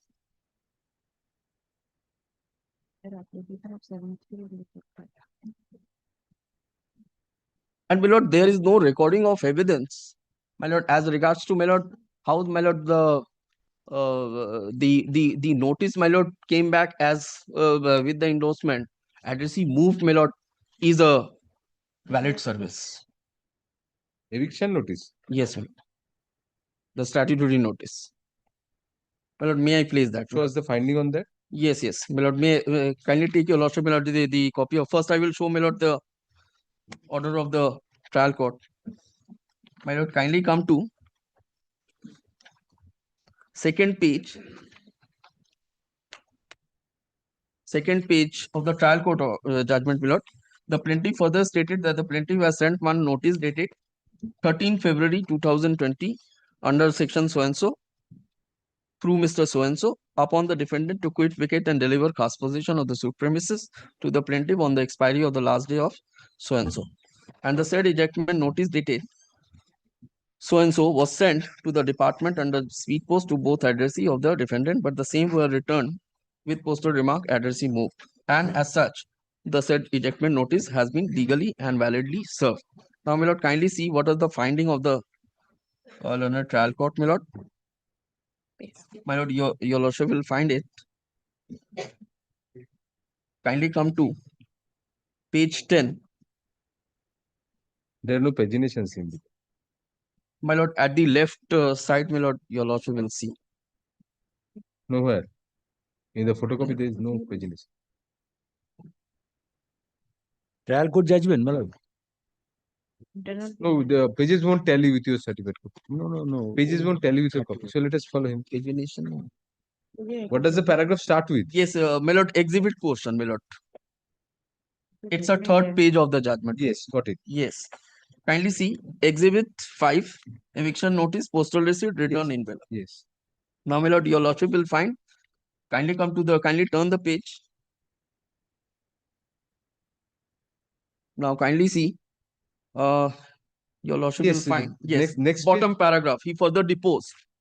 Next page. Yes, next page is the findings there. Yes, he further deposed that the plaintiff has sent one notice dated 3rd February under section. The finding is in the next page. Please come to the next page after hearing the argument advanced by the learned advocate. Yes, sir.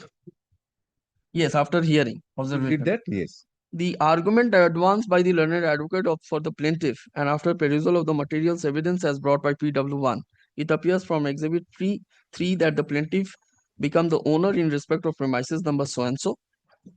Appears that the defendant was from exhibit 5. Yes. Exhibit 5.1, it appears that the notice to quit upon the judgment was sent under the proper address of the defendant, but the same was returned being addressee moved, with tantamount to be good service. And after due service of the notice, the defendant did not deliver the vacant possession of the suit premises in favor of the plaintiff. But, my lord, in evidence, there is no evidence laid by the plaintiff to show that why it should be treated as a deemed service. There is nothing in the evidence that it was sent to a proper address. Proper address is a suit property. You are an admitted tenant in the suit property. You say under someone else, but that cannot be. You cannot be permitted to say that without any defense. The present second appeal has been preferred against a judgment of affirmance whereby both the courts below granted a decree of eviction against the defendant/appellant on the ground of change of user of the tenanted property. Next para, learned counsel for the appellant submits that the courts below failed to advert to the fact that the service of the notice to quit under section 6 within bracket 4 of the West Bengal Premises Tenancy Act 1997 was not properly proved. It is argued that admittedly, the postal service returned with the endorsement within double inverted addressee moved double inverted clause, which was erroneously treated to be good service, in the absence of any further proof of good service. Next para, secondly, it is argued that the plaintiff stroke respondent, in his individual capacity, was not entitled to maintain the suit for eviction, since the tenancy was initially granted by the Hindu Undivided Family (HUF) of the plaintiff's father. Next para, although such point was raised in an application challenging the maintainability of the suit filed by the defendant stroke appellant, the courts below did not advert to the same. Upon a question of maintainability having been raised, it is argued that the courts below had the duty cast upon them to consider the same, even before granting a decree of eviction. Next para, however, Learned counsel in his usual fairness, submits that that since no written statement was filed, nor any application either under section 7 within bracket 1 or 7 within bracket 2 of the 1997 Act were filed by the defendant, there was no pleading of the defendant on record, apart from the application challenging the maintainability of the suit. Next para, upon hearing learned counsel for the appellant and perusal of the judgments of both the courts below, we do not find any substantial question of law involved.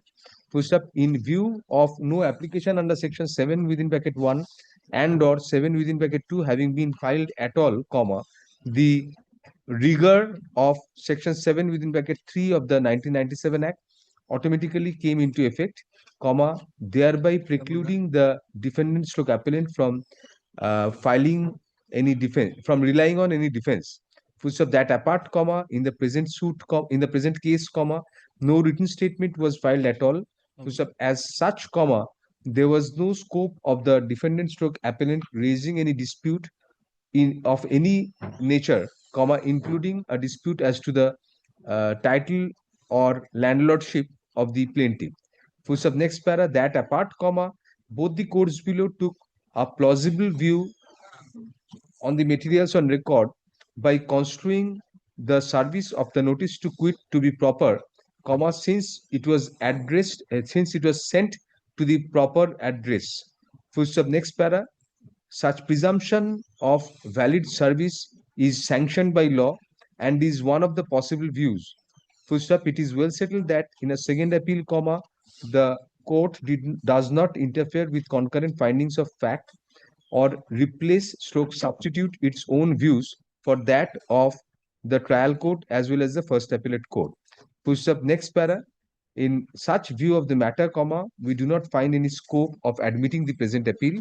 Accordingly, SAT 23 of 2026 is dismissed under Order 14 Rule 11 of the Code of Civil Procedure. Consequentially, Can 1 of 2026 is also dismissed. No order is to cost. Urgency report. Great. Next.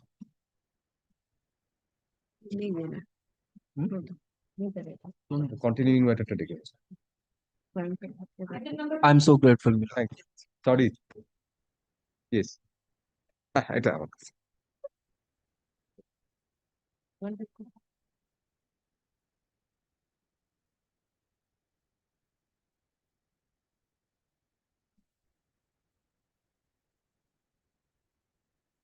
May I please, Your Lordship? Yes, may I, Mr. Go. Please continue. Yes. Hello. Probably orally communicating to his client from here. Yes. My Lord, as I was showing, solicitation clause was being nonsense. So, my Lord, there are two portion of my arguments. One attracts to the non-fulfillment of the confidentiality clause and non-compete and non-solicitation. Another part is to an extent the premature resignation. To an extent, the first part is concerned. I have read those three clauses, which clearly says that what are the definitions of confidentiality, and at the time of entering into this agreement, what he has agreed upon. Now, my lord, apropos to this, before taking to the termination clause, I would like to rely upon another document which the respondent has signed along with this appointment letter. That is a employees non-disclosure undertaking, which my lord would find at page 35 of my stay petition. Because this employee non-disclosure undertaking is very much connected to the non-compete and non-solicitation clause. Why we are harping so much upon? Because we have already divulged with him so much information, and that is the reason why this suit has been filed to restrict him, because otherwise he has already disclosed. My lord, may I just page 35, the important clauses. My lord, on top, my lord would find that it is the respondent whose name is there, and in favor of the appellant before my lord. My lord, the clause 1, I'll just rush throughly, my lord. That during the course of my employment, the company, it may disclose to me, or I may be aware of certain trade secrets and or confidential, sensitive, financial, operational, or transactional information of the company. The aforementioned information of the company may consist of, but not necessarily limited to, technical information, methods, process, composition, system, techniques, inventions, machines, computer program, research project. Business information, as in the customer list, pricing data, source of supply, financial data, and marketing, production, or merchandise system or plan. Sensitive information, any data that must be protected from unauthorized access to the safeguard of the privacy. So, my lord, these are the informations which he has undertaken, and he has signed that he is not going to disclose. These are the part. Now, my lord, I'll just take back to the termination clause once again, because that leads to me my second part, which is starts at page 30. Clause 15. Yes, Written clause notice 15. of 30 days. Now, my lord, upon signing this document, it became a concluded contract between the parties. Yes. Upon such becoming a concluded contract, his service was subsequently been renewed, which my lord would find at page number 39 of my stay petition. It says, my lord, the date of the letter Not is renewed, confirmed. confirmation. I'm extremely sorry, my lord. Confirmation of service. 1st March 2024. Or we are pleased to inform you that you have successfully completed 12 months probation period with Paraj Motors, which commenced from such and such to such and such. Following a satisfactory review of your performance during this period, we are delighted to confirm your appointment as a permanent employee in the position of a service manager effective from such and such. Your terms and condition of the employment will remain as stated in your original employment agreement dated 1st March 2023 as expected, as may be amended by mutual agreement in writing. We look forward to your continued contribution and commitment towards the success of our company. Now, my lord, basis this, if my lord kindly takes the affidavit in opposition once, because this is the document that has been denied by them.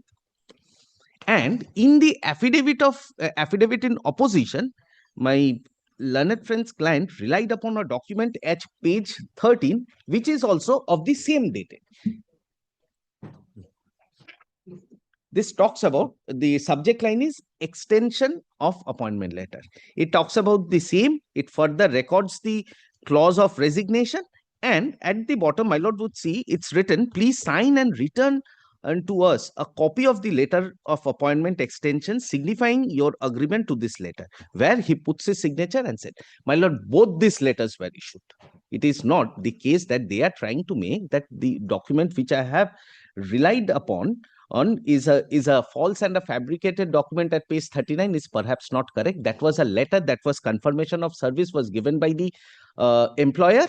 Along with that, this document of a signature for extension of appointment was also issued, which they are not denying. So it is not in dispute that he was with my employment since 2023, and subsequently also in 2024 his services were confirmed and he continued to discharge his duty in lieu of the remunerations that we have rendered in.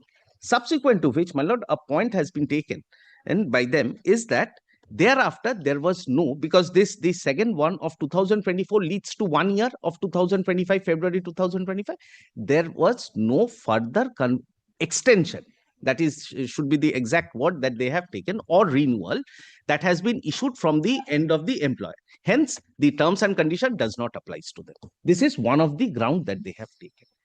But my lord, by the conduct of the party, at now, my lord, I'll invite my lord to page 40 of my stay petition. Sorry, I'll jump 2-3 pages here, there, my lord, to maintain the chronology.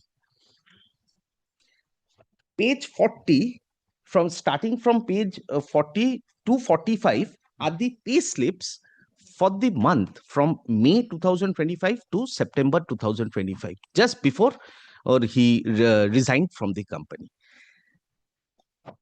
During this month, from May to September, or prior to that even, we have annexed it from May, but from continuous period, he has continuously been drawing salaries from the company and he has been discharging his duties.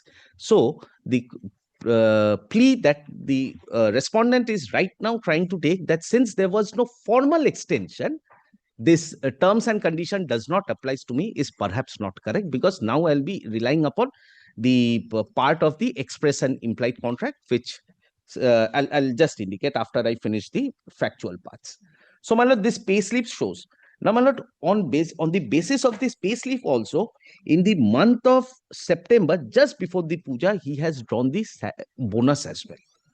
Just after taking the bonus, my lord, he has put forward his resignation, which is at page 46. My lord, on last occasion has already marked page 46. It is a letter, email dated 8th October 2025, where all of a sudden he writes to the employer stating that I'm writing to formally resign from my position as service manager effective last working day, October 7th. An unexpected change in my family circumstances necessitated this decision, requiring me to allocate more time to my personal life. Such and such, such and such. Thank you for understanding. So, by writing this letter, he has violated by not giving that 30 days time period. Basis which, my lord, we have immediately issued him demand notice, which is on 17th of October 2025, stating that you have not adhered to the several clauses, and you have also not maintained the secrecy, and you have went ahead and joined a competitive business. That letter demand notice, my lord, would find at page number 48, to which page number 48 of my stay petition, to which for the first time they came up with a reply. And here in the first time, they have come up with a cause that I was going through tremendous pressure and there was certain, the management were not behaving properly with me. Hence, I had to resign. And he took the point of section 27 for the first time. Now, my lord, basis this, we being aggrieved, we have preferred the suit and thereafter. Now, my lord, the points that the other side has taken in this matter are twofold. One is a contract actor. One is section 27 and another is express and that there is no continuation of service. Now, my lord, for section 27, I will take some time, but for the express and implied contract, since it's a short point, I'll just address that first. My lord, on this express and implied point, there is a authority of Haji Muhammad Ishaq, which is reported in 1978 to Supreme Court cases 493. This is the principle that's been followed throughout and subsequently also.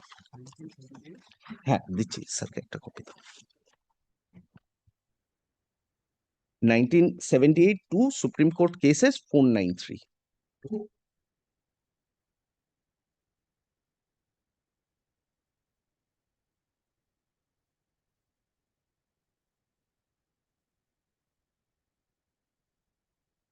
What is the objection raised by this? Express or implied means? Why I say express or implied? Because the appointment letter initially, the first appointment letter was of 2023, which was confirmed in 2024 by a letter. It extended till 2025. They are saying that post 2025, there was no further extension in writing. Post February 2025, there was no extension or renewal in writing. Hence, the clauses of 2023 does not attracts me, does not binds me. That is what their point is. But our argument is, by conduct of the parties, there was a completely an implied contract, and both the parties has been discharging their respective obligations and duties in terms of those terms and conditions. Which page was that of the affidavit in opposition that that they have? I'll just paragraph 17 something. My lord, is a paragraph, my lord? No, their opposition, that letter, they say they produce a parallel contemporary. Page 13. Page 13. 13. Thank you. But 13, to an extent, the 13 is concerned, there is no dispute, because 13 is one of the document they are relying. I'm also relying upon the same If document. 13 is there, and your page is 39. Page 39 is not there, then the effect might be, they may argue that it was only a renewal of the initial provision period. I'll just which was never clarify renewed this. further. There is no dispute to an extent 39 and 13 is concerned, because 2023 was the appointment letter. Yes. It carried till 2022. In 2024, we issued a confirmation letter. They deny that confirmation. They say that this confirmation letter was never issued to me. But on the same self day, they rely upon another document which was a says renewal. that acceptance. Let's revisit the language of that. Yes, one yes, before yes, proceeding with this. Extension of appointment letter. That is the subject line. So then the appointment letter was for a probation period, not a final. Yes. Then I confirm the service by handing him over a letter. If that confirmation letter is denied, and suppose they win on that denial, I mean, if there is no confirmation, then this is the only document which extended their letter of appointment. My lord, now, so then, yes, I got what is falling from my lord. Further renewal, then there is no renewal. No, but yes, but my lord, what is troubling, my lord, I have understood, my lord. My lord, it is our case that once your appointment is confirmed, it's a one-sided letter. If confirmed. If confirmed. If confirmed, yes. If confirmed, yes. Confirmation you may argue that confirmation prevails over whatever. Now, my lord, in that event, if that's troubling me, my lord, allow me to read page 13 not once. troubling us, that's their case. Yes. My lord, kindly see the language of page 13 once. Yes. This is in reference to the letter of appointment issued to you on 1st of March 2023. We are pleased to inform you that your appointment is further extended for a period another 1 year and will be valid till 28th of February to the all the terms and conditions as mentioned in the letter of appointment and in the various annexures provided to you remains the same, except the below mentioned clauses to an extent the appointment letter, which says that 1 month and 3 lakh rupees in case if you don't give. Was there a time limit during which this confidentiality clause? 2 years. 2 years. 2 years. So it still falls within 2 years. Yes. If that appointment letter even yes. It falls as on that is extended till 25. 25 designed now, in sometime in when? October 25. October 25. So then, even if it was renewed and not renewed after February 25, that 2 year period was that still 2 year period continues. Which was a part of the appointment letter. Which was a part of the appointment. So whichever way it is, this non-solicitation or the non-compete all clause, the clauses. all the clauses 2 years is mentioned there in this. 2 years is mentioned. My lord, I'll just. So we'll look into that. Right? My lord, page 31 and the first paragraph, last line. 2 years is mentioned. Yes.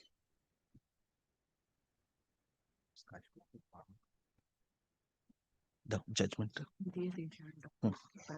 And yes, this judgment you were saying. Yes. So, my lord, in order what to proposition of this? This is on the proposition that if there is no written contract even by conduct of the parties, it can be. So, this is the principle, my lord. Paragraph 10, I'll not trouble, my lord, but paragraph 10. It is yes. quoted there. It is not necessary to encumber this judgment with unnecessary citation of case law on the point. We may, with the advantage, only quote a passage from Chitti on Contracts, 23rd edition. Express and implied contract. Contracts may be either express or implied. The difference is not one of the legal effect, but simply of the way in which the consent of the parties is manifested. Contracts are expressed when their terms are stated in words by the parties. They are often said to be implied when their terms are not stated. As for an example, when a passenger is permitted to board a bus, from the conduct of the parties, the law implies a promise by the passenger to pay the fare and a promise by the operator of the bus to carry him safely to his destination. There may also be an implied contract when the parties makes an express contract to last for a fixed term and continue to act as though the contract still bounds them after the term has expired. In such a case, the court may infer that the parties have agreed to renew the express contract for another term. Express and implied contracts are both contracts in the true sense of the term, for they both arise from the agreement of the parties, though in one case the agreement is manifested in word and in the other case by conduct. Since as we have seen, agreement is not a mental state but an act, an inference from the conduct, it follows that the distinction between express and implied contracts has very little importance, even if it can be said to exist at all. So this was the principle, and ultimately it was. So borrowing logic from this, he, as per his letter, page 13 letter, he would be in employment till February 2025. But he worked after that. And he has accepted. Resignation means I am in service. Yes, yes. He has accepted remuneration and resigned also. Right. Now, my lord, coming back to just another small judgment, my lord.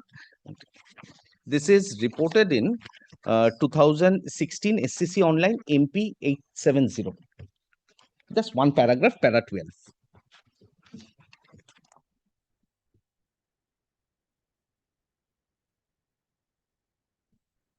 Paragraph 12, my lord.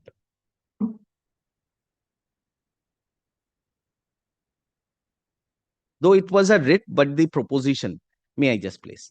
The learned writ court has dismissed the writ petition only on the ground that after the initial period of contract was over, there is no extension of contract in writing. A contract of employment can be entered into orally. Also, an existence of a contract or its extension can be gathered from the circumstances available on record and by conduct of the parties and implication. Existence of a contract can be established even though the original contract of appointment came to an end more than 7 years back, but thereafter till the impugned action was taken on such and such, the appellants were working, the department permitted them to work, and by implication and conduct of the parties, it is clear that there was an oral extension of contract in service.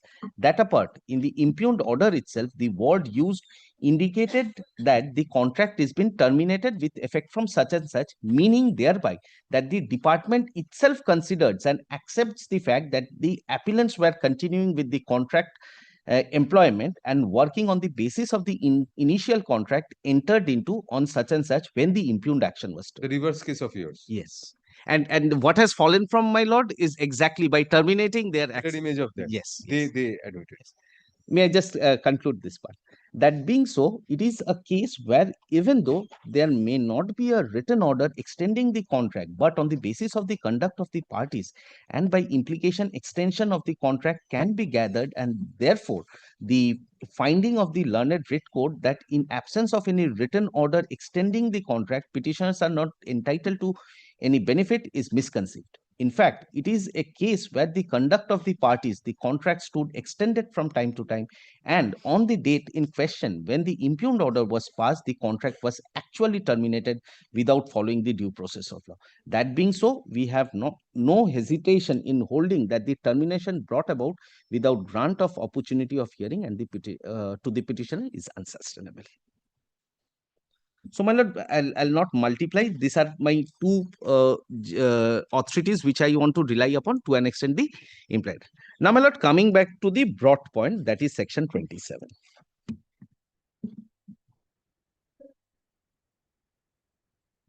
Judgments, first, high court, then supreme. My lord, may I place 27? Agreement in restraint of trade, void. Every agreement by which anyone is restrained from exercising a lawful profession trade, or business of any kind is to that extent void. My lord, exception does not concern us because that deals with the goodwill for a partnership, that does not concern us. So, my lord, if I may place again, every agreement by which anyone is restrained from exercising a lawful profession, trade, or business of any kind is to that extent void.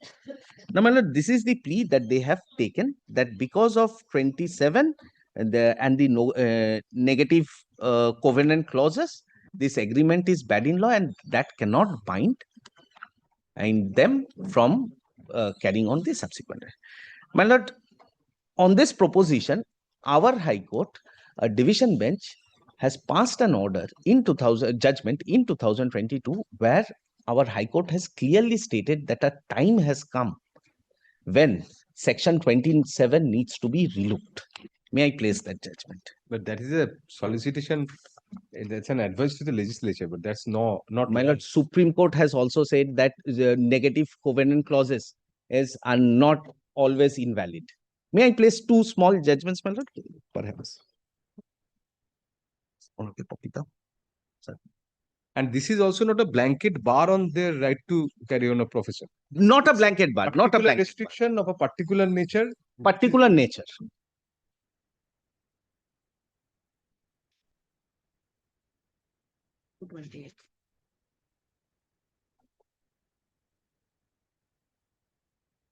Well, para 23 onwards. 23 to 28.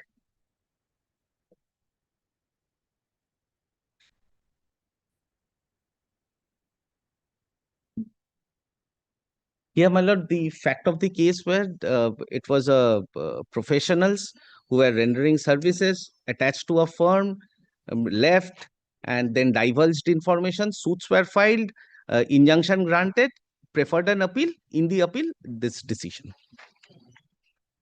In my para 23, my lord, may I please?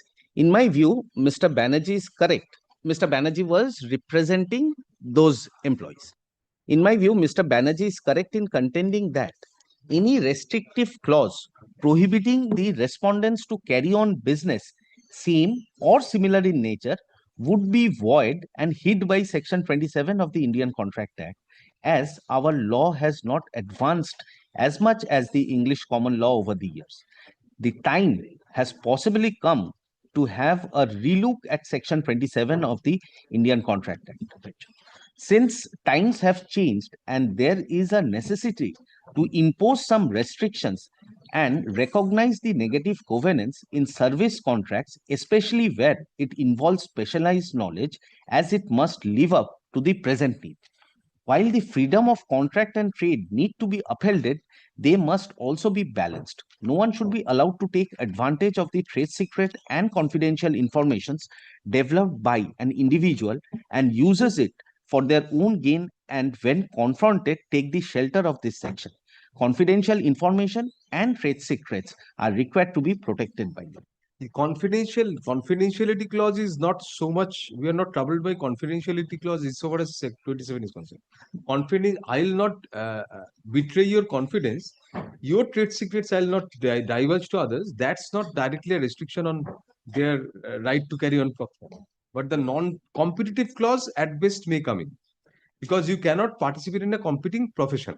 So that's a bar to their professing something. Non-disclosure clause does not, non-solicitation, non-disclosure also.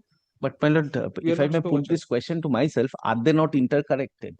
Why so? Because if I am sharing, maybe, but there is, they may argue that you cross the limit when you go into the domain of non-competitive. All the non-competitive clauses are there in every agreement, exactly, every employment agreement. Yes, but we have to find some way out of this, because otherwise there wouldn't be any nobody would be employed at all. I mean. My lord, at this exactly, and in fact, my lord, subsequently the judgment I'll be relying upon of Supreme Court. Honorable Supreme Court has categorically stated, and the reasons they have also stated, that why this non-compete on this non-covenant, these clauses cannot be always made invalid. Right. Because today we are in a business or in a market condition wherein there is a cutthroat competition. We're also thinking in the line of whether a professional and a juristic entity can also have a right to privacy, insofar as its commercial transactions are concerned. We'll have to explore that angle also. Probably not in this case, maybe. Well, may I just... Yes. The instant section recognize the right of an individual to carry on their lawful profession, trade, or business of any kind, and any agreement by which anyone is restrained from exercising such right is to that extent void. Even though the service contract contains a restrictive clause restraining an employee from leaving service of the employer, which may be considered as a negative covenant, it can still be enforced since the negative covenant operates through the period of the contract of employment when the employee is bound to serve his employer exclusively or generally.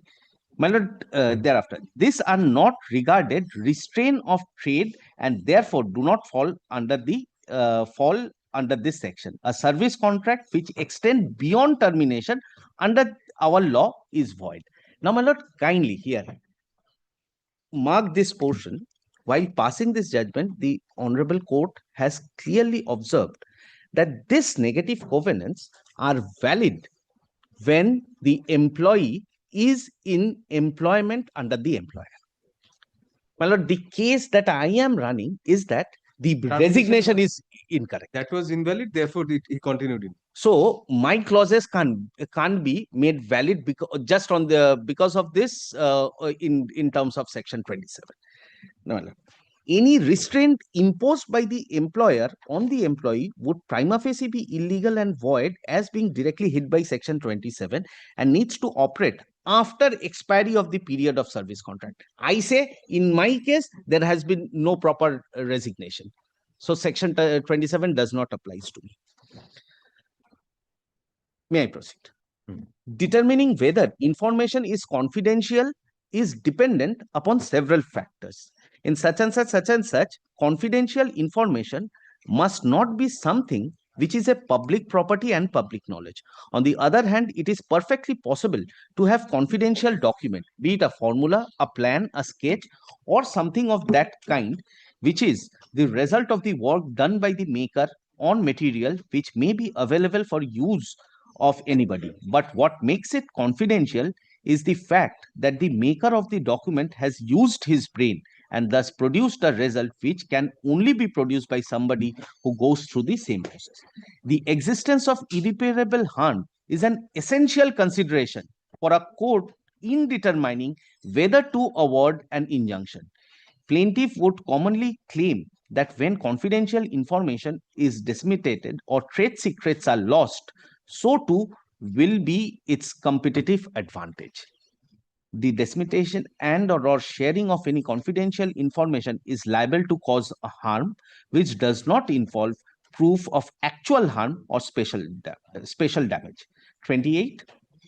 It is held in such and such, it was held that the maintenance of secrecy according to the circumstances in a given case either rest on the principles of equity, which is to say that the application by the court of the need for in the course of the conduct, or by the common law action for breach of confidence, which in effect is a breach of contract.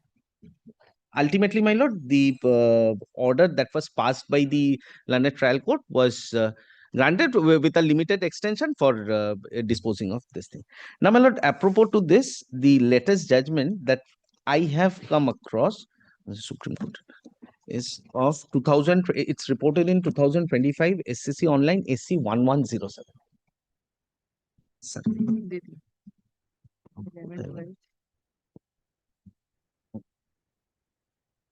Here, my lord, the fact of the case was this particular gentleman who is the respondent in this particular matter, he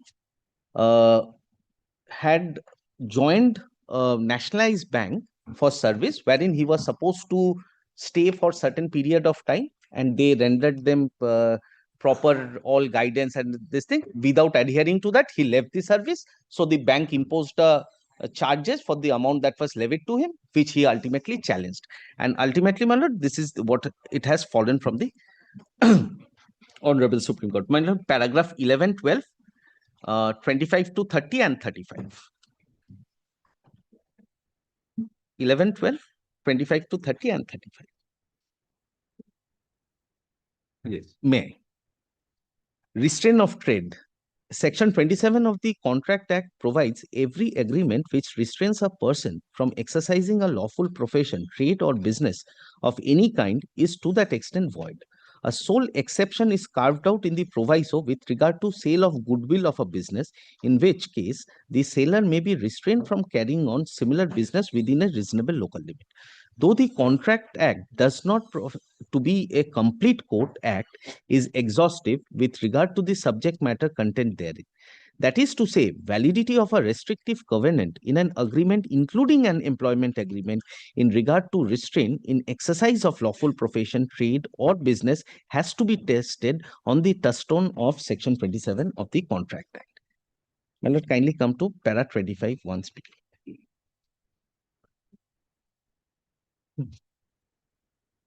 May I? Yes. From the para 25, from the prism of employer-employee relationship, technological advancement impacting the nature and character of work, reskill, and the preservation of specialized workforce in a free market are emerging heads in the public policy domain, which needs to be factored when terms of an employment contract is tested on the anvil of public policy. Since the last decade of 20th century, India witnessed an era of liberalization. Golden days of monopolistic public sector were gone. Public sector undertakings like the Appellant Bank need to compete with efficient private players operating in the same field.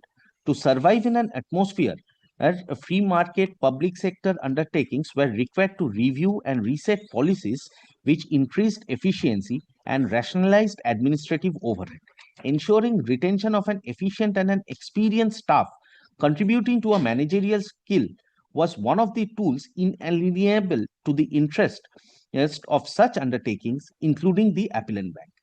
This prompted the Appellant Bank to incorporate a minimum service tenure for employees to reduce tuition and improve efficiency. Viewed from this perspective, the respective covenant prescribing a minimum term cannot be said to be unconscionable, unfair, or unreasonable, and thereby in contravention of public policy. The other aspect involves imposition of liquidated damages to the tune of rupees 2 lakh in the event of premature resignation. Mr. Such and Such has strenuously argued the quantum is disproportionate and cause unjust enrichment to the employer. We are unable to agree with this submission. In their pleadings before the High Court, and the Appellant Bank has clarified the financial hardship which it would suffer due to the untimely recruitment drives owing to the premature resignation. The bank pleaded as follows. The indemnity bond obtained by the bank was done so with a view to secure the interest of the bank and to place adequate safeguards against the premature resignation tendered by the employees. In the usual course, appointments are into service of the bank after a detailed and elaborate process of recruitment, and the bank interest would seriously be prejudiced in the event of premature resignation are tendered, which would render the entire recruitment process redundant. That apart, bank would also suffer consequences of loss in continuance of the said post, which would necessitate alternative arrangement and restructuring to ensure smooth functioning of day-to-day business activities. That apart, the bank would have initiate a fresh process of recruitment, which would be time-consuming and also expensive. The stance of the Appellant Bank is neither unjust nor unreasonable. The Appellant Bank is a public sector undertaking and cannot resort to private or ad hoc appointments through the private contract. An untimely resignation would require the bank to undertake expensive recruitment process involving open advertisement, fair competitive procedure list. Appointment falls foul of the constitutional mandate under 14 Keeping these exigencies in mind, the Appellant Bank had incorporated the liquidated damages in the appointment contract. Para 35. In light of the aforesaid discussions, we are of the view that the restrictive covenant in clause 11K of the appointment letter does not amount to restraint of trade, nor is it opposed to public policy. But this was on leaving the service. Leaving the service, because that is also one of my part. Yes. That is also one of my part. Now, my lord, these are the 2 points that they have taken, and the other point that they have taken is completely an afterthought, that there was a coercion. Had there been a coercion, what precluded him from resigning from the service and continued since February till October and regularly drawing the salary? Now, my lord, Section 27 is in line with Article 19. I was there. That was that is my next argument. That should be the yardstick. That should be. Now, my lord, if I may put this question to myself, that Section 27 is couched in such a manner in order to protect a person's Article 19(1)(g). Absolutely. If that be so, and if that be the intention, my lord, before a court of law, in an equal situation, the employer also has a right under Article 19(1)(g). Today, I am into a business. I have recruited a person. I have trained him. I have disclosed with him all my price list. I have disclosed with him all my technical know-how. I have disclosed with him my customer list. These are there which should also be protected in order to protect my Article 19(1)(g). So in a court of equity, it cannot happen that the court will only consider one of the party to the lease, Article 19(1)(g), whereas keeping aside the other party's right, which is also protected in terms of Article 19(1)(g). It can't be unequal.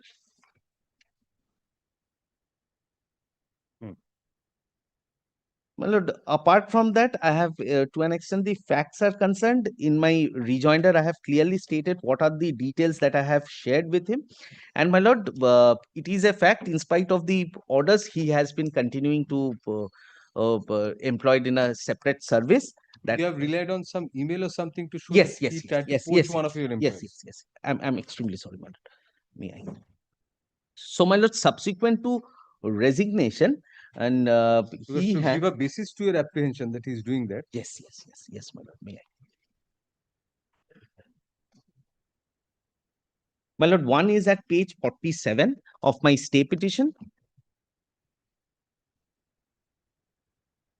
Page 47 of my stay petition. This is a letter that I have relied at the time of that is I have relied upon, and subsequently, my lord, in my affidavit. This is one of your existing employees writing to you. Yes. But you might have set her up. My lord, the emails it is not, my lord. May I just? Obviously, because one of your employees, what will she do? Yes. But My lord, yes. Another 2 documents, if my lord kindly considered the affidavit in reply. What is the designation of this person, Mandira Mahapatra? We don't know. Nothing. Just a person writing to you. Don't know whether she's an during the visit of my Tata, please be noted that I in turn refused his offer. My lord, we are a company. You have who not is shown dealing anything with. to show that she's in service, service. I will. That also. Just That you have mark given. this name. My lord, when I show the salary sheet and the bonus, I'll show this person's name, Mandira Mahapatra. No. Just, my lord, just one more document I want to show, and then I'll, if my lord kindly takes the affidavit in reply. She advised him not to poaching me. Yes. Yes, sir. I have clearly asked my client to get further informations. He sent me some photographs. I know photographs will not do. Photographs of Mandira Mahapatra? No. Or That this his client. And this gentleman has joined the organization beside me only. the office is also, the factory is also. He has not stated in affidavit. No. I have. I'll show. Now, my lord, the other letters is that affidavit in reply, page 15.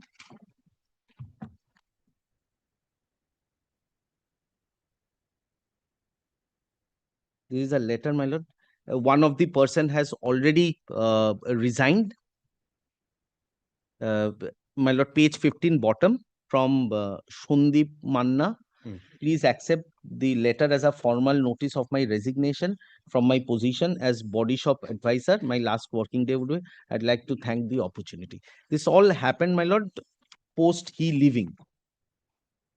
And my lord wanted to see the whether Mundira Mahapatra is working. My lord would kindly come to page 10. That is this two document, page 10 and 12. I want to rely upon to show that what was his position in the company. My lord, on top, my lord would see his name is the first one, and he is the person who has been drawing the highest salary in the organization. His position was very responsible, and all the technical know-hows, price list, datas, everything was shared with him. Now, my lord, at the salary sheet also, my lord, bonus sheet also, at page 12, my lord would see that his name is appearing. So just after accepting the bonus, he has put forward. Now, my lord, as placed by my learned senior friend, that whether I have taken this point, in the affidavit in reply at paragraph 15, I have clearly indicated. However, despite such restraining order dated 1st December 2025, which was duly communicated upon the respondent, the appellant has come to know from a reliable source that the respondent is continuing his employment with a rival company being Pradeep Motor LLP, which is opposite to Paraj Motors located at National such and such, such and such, such and such.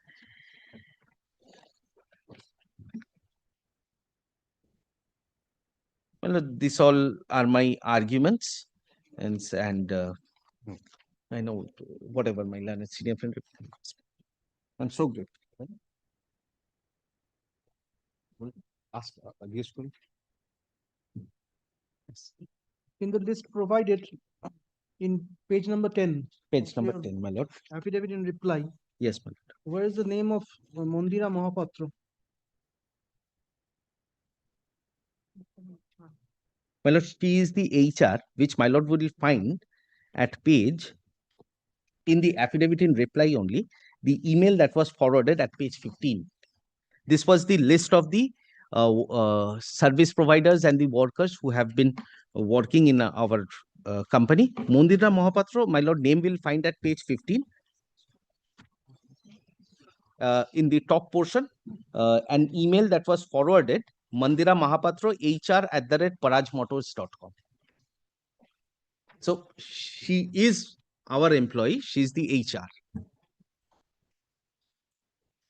But she doesn't find, her name doesn't find place in the list of employees. My lord, definitely it must. But this list that has been provided is for the, it's a service center this thing. So all these workers, if my lord specifically puts a query, I'll try and satisfy on that after taking instructions, my lord. That's why, my lord, I have shown that email that this particular lady, she exists, and she's the HR.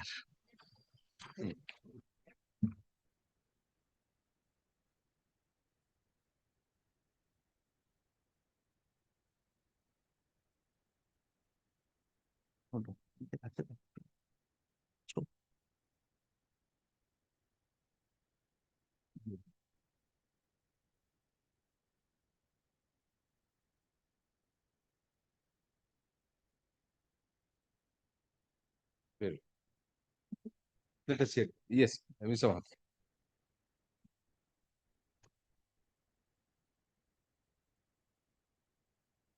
So for the documents my learned friend has relied on, but I am not repeating those. My first submission is kindly come to page 39 of the application and my opposition page 30. Yeah.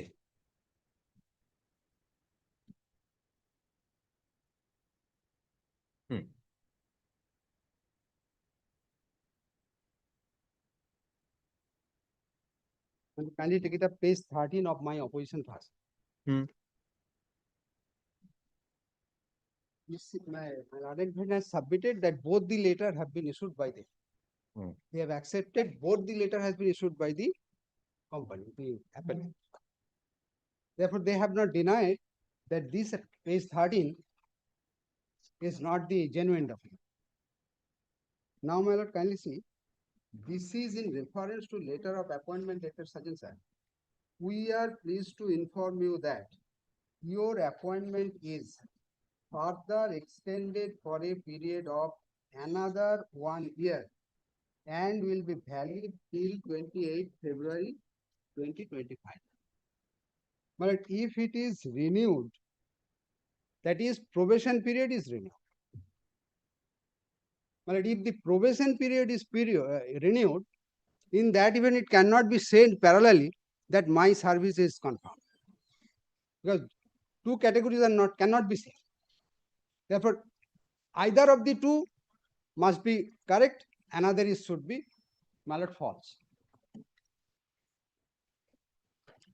In the page 13 document, it is countersigned by the respondent.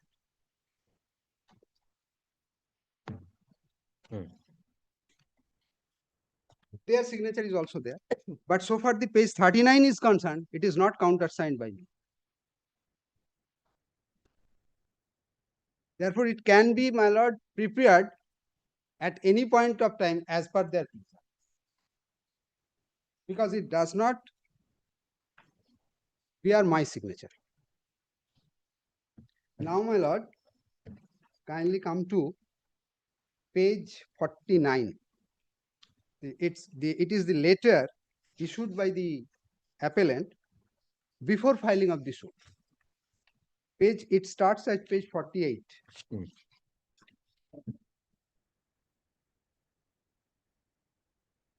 Page 49, second paragraph.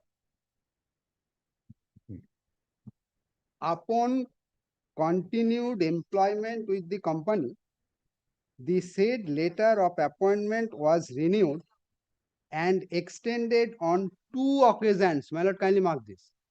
2 occasions for an yearly basis on 1st of March 2024 and 1st of March 2025 respectively, and you have been drawing salary such and such senses.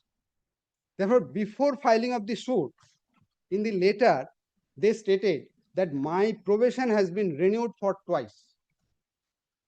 Although they have not, now they have not stated that it was renewed twice.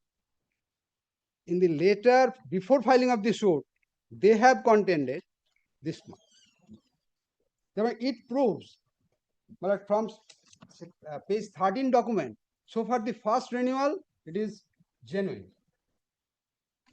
Both sides has admitted. And from the letter before filing of the suit, it shows that my service was not confirmed, because they have not stated this in this letter.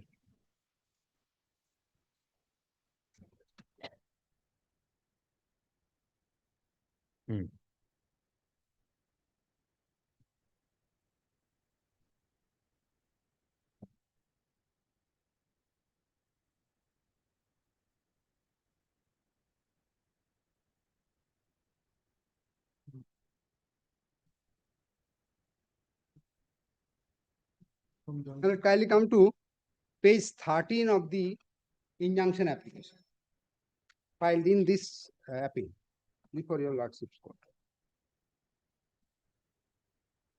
Page 13, subparagraph B.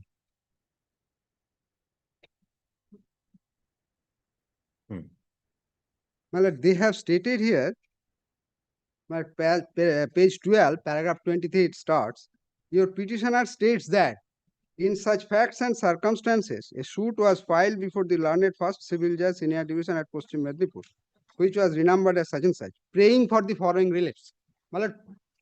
Prayer B, it says, a decree for specific performance may be passed in respect of the terms, covenants, conditions of the letter of appointment and the subsequent renewal letters 1st March 2024, 1st March 2025, including such and such. How this has come, I do not know. It is not there in the actual plaint? It is not the plaint. Plaint is different. Plaint is at page 57. Yes. 64 is the... Yes. This is a Freudian slip. But actually in the computer it was there. Copy paste. From that letter, because the letter was by Go and Come. Well, specific prayers have been quoted. A, B, C, D, E. Well, initially, this was the view, but as per advocate's advice, that unless the service is confirmed, they will not get advantage. Therefore, my lord, this has been changed.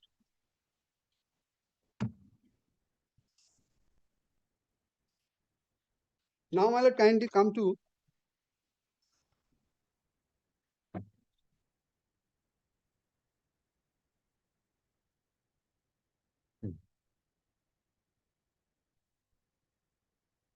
clear fraud has been practiced upon the court for getting the order of injunction.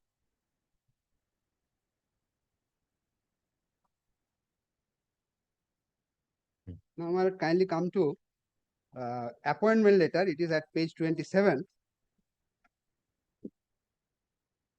Why they have changed this? What is the necessity of changing? My lord, clause 15.3. They have demanded for, my lord, cost of 3 lakhs. Condition is service must be confirmed. Page 30. You can resign from the service of the company post confirmation of the service. But unless my service is confirmed, they will not be able to claim for 3 lakhs. Therefore, although my probation period was extended for a first time, my lord, they have, my lord, not disclosed in the plaint and injunction application.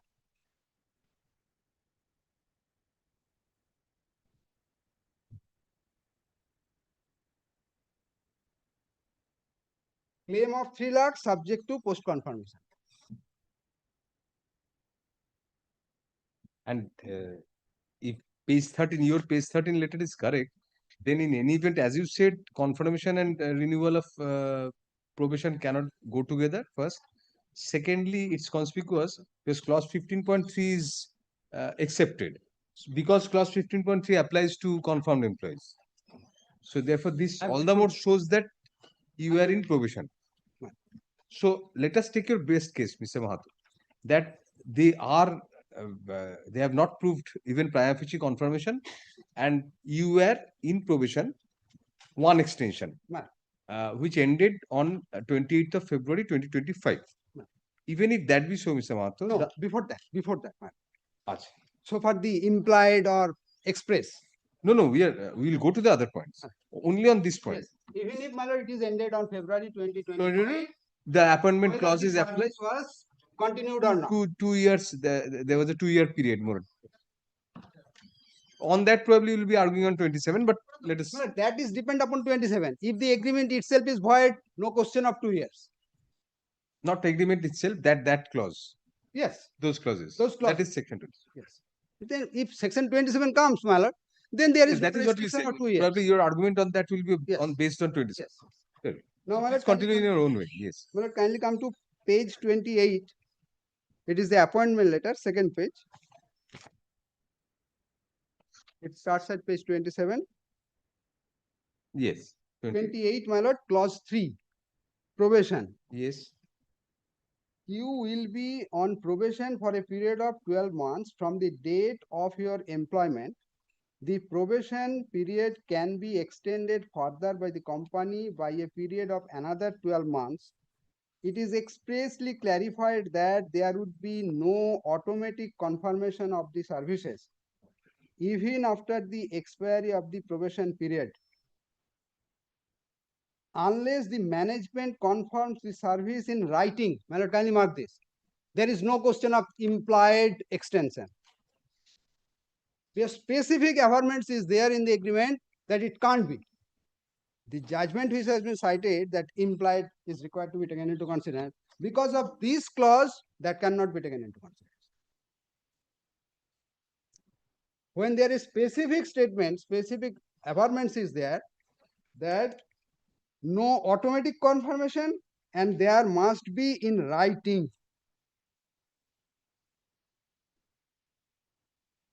But Mr. Mahato, even if you are not confirmed, Why did you give a resignation letter unless you were in employment till October 25? Well, and it drew your salary But I have not denied that I was not in service. I was in in service. probation period. I was in no. My agreement ends on 28th of February, 2000. After that, in October, you are giving the resignation letter. Yes. To be It is effective deferred from service, not will be guided by this letter appointment. what is the source of that service? Well, unless there is an appointment letter. before this probation period, I was also in service. Where? There. Yes. It is nobody's case. It is nobody's case. Therefore, my lord, it is also nobody's case that, my lord, the unless you're in service, why do you, because you give it effect from the previous day. So you write on suppose 25th October and say with effect from 24th October. So till the previous day you are in service admittedly. I was in service admin. Let us proceed on the basis of probationary service. Question is, my lord, whether that service is guided by this agreement. This agreement also governs probation. I shall the time on this. My lord, I shall come on 27. If I prove before your lordship that 27 clause is this. So what we are saying is, by virtue of this appointment letter, even probationers are covered. Yes. The effect of clause 3 is that your service is not confirmed.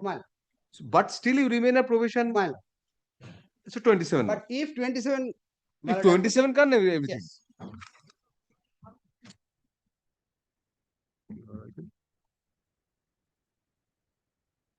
My lord, I issued a reply to their letter that I have annexed with my opposition. That is at page 14.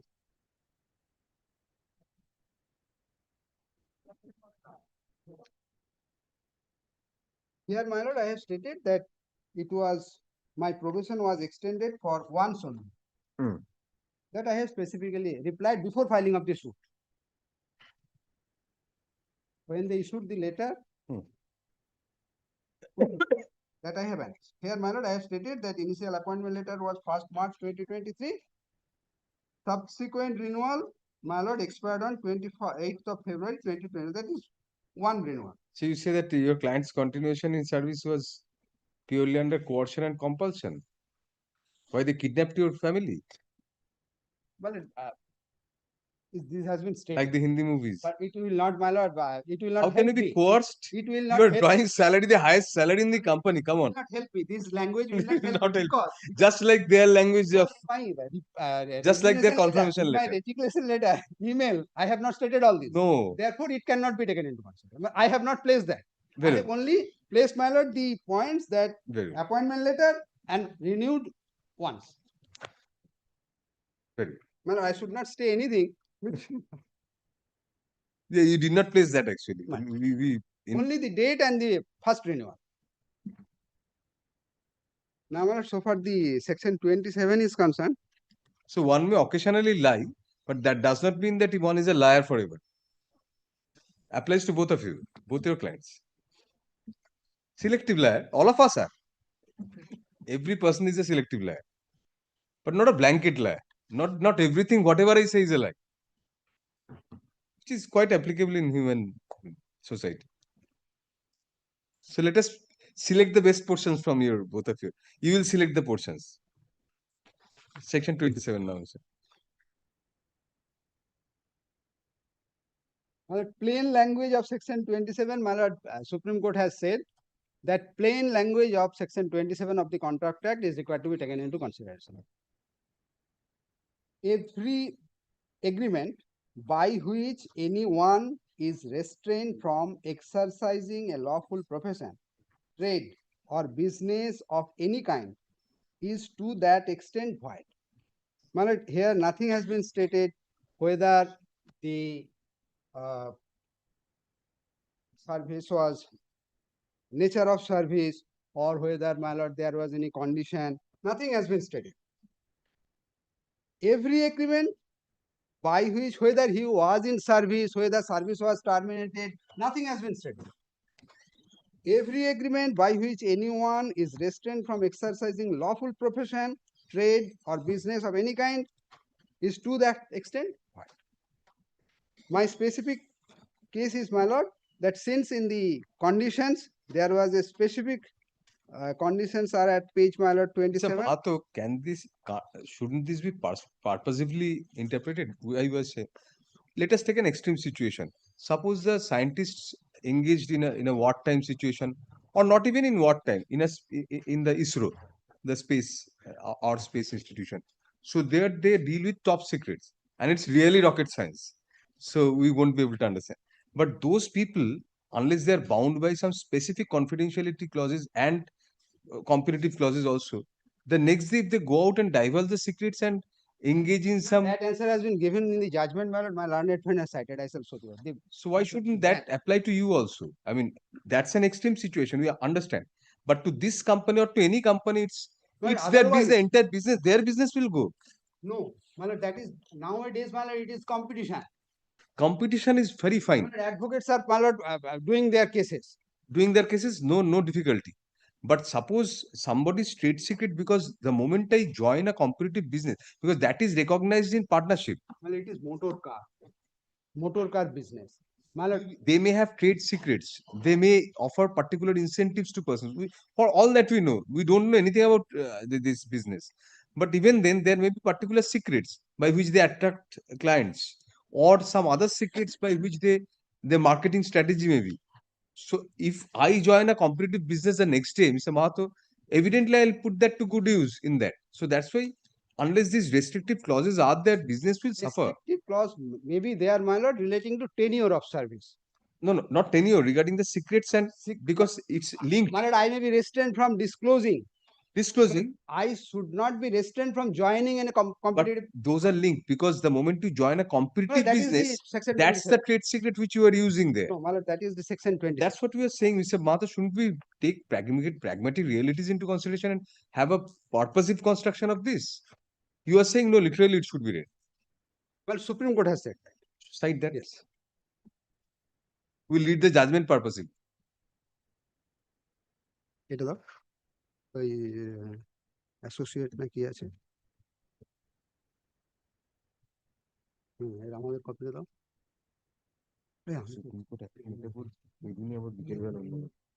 এইটা নয় Nowadays, difficulties, Mr. Mahato, every proposition there are 10 judgments either way of the Supreme Court. So they can match your numbers and you can match their numbers. So we can't. Let us see the judgment. Din 1981 আমি না বাড়ালে অনেকক্ষণ ধরে থাকলে আপনি নিয়ে নেবেন। Volume 2 আমার ধৈর্য থাকবে না।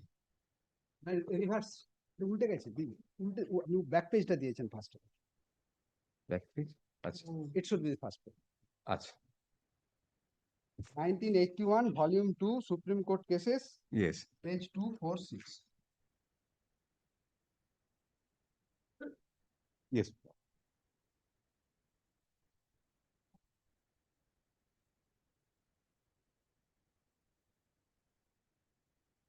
My lord, here, my lord, there are two parts of this judgment. In the first part, one of the judges was common in the other matter cited by him, Justice Untualia. He was a party to one of those judgments. Anyway, my lord, the first part, it has been, my lord, concluded that since the service has been terminated, therefore section 27 will not be applicable.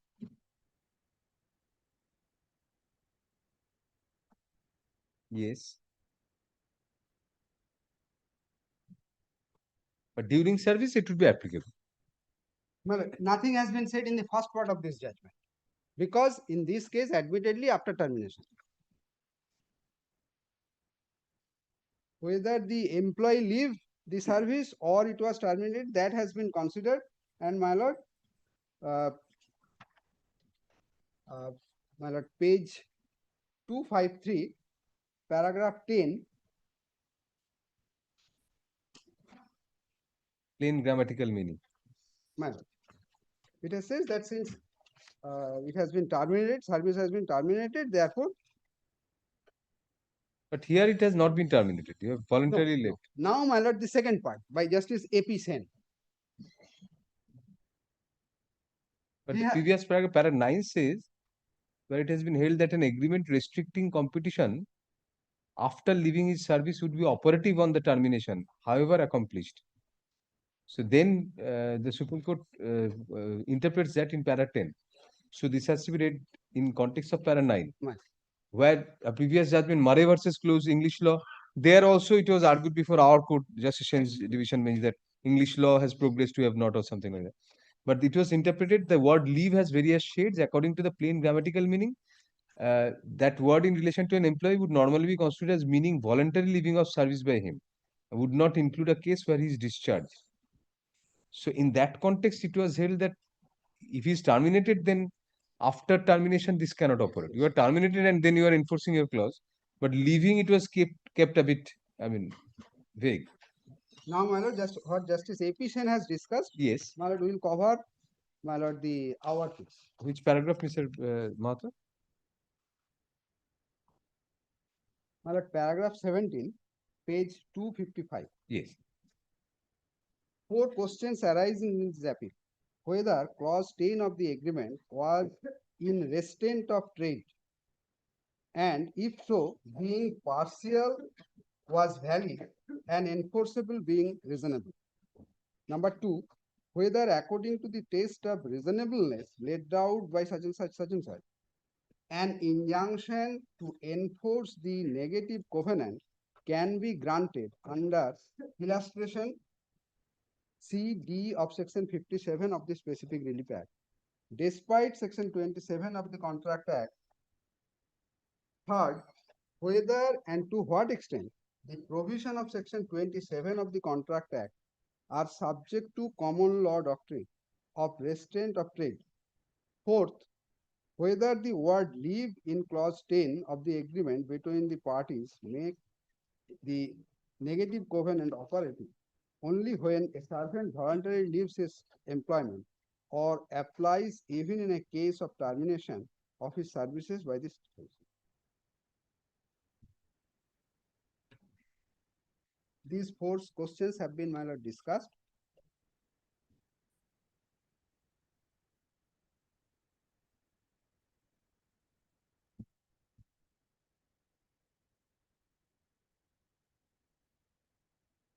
Now, paragraph 18, agreements of services continuing a negative covenant preventing the employee from working elsewhere during the term covered by the agreement are not void under section 27 of the Contract Act on the ground that they are in restraint of trade.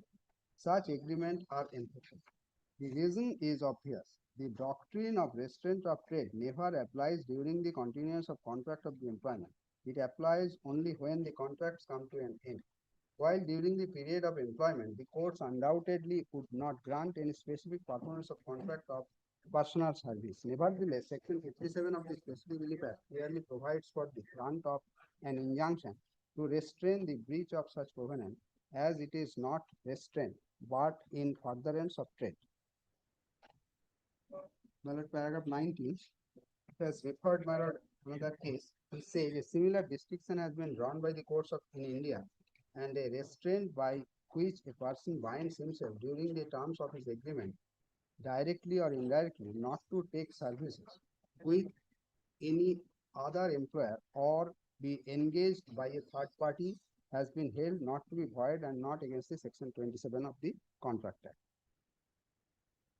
Number 20, in reference to such and such, where the condition under which the covenantee was partially restrained from competing after the term of his engagement with his former employer was held to be bad, but the condition by which he bound himself during the terms of his agreement, not directly or indirectly, to compete with the employer has held good and observed.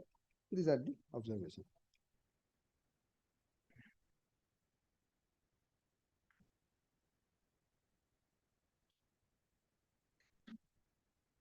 Now, paragraph 23.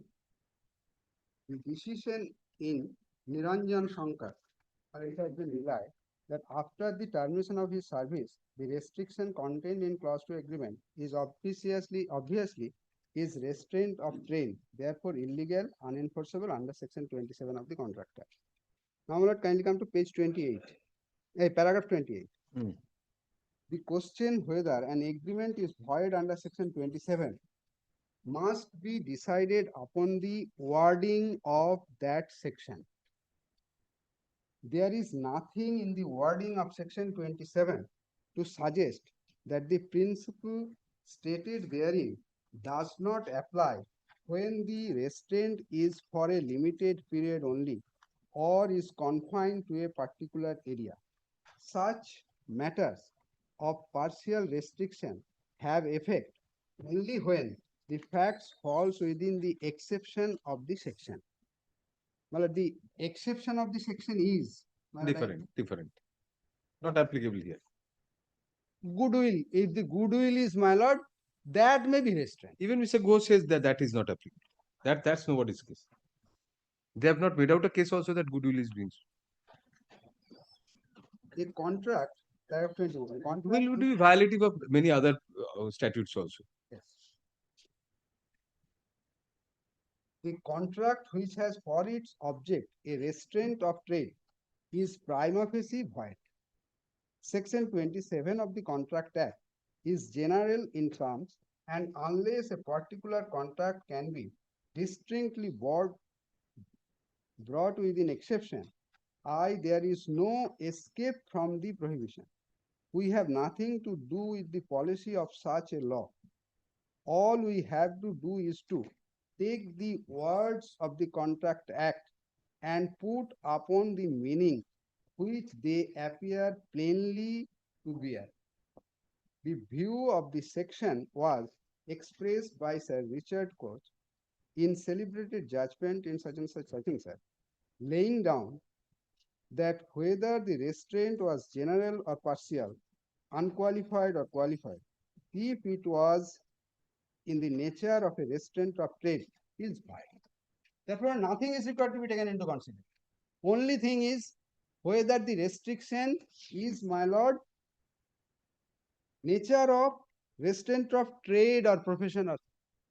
And in our case, my lord, specific restriction, you will not be able to join any competitive business. My lord, I am an engineer. Suppose, my lord, I am an engineer. My lord, I have to serve, my lord, as an engineer. Related business. But if I be restrained from joining any company, either I have to, my lord, change my profession, or I have to leave that place. I have to go to extreme end of India. I have to go to Kerala for my job. But that is, my lord, impractical. Therefore, my lord, section 27 is there. I may be restrained from disclosing, but I should not be restrained from joining. My lord, this decision has been quoted, my lord. Decision quoted, and section 28 read with section 27 also affects him. My lord. 28 uses absolutely, but 27 does not. There a distinction has been done, and what he was saying has been upheld. Very good.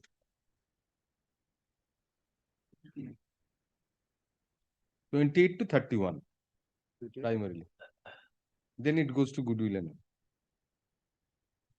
32 is goodwill. 33 is again reasonableness. Yes.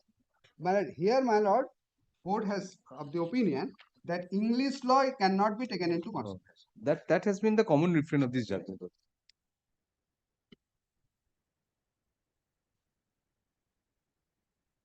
My lord, then, my lord, paragraph 49.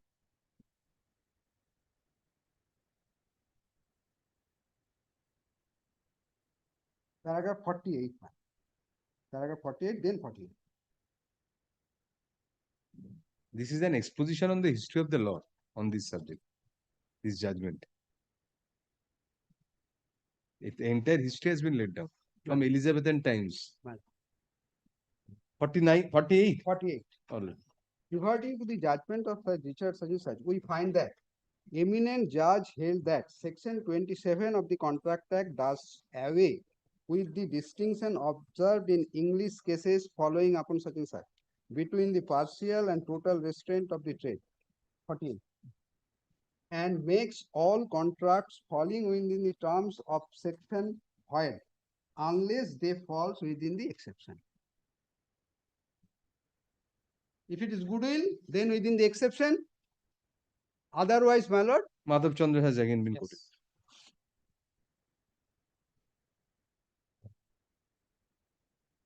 Now then paragraph 49. Some other portion of again my lord quoted. They held that the wider construction put upon section 27 by Sir Richard Couch and such plainly justified by the language used, and that the section had abolished the distinction between partial and total restraint of the my lord, the next paragraph, as observed, however, by such and such, in this case, to which we have referred, we have nothing to do with the policy of the law, especially as the legislature has deliberately left the provision in section 27 in its original form, though other provisions of the Contract Act have from time to time been amended. The inference would be almost irresistible. Under these circumstances, that the courts have rightly ascertained the intention of the legislator. The silence of the legislature in a case of his description is almost as emphatic as an express recognition of the construction which has been judicially put upon the statute during many years past. In this view of the matter, if we adopt the construction of section 27 of the Indirect Contract Act as first suggested by Sir Richard Couch and subsequently affirmed in these cases to which we have referred, a construction which is consistent with the plain language of the section, the agreement in this case must be pronounced to be void.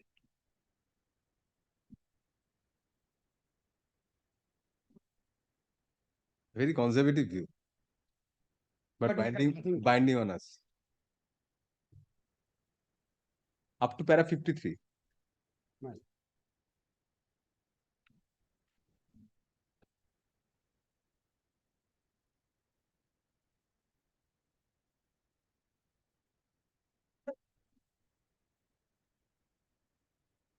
Yeah. 22 afterwards. Well, wait. My 2012, volume 1, yes. Supreme Court cases, page 578.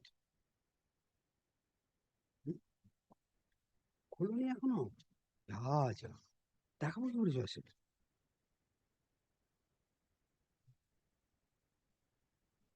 এই তো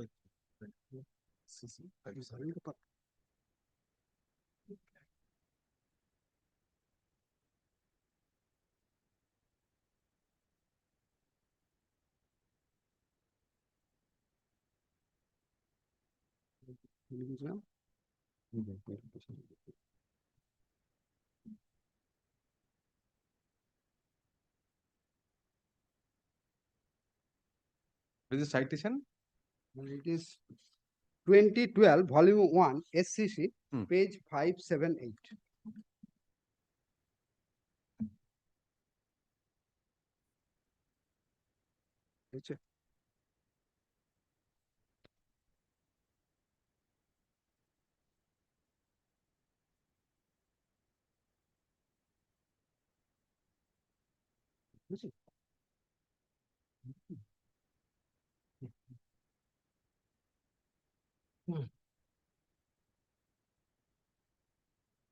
With paragraph 37, there are 4 questions to be determined. Point number 4 is the relevant part.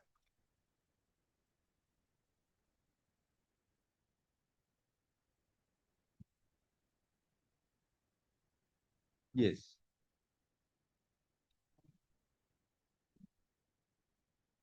Point number 4 is whether the invocation of section 42 of the Specific Relief Act 1963 to enforce the negative covenant contained in the deed of assignment was contrary to the provision of section 27 of the Contract Act 1872 Then and was therefore void. Then para 40 onwards.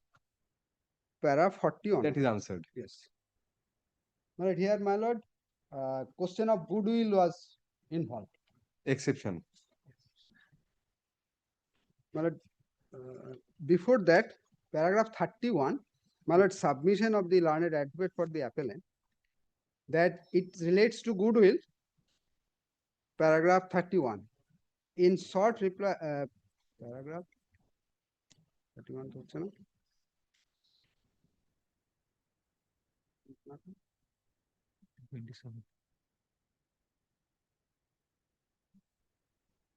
In short reply, Mr. Podipo submitted that in the instant case, there was no violation of section 27 of the Contract Act, as the injunction sought for was not on trade or business, but in respect of use of trademark.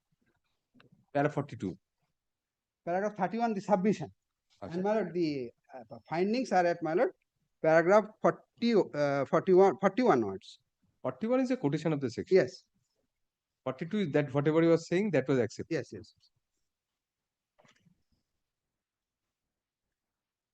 Here, my lord, simply says, my lord, that unless it under the exception, the agreement to that extent void.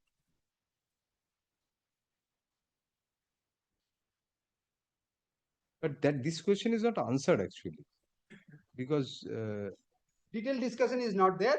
From Simply says that it is required to be taken into consideration on the basis of the language. accordingly, provisions of section 27 would not be attracted to the facts of it. This is not a proper, I mean, precedence on this point, on what you are arguing. The question was left unanswered because in the facts of that case, it was not German, because it was section 27 was not attracted. That is the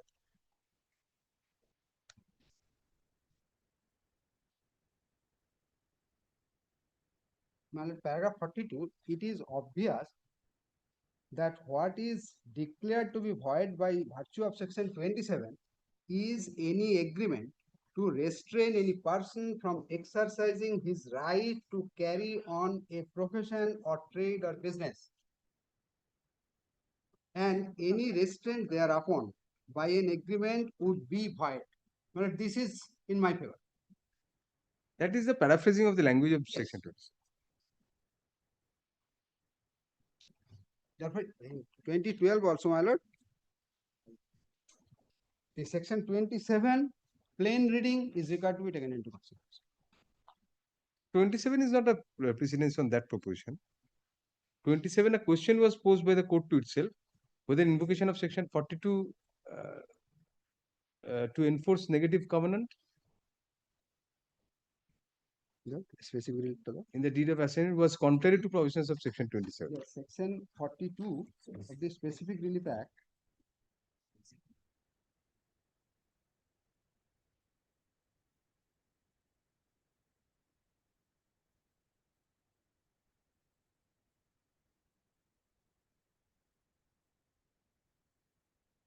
injunction to perform negative agreement, notwithstanding anything contained in clause E of section 41, where a contract comprises an affirmative agreement. 42 says court can grant an injunction to perform negative agreement. Yes. But that has not been dealt with in this judgment. Whether this is 42 is contrary to 27. Yes, yes, that's true. That has not been. Not. But the decisions which have been cited by my learned friend. And one can always argue, Mr. Mahato, that there is no conflict between 42 and 27 in your favor. I mean, 42 is a general provision that yes, negative covenant there can be injunction, but this deals with a particular species of that in restraint of trade and business. That negative covenant cannot be enforced. So there is no apparent conflict between 42 and 27. We don't find it. Anyway, you are going to distinguish there. Eta ফেরত দিন।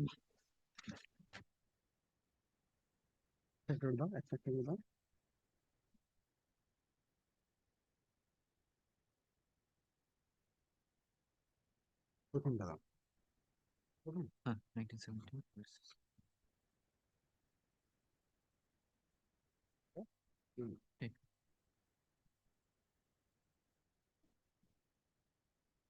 Well, it relates to express contract or implied contract. That you have answered that. Paragraph 10, that answer I have already given. This judgment cannot be taken into consideration. Paragraph 10, my lord, whether implied contract can be taken into consideration. Clause 3, page 28. No implied confirmation. Specific, they are averments, therefore it cannot be taken. Yes. Yes.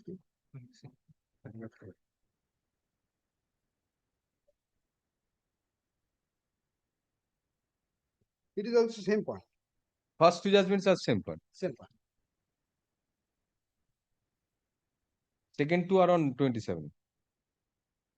My lord, in the Those are that 22, my lord, it has been 22. relied upon the English court, English decision.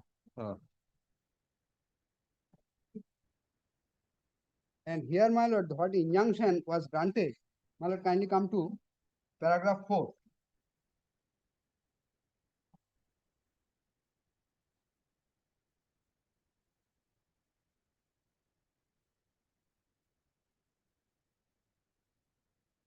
Last 5 lines. And ad interim trial court granted this order. An ad interim order of injunction by which the defendants appellants were restrained from acting or continuing, divulging secrets, not competitive. and that has been, my lord, modified by this judgment.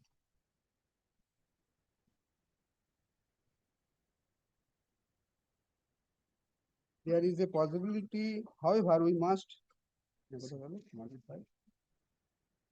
Accordingly, the ad interim order is modified by restraining the appellant from disclosing, divulging, or sharing confidential information gathered during the course of their employment. This injunction can be granted.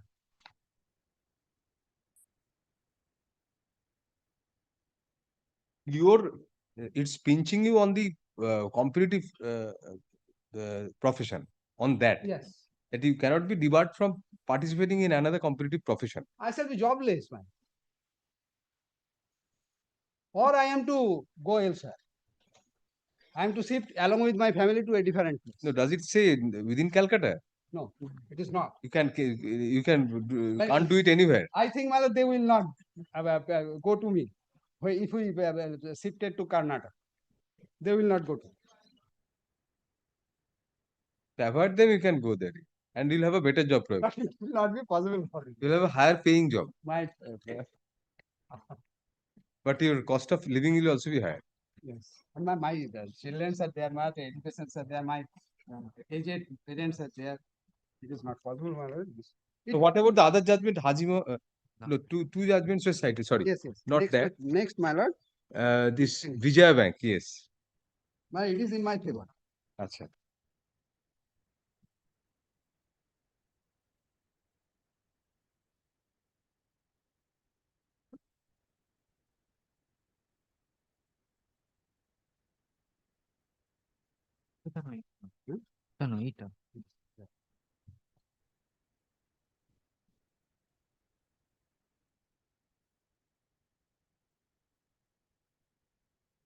This was actually on the resignation, early termination part.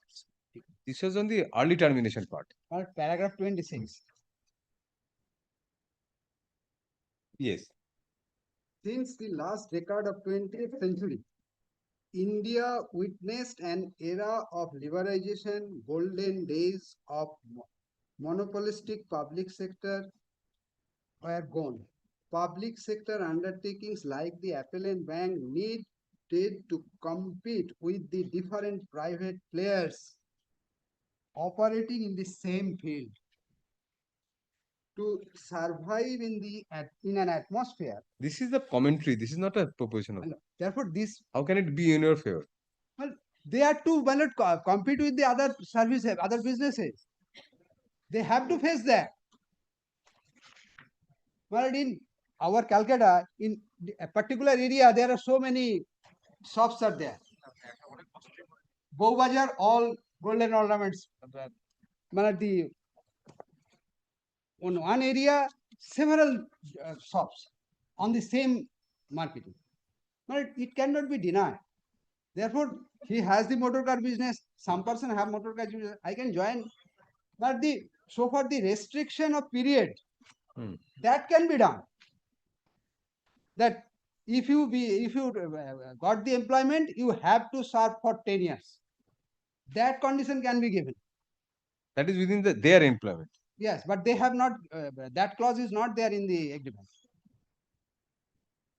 That restriction can be given.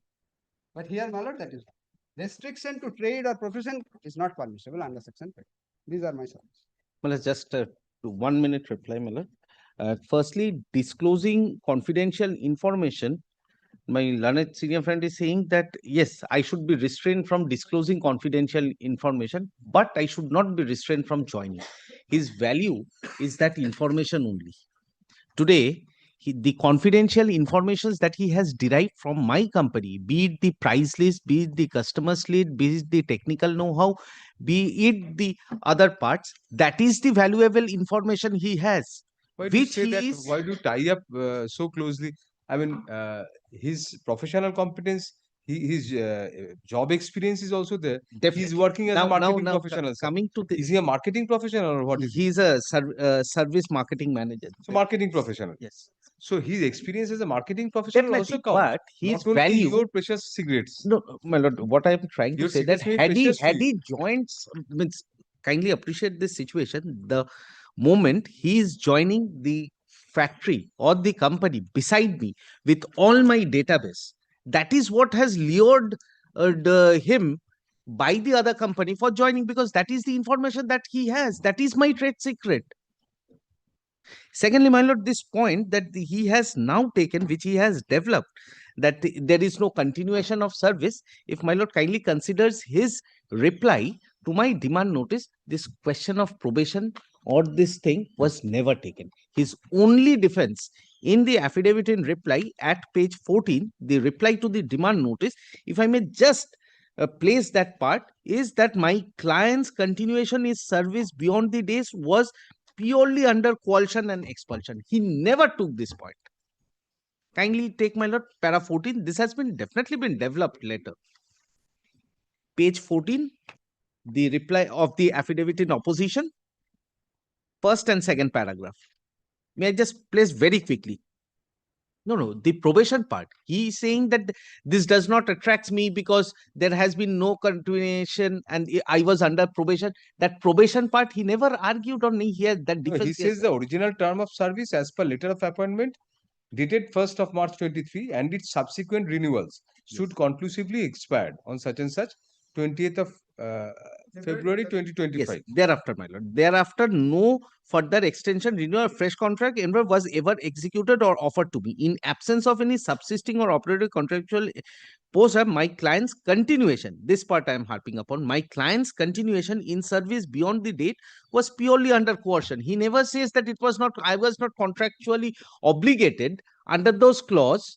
I was not contractually obligated. He's saying that, Mr. Mahato is saying that confirmation, there was no confirmation, because if the continuance was on the basis of extensions, the coercion part is obviously that's some. So, my lord, to an extent that part is concerned, my specific case is by the implied contract, both the parties have acted upon. No, but your case of confirmation seems to be doubtful. But my lord, that is because why I say so, he is today denying that particular letter. That is a letter. Not only that, he has shown many other aspects also. First of all, as he rightly pointed out, that this letter is signed by both. Page 13. Because that is an acceptance which is required. When I issue a confirmation service, it is a one-sided letter. I don't require his acceptance. But in your original letter, probably there is some clause which says that unless we cannot be modified unless both sides agree. Yes, my lord, may I just place that part? Just give me. But yes, you are right. Confirmation is not a modification. Confirmation is some premium being given. That particular says that unless the management confirms the service in writing. So I have confirmed the service in writing. That is the letter I am relying upon. But why didn't you rely on that pre-suit letter, in that pre-suit letter of yours, on that confirmation? That letter which Mr. Mahato placed reliance on. Because that was the letter that the letter that Mr. Mahato has relied upon. That letter was given to him for his signing. That two letters were issued. One, account confirmation from my end. which is at page 39, which I am obligated to issue this letter in terms apropos to my appointment. What is that? Page number 13, my lord. 30. 1-3 of affidavit in opposition. Yes, is that right? That letter. Yes. There you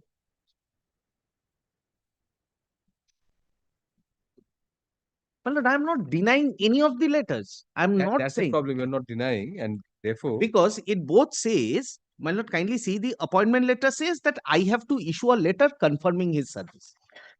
2023 says. Page 13, two cannot go together. Page 13, in that extension of appointment letter, you say, this is in reference to a letter of appointment. We are pleased to inform you that your appointment is further extended and will be valid till such. So, appointment which was given by the first letter, by which admittedly a probation was given to him, that is only extended. There is no scope of any confirmation here, no story of any confirmation here. And all other terms and conditions are tied to that letter of appointment, which is fine. But this is an extension. If this is an extension of the initial letter of appointment, there is no scope of confirmation here. But my lord, it never says also that that only his probation, he has not been confirmed. It says, because it accepts only clause 15.3. And clause 15.3, the distinguishing feature is that applies to persons who have been confirmed. Because clause 50, your page 13 letter, yes, it says provided except the below one clause, other conditions remain same except this, and that says you can resign from the services of the company post confirmation of the service. So 15.3 is the only distinguishing clause where post confirmation is contemplated. So therefore, you, by excluding that post confirmation clause only and saying that it will be an extension of the initial letter of appointment, you keep his status at probationer. This goes against the grain of confirmation. But and the two letters have been countersigned. First, the appointment letter. The countersign, he has a point that maybe This is a letter that the appointment letter is not an offer letter. Appointment letter was also signed by me. Page 20, page 33. It starts 27, page 33. It has been countersigned by me. Neither of the two letters was. All right. But by his letter regarding confirmation, it was not countersigned. Therefore, it is a. But my lord, to an extent on this aspect, appointment, Mr. Mahathir, appointment, isn't it a contract in a sense? Because one has to, the employee also has to agree to the appointment. But confirmation is a premium being given to you. I mean, yes, there is no scope of your agreeing to that. I mean, you are given a promotion sort of. No, my lord, the conditions will be applicable. The conditions in the appointment letter will be applicable in the confirmed service. In that sense, it's a. But there is no novation of the contract. Then you have already agreed to that. Yes. And furthermore, my lord, the extension letter is countersigned by me. Why the confirmation letter will not be countersigned? Furthermore, my lord, extension brings about a change in the clauses. One of the clauses is taken away. So therefore, an agreement was required there. Furthermore, my lord, if I go by their letter of at page 13, what my senior friend is trying to argue, that also is of 2024, and that clearly says that all the terms and conditions of that remains. So anyways, that non-compete, non-solicit clause is binding upon. And had there been no confirmation, he was not required to put forward this resignation also. He could have walked away anyways because the terms and conditions are not way. He shouldn't have accepted the bonus. He shouldn't have accepted the salary. He should have taken that plea in his other places also.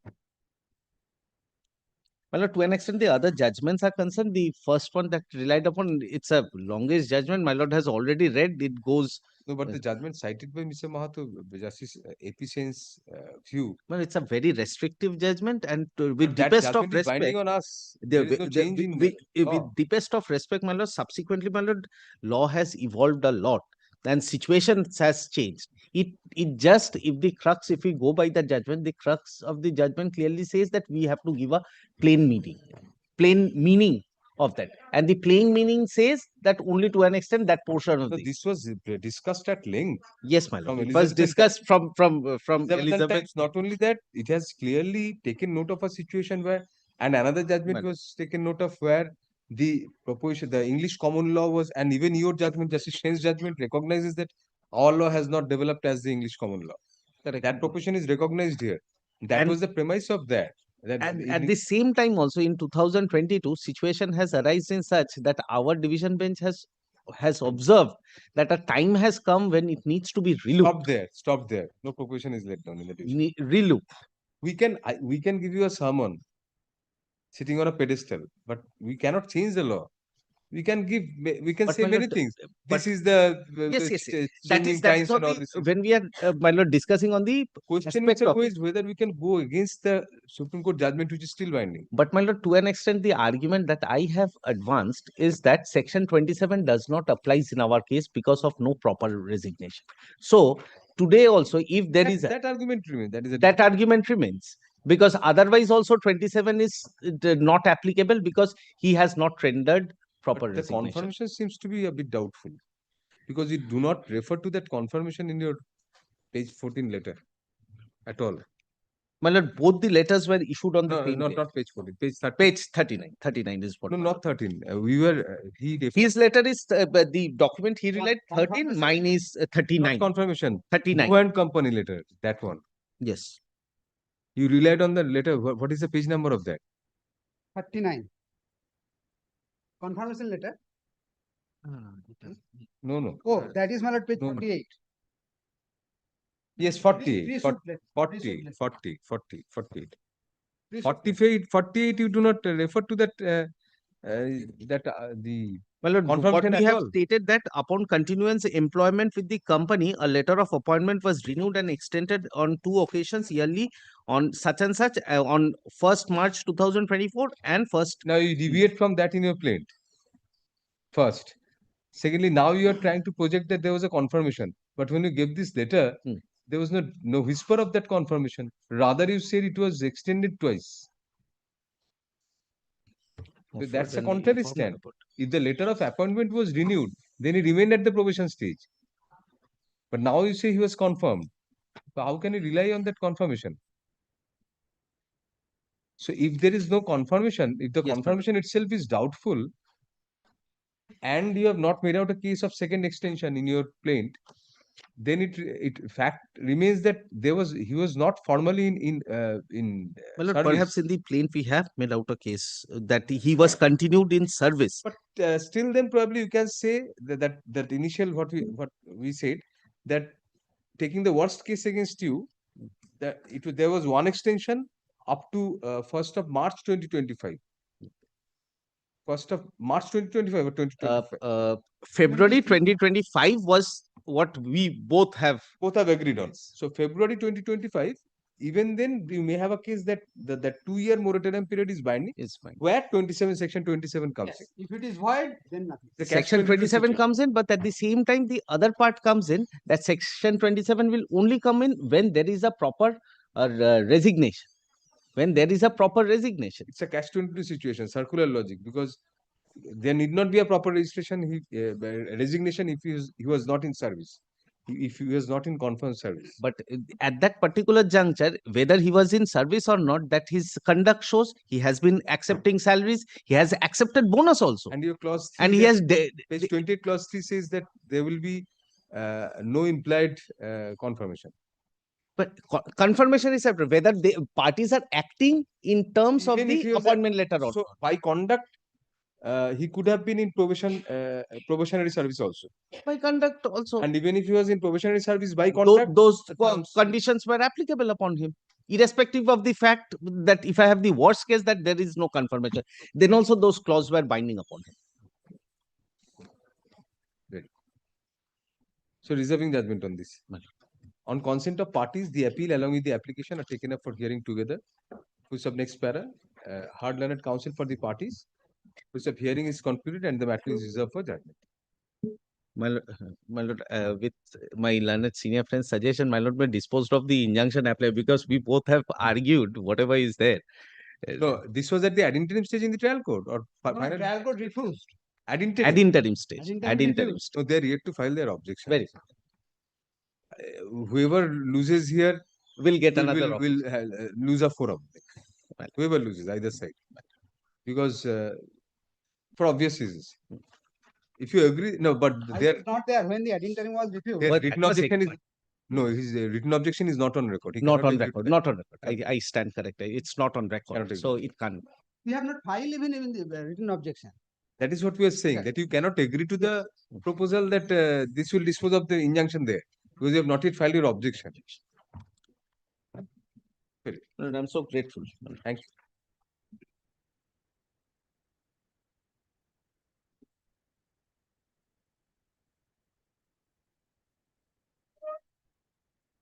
এই দুটো বই একটু বলে দেবেন ওকে।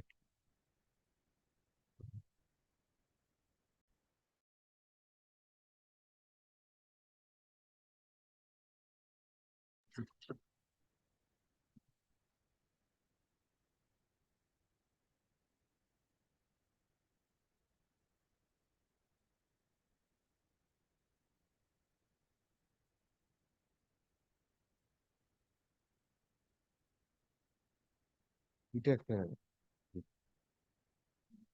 সাদা file এইটুকু, আর এই দুটো বই একটু লিখে দেবেন তাহলে সাদা ফাইলের উপরে কন্ট্রাক্ট অ্যাক্ট স্পেসিফিক স্পেসিফিক দরকার নেই। আচ্ছা এই দুটো দরকার নেই, ওখানে লিখতে হবে, তাহলে কন্ট্রাক্ট একটা লিখলেই হবে। Next.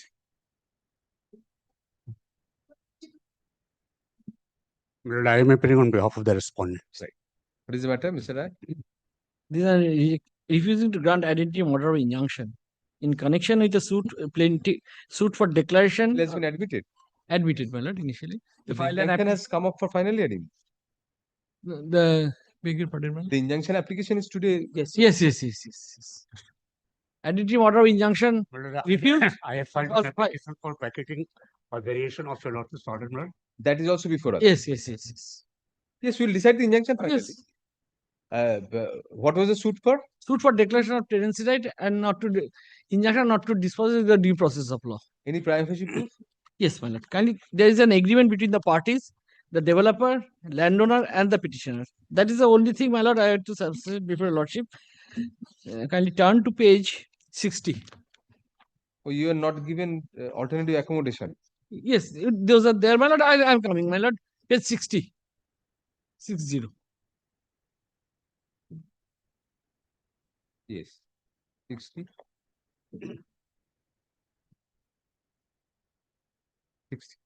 60, my lord, got it. The first part is the owners, Muhammad Ali and Samim Begum. I am the second party, my lord, the Sufik, Muhammad Sufik, my lord, got it. Kindly turn to page 62, and whereas the second party, my lord, will find regarding my position and my acceptance of my status.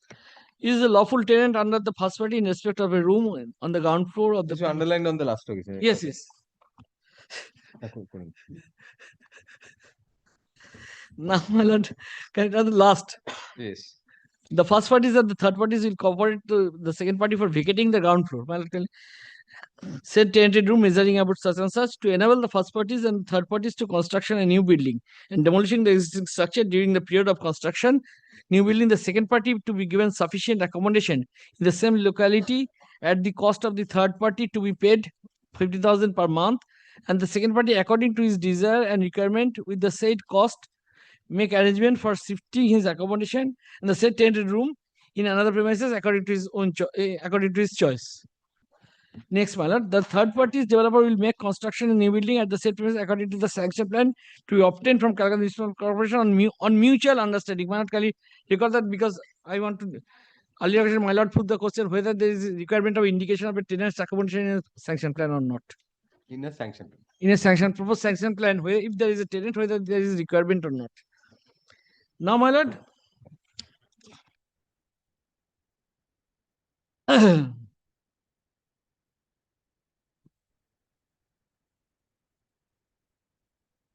But this says, clause 1 says that they'll give you 15,000 per month and you can shift accommodation elsewhere as per your. If you logically consider, it is that cost with the said cost.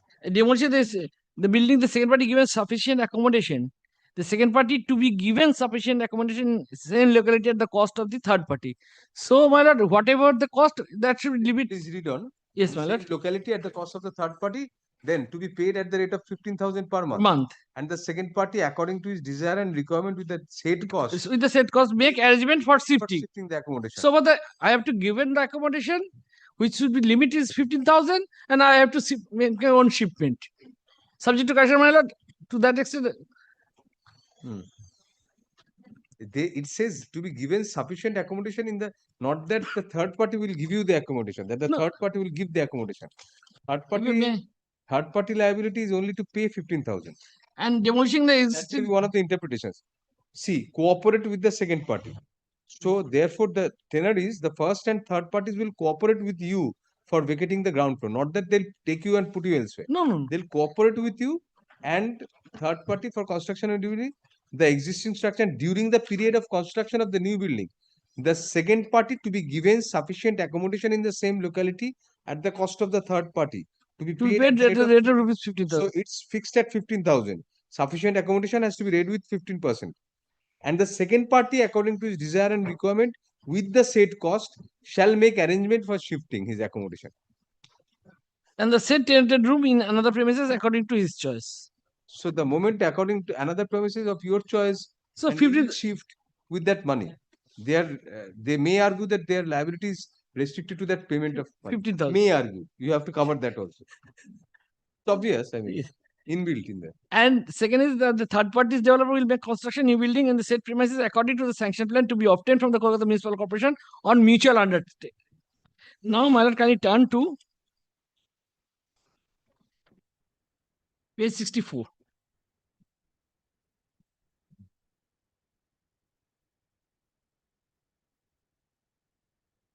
The place of giving position has been mentioned. My lord, can you come to clause 4? You will find this the ground floor. Somebody just said on the ground floor as mentioned above within the specified 18 months. I am not on the specification. Now, my lord, can you turn to the payment of rent and skipping over? They have already made construction, no?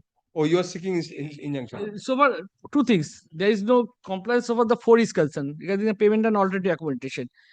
And another is payment or alternative accommodation and also not production of the municipal plan. Because why? It is paragraph 6 of my plain type categories mentioned that under the Municipal Corporation Act, there is you have to indicate the portion for accommodation of your tenant. You have indicated in the agreement that yes, this is a ground floor where I accommodate you.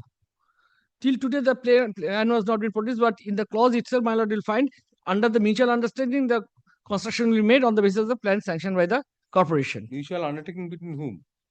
The parties, because the tenant's signature subject to cash, my lord, is required for the purpose of the rules.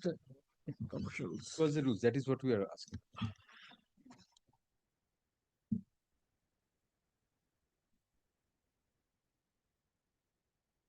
KMC. This KMC area? Yes, well, KMC area. KMC. Kolkata rules. Building rules. Building rules. উপরটা কি উপর গোলাপিটা কি may hand up a copy. ওটা দেখে নাও না কি এটা rules দেখে নাও Kolkata municipal corporation building rules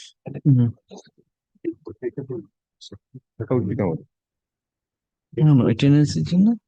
You will require it because you will be arguing. For the time being, onatta dao.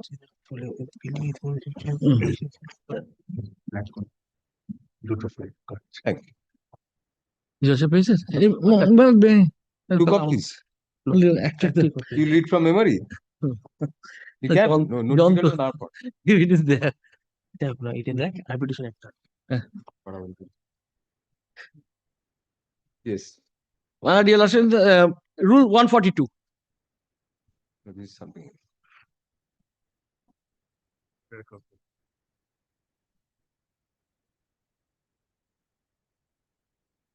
Yes. Rule 142, Kolkata Municipal Corporation Building Rules.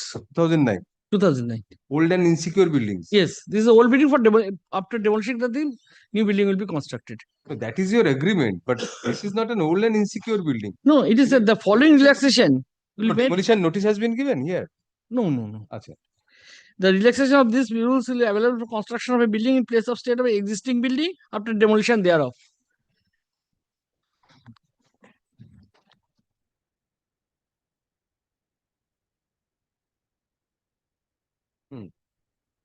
Where is that provision? Tenant? Yes, my lord, can turn to 2. Otherwise, one of the entire ground floor will be for the purpose of car parking. At least 50% ground floor of the directed building shall normally be embarked for car parking space where the construction of basement of car parking facility is not feasible as per opinion of the municipal building committee. C, my lord, will find that in the ground floor there is a car parking space to mandatory to be constructed. C is your provision. Yes. Has to be accompanied by documentary evidence, tenants of the existing building signing their consent on the demolition thereof. And if I want to get, so reasonable earmark to be mentioned in the plan. As on this, no sanction plan has been produced. Now, one thing I want to draw your lordship's attention, clause 12.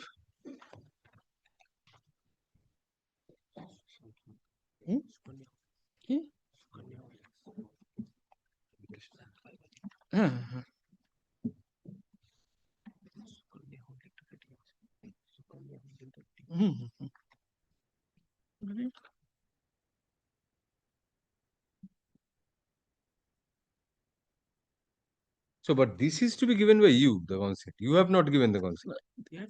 They did not, that is the They declaration. have not given any sanction. Nothing. That is why my lord, can turn to page 37, paragraph 6 of my plaint.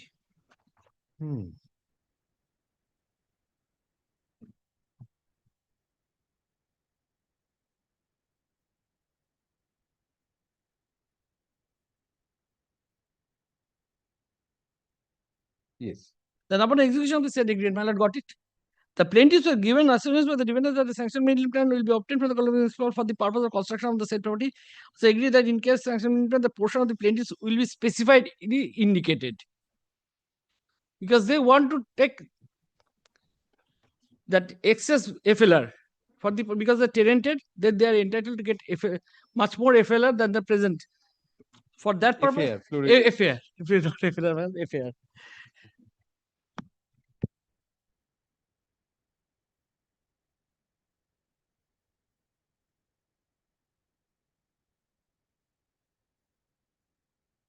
Very well.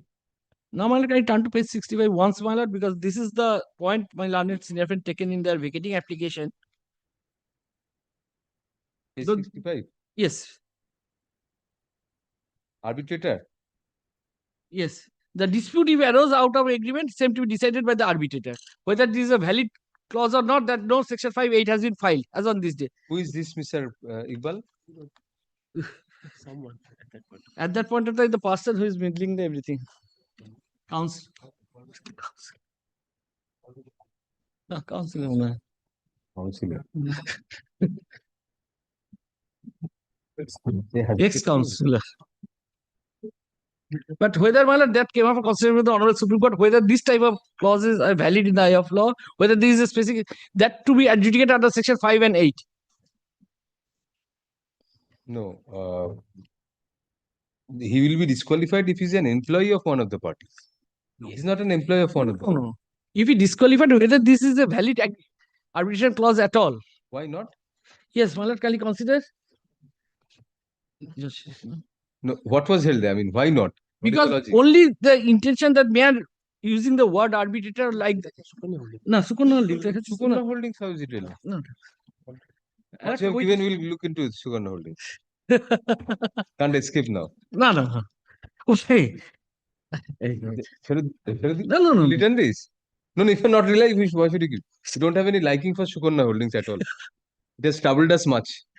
2007. Section 8 on Section 8. Section 8. That is why precisely I am arguing if there is a. Give the citation for your Yes, 2007, 5 SCC, page 719. If your lordship can turn to paragraph.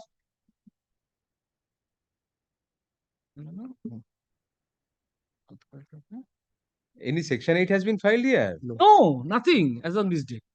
That's not an absolute word. That is what, whether, and also the Honorable Apex Court is merely saying that it is a.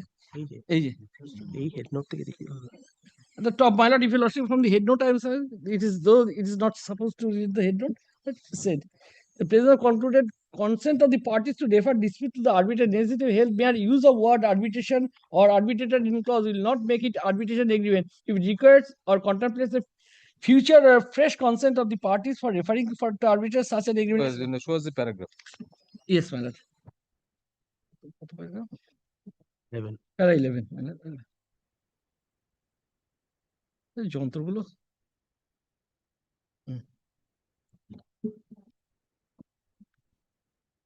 Why is it not a valid arbitration clause? We don't understand. Para 9 of this judgment maybe. Provide. No. This was on a different footing. A subsequent, if it is That the subsequent. clause was shall be referred to arbitration if the parties so determine. Yes. As mutually agreed by and between the parties to the agreement. Rather, it is said that if it was mentioned merely that shall be referred to arbitration, that would make it an arbitration agreement. No. This is not Germany. There was a specific clause. Yes, by the arbitrator, Mr. Parvez Iqbal. Yes, which is a valid arbitration clause. Whether arbitration in that sense, so but the binding precedent of the arbitration clause and other Definitely, it's arbitration. This is an arbitration clause. This is a valid arbitration clause, but the question is whether mere existence of an arbitration clause is. Yes, that is supernautic. Section 8 is a waivable right. Well, may not find Section 8. Then they have to participate in the civil court. Yes, one may choose to participate. Yes, they have participated. That's fine. Have they filed their written statement? No. Then they get a cue now. And the learned trial court have rejected my identity order injunction only on the ground, my lord. Can you turn to page 85? It is not also that it is my point because they have said I have pointed to your lordship, but it is not taken by the learned trial court. What? Please repeat. That these are the points, that arbitration clause that was not considered by the learned trial court also. The learned trial court proceeded, my lord. No, they say that that should have been considered also. Yes, that should be considered. That is, but it is not, my lord, absolute bar for the purpose of exercising for injunction, because that is a waivable right. That is under section 8 and 5. They have the right either to choose or to participate in the civil court proceedings. Well, for the impugn order says nothing. Nothing. That is since defendants are parties to the agreement. That is why. That is the reason. Court was not confident. Only that. Only that. That is the reason for identity order injunction. Anything else? Apart from that, I'll not. One judgment you have cited which is not applicable. Sukona holding, that is. Sukona holding for what purpose? The section 8 and 5, the parties 5 and 8. For what proposition? That is the waiver of the jurisdiction, subject to question, my lord. Whether if it is a waiver right, if he, in spite of having the arbitration clause, he can participate in the civil holding says that. Because Sukona holding was on section 8. Yes. Waivable definitely. Yes. Even if you file a defective section 8, it goes. Even if you have the intention to go. Section 8 is a different niche in the arbitration act. It's different from, that is the only provision where the court acts as a court.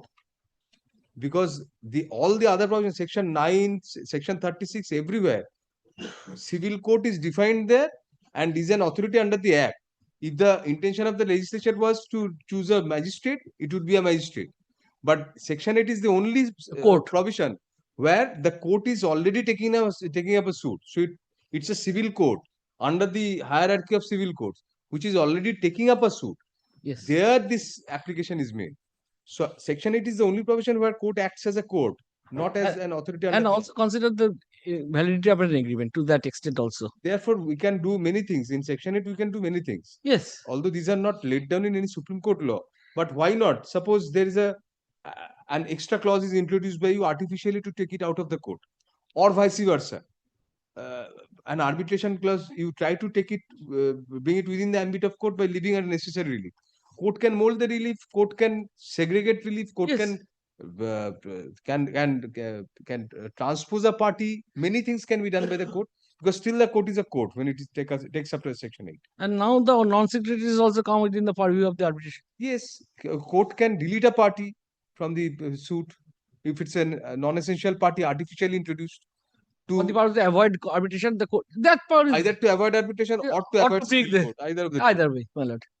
If you logically consider, so for the paragraph 12, arbitration clause is not absolute, but yes, only for that purpose, my lord. Side, quick. Paragraph 11. Oh, yes, citation. 2003, 5 SCC, page 531. Paragraph 12.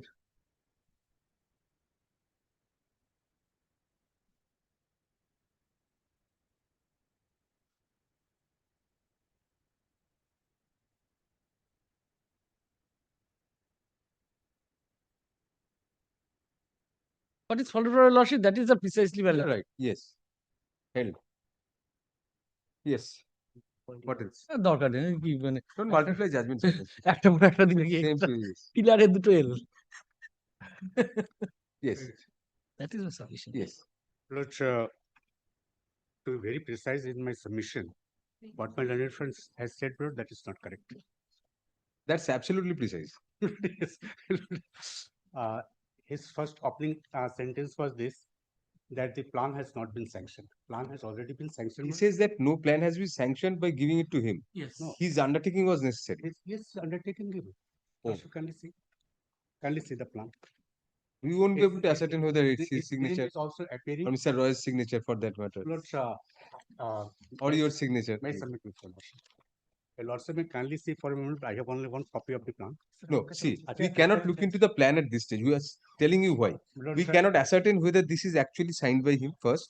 Secondly, at the ad interim stage, you know the settled law is that court has to proceed on the basis of the plain injunction application pleadings as sacrosanct.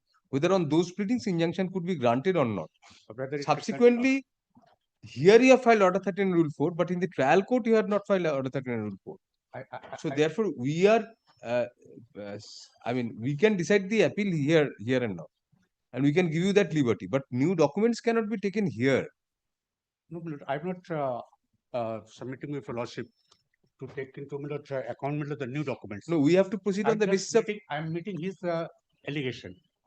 No, his allegation has to be taken on face value on the basis of his injunction application till you file your objection there in the trial court.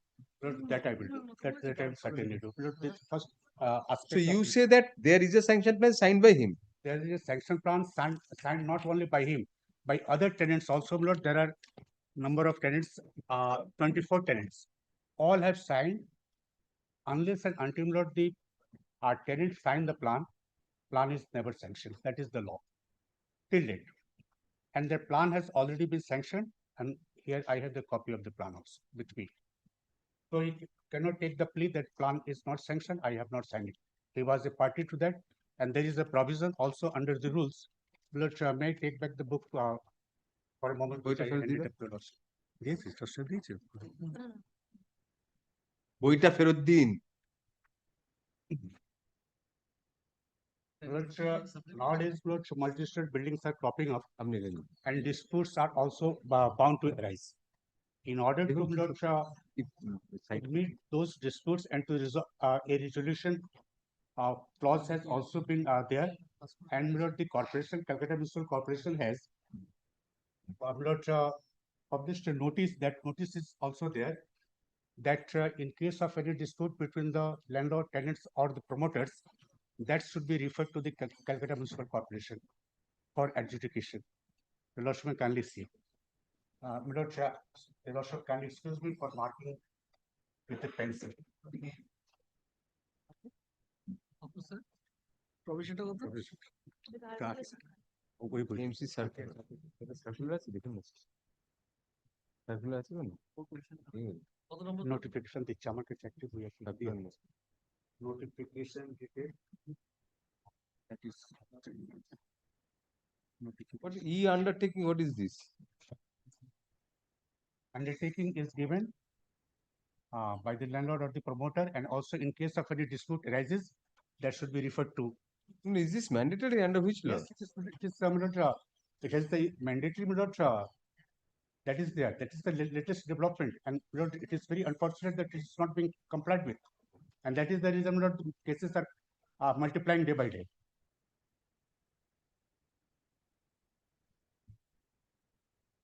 And moreover, this is not a usual civil suit. It is a commercial suit also. The dispute between the landlord, tenants, and the promoters, that comes under the purview of the Commercial Courts Act. Had these points been placed before lordship, the scenario would have been very different. This order would not, I could not muster the courage not to find any infirmities in Lordship's order. But the thing is, had these points been placed before Lordship, the scenario would have been totally different. By this order, my lord, the Lordship's order, my lord, the whole work has been stopped. Not only he is suffering, other tenants who were there, those who are the signatories to the plan, they all have been suffering and the work has been stopped. You have annexed this sanction plan, a copy of the sanction plan in your vacating application. I have not. Why because didn't you? I did not have that at that time, my lord. When I affirmed this, my lord, that did not have. Even if today, my lord, I am accepting the whether the I'm give it giving, to us. my lord, I am giving it. I'll accept. My lord, I'm giving it. They say your signature is there. You check up. That is why precisely, my lord. The records, my lord, the records of the Capital Municipal Corporation would repeat because. আচ্ছা শুধু আমাকে দেখিয়ে দিন যে আমাদের জায়গাটা কোনটা না আপনি জানেন কি দেখুন নাকি কোনটা আছে No, no, show the signature. He's right. না যে আমাদের যেটা ইয়ে করুন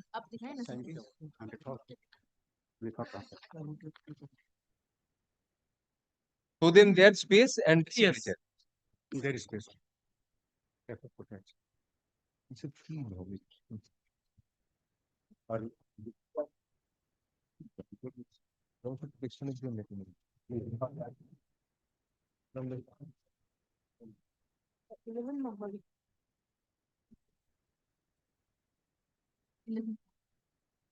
Blood is blood serial number 11, his father. He is not even the tenant. His father is the tenant. Muhammad Safiq. His space, everything is given. It's taken away. Safiq is also plaintiff. No, yes. Safiq is a plaintiff. Yes. কোথায় দিচ্ছে First floor. First floor. Continue. Continue. You may have one on the first floor and one on No, the first floor. You may have one on the ground floor also. No, Only first floor. only first floor. That is why it has not been produced to us. You have signed. No, this is signature for the purpose of you have to apply for the Just a minute, yes. For application. application for obtaining. That is the signature that is not appearing before here. That the signature is there. Assuming that signature is there also, that is also Signature is not not there. Why assuming? My lord, Why? Where is the signature? You show him. in this plan, signature is not yet. Signature is given, my lord, and my lord, And then first floor. submit, my lord, That is why I precisely am asking. kindly requisition the records of the Calcutta Municipal Corporation at my Not cost. clear this thing. At my cost, your lord. First floor.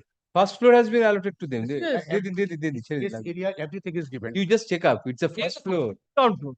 That is contrary to the agreement. And please show us a proper circular. This is not a circular.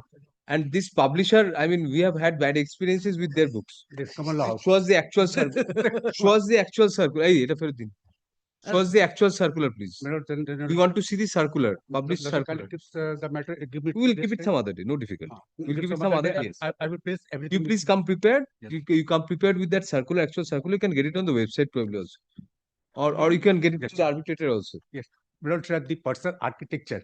The architecture who has prepared the plan. So you have three points. One is that sanction plan is there is a sanction plan. All tenants, including him, have signed. This is one aspect of the matter. Secondly, this project is being stalled. Yes. The other tenants are also suffering, There are 24 tenants, including him. including him. Other 23 tenants are also suffering. Yes. And that this is a commercial dispute. And the And you say this is a commercial dispute also. it's a commercial dispute. So It's not- this suit was not Just a- maintainable before the ordinary civil court. The may show the provision of the Commercial Courts Act. No, that you need not show right now. Come prepared. Today we have 1 minute left. So in any event, we will have to. My learned senior friend wants to supply the plan. I supplied. I was giving the copy right now. I'm giving a copy of that plan.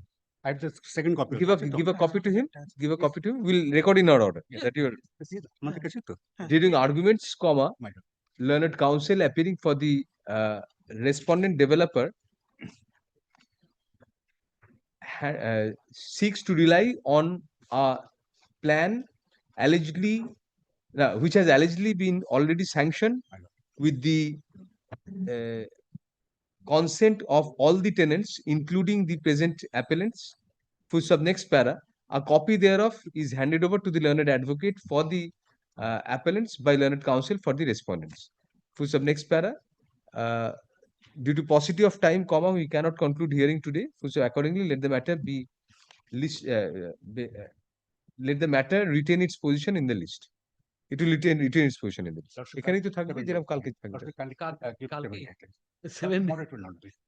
Because report from the architecture also placed the notification. Your lordship has asked me that to place the official. আচ্ছা, very well. Accordingly, let the matter retain its position না করে, accordingly, on the prayer of learned counsel for the respondent, which respondent you are All the appealing? respondents. All the respondents. Also for the owners. Owners, and we are the owners. I am appealing for Learned owners. counsel থেকে যেখানে বলুন respondent developer সেটা respondents করে দেবে। Developer থেকে last on the prayer of learned counsel for the respondents, the matter is adjourned till when should you keep it? 1 week's time. When? Give us a date. Not তারিখে তো আমার কাজ আছে না, but either 10 or 11. Very well. On 9 and 12, I very much busy. March 10 as February 10, 2026. 10th February. But I remember one thing. But the book I have handed up your lordship. But I was appearing in a service matter before my lord. Yes, I cited, and as an advocate also, I suffered from this side also. We relied, and then they make it, the get-up is very good. Yes. But the material inside is sometimes not like AI. Like AI. Like AI. There is no source. No, sir. But you know about the common law house. The owner also you must be knowing. No. The person died. His son is there. What? No. No, their books are otherwise very good. The get-up is very good, but the material is not very reliable always. And Mr. Shukla is the author. Mr. Shukla is the permanent author of the books. Barracks. I must have naam ka diya.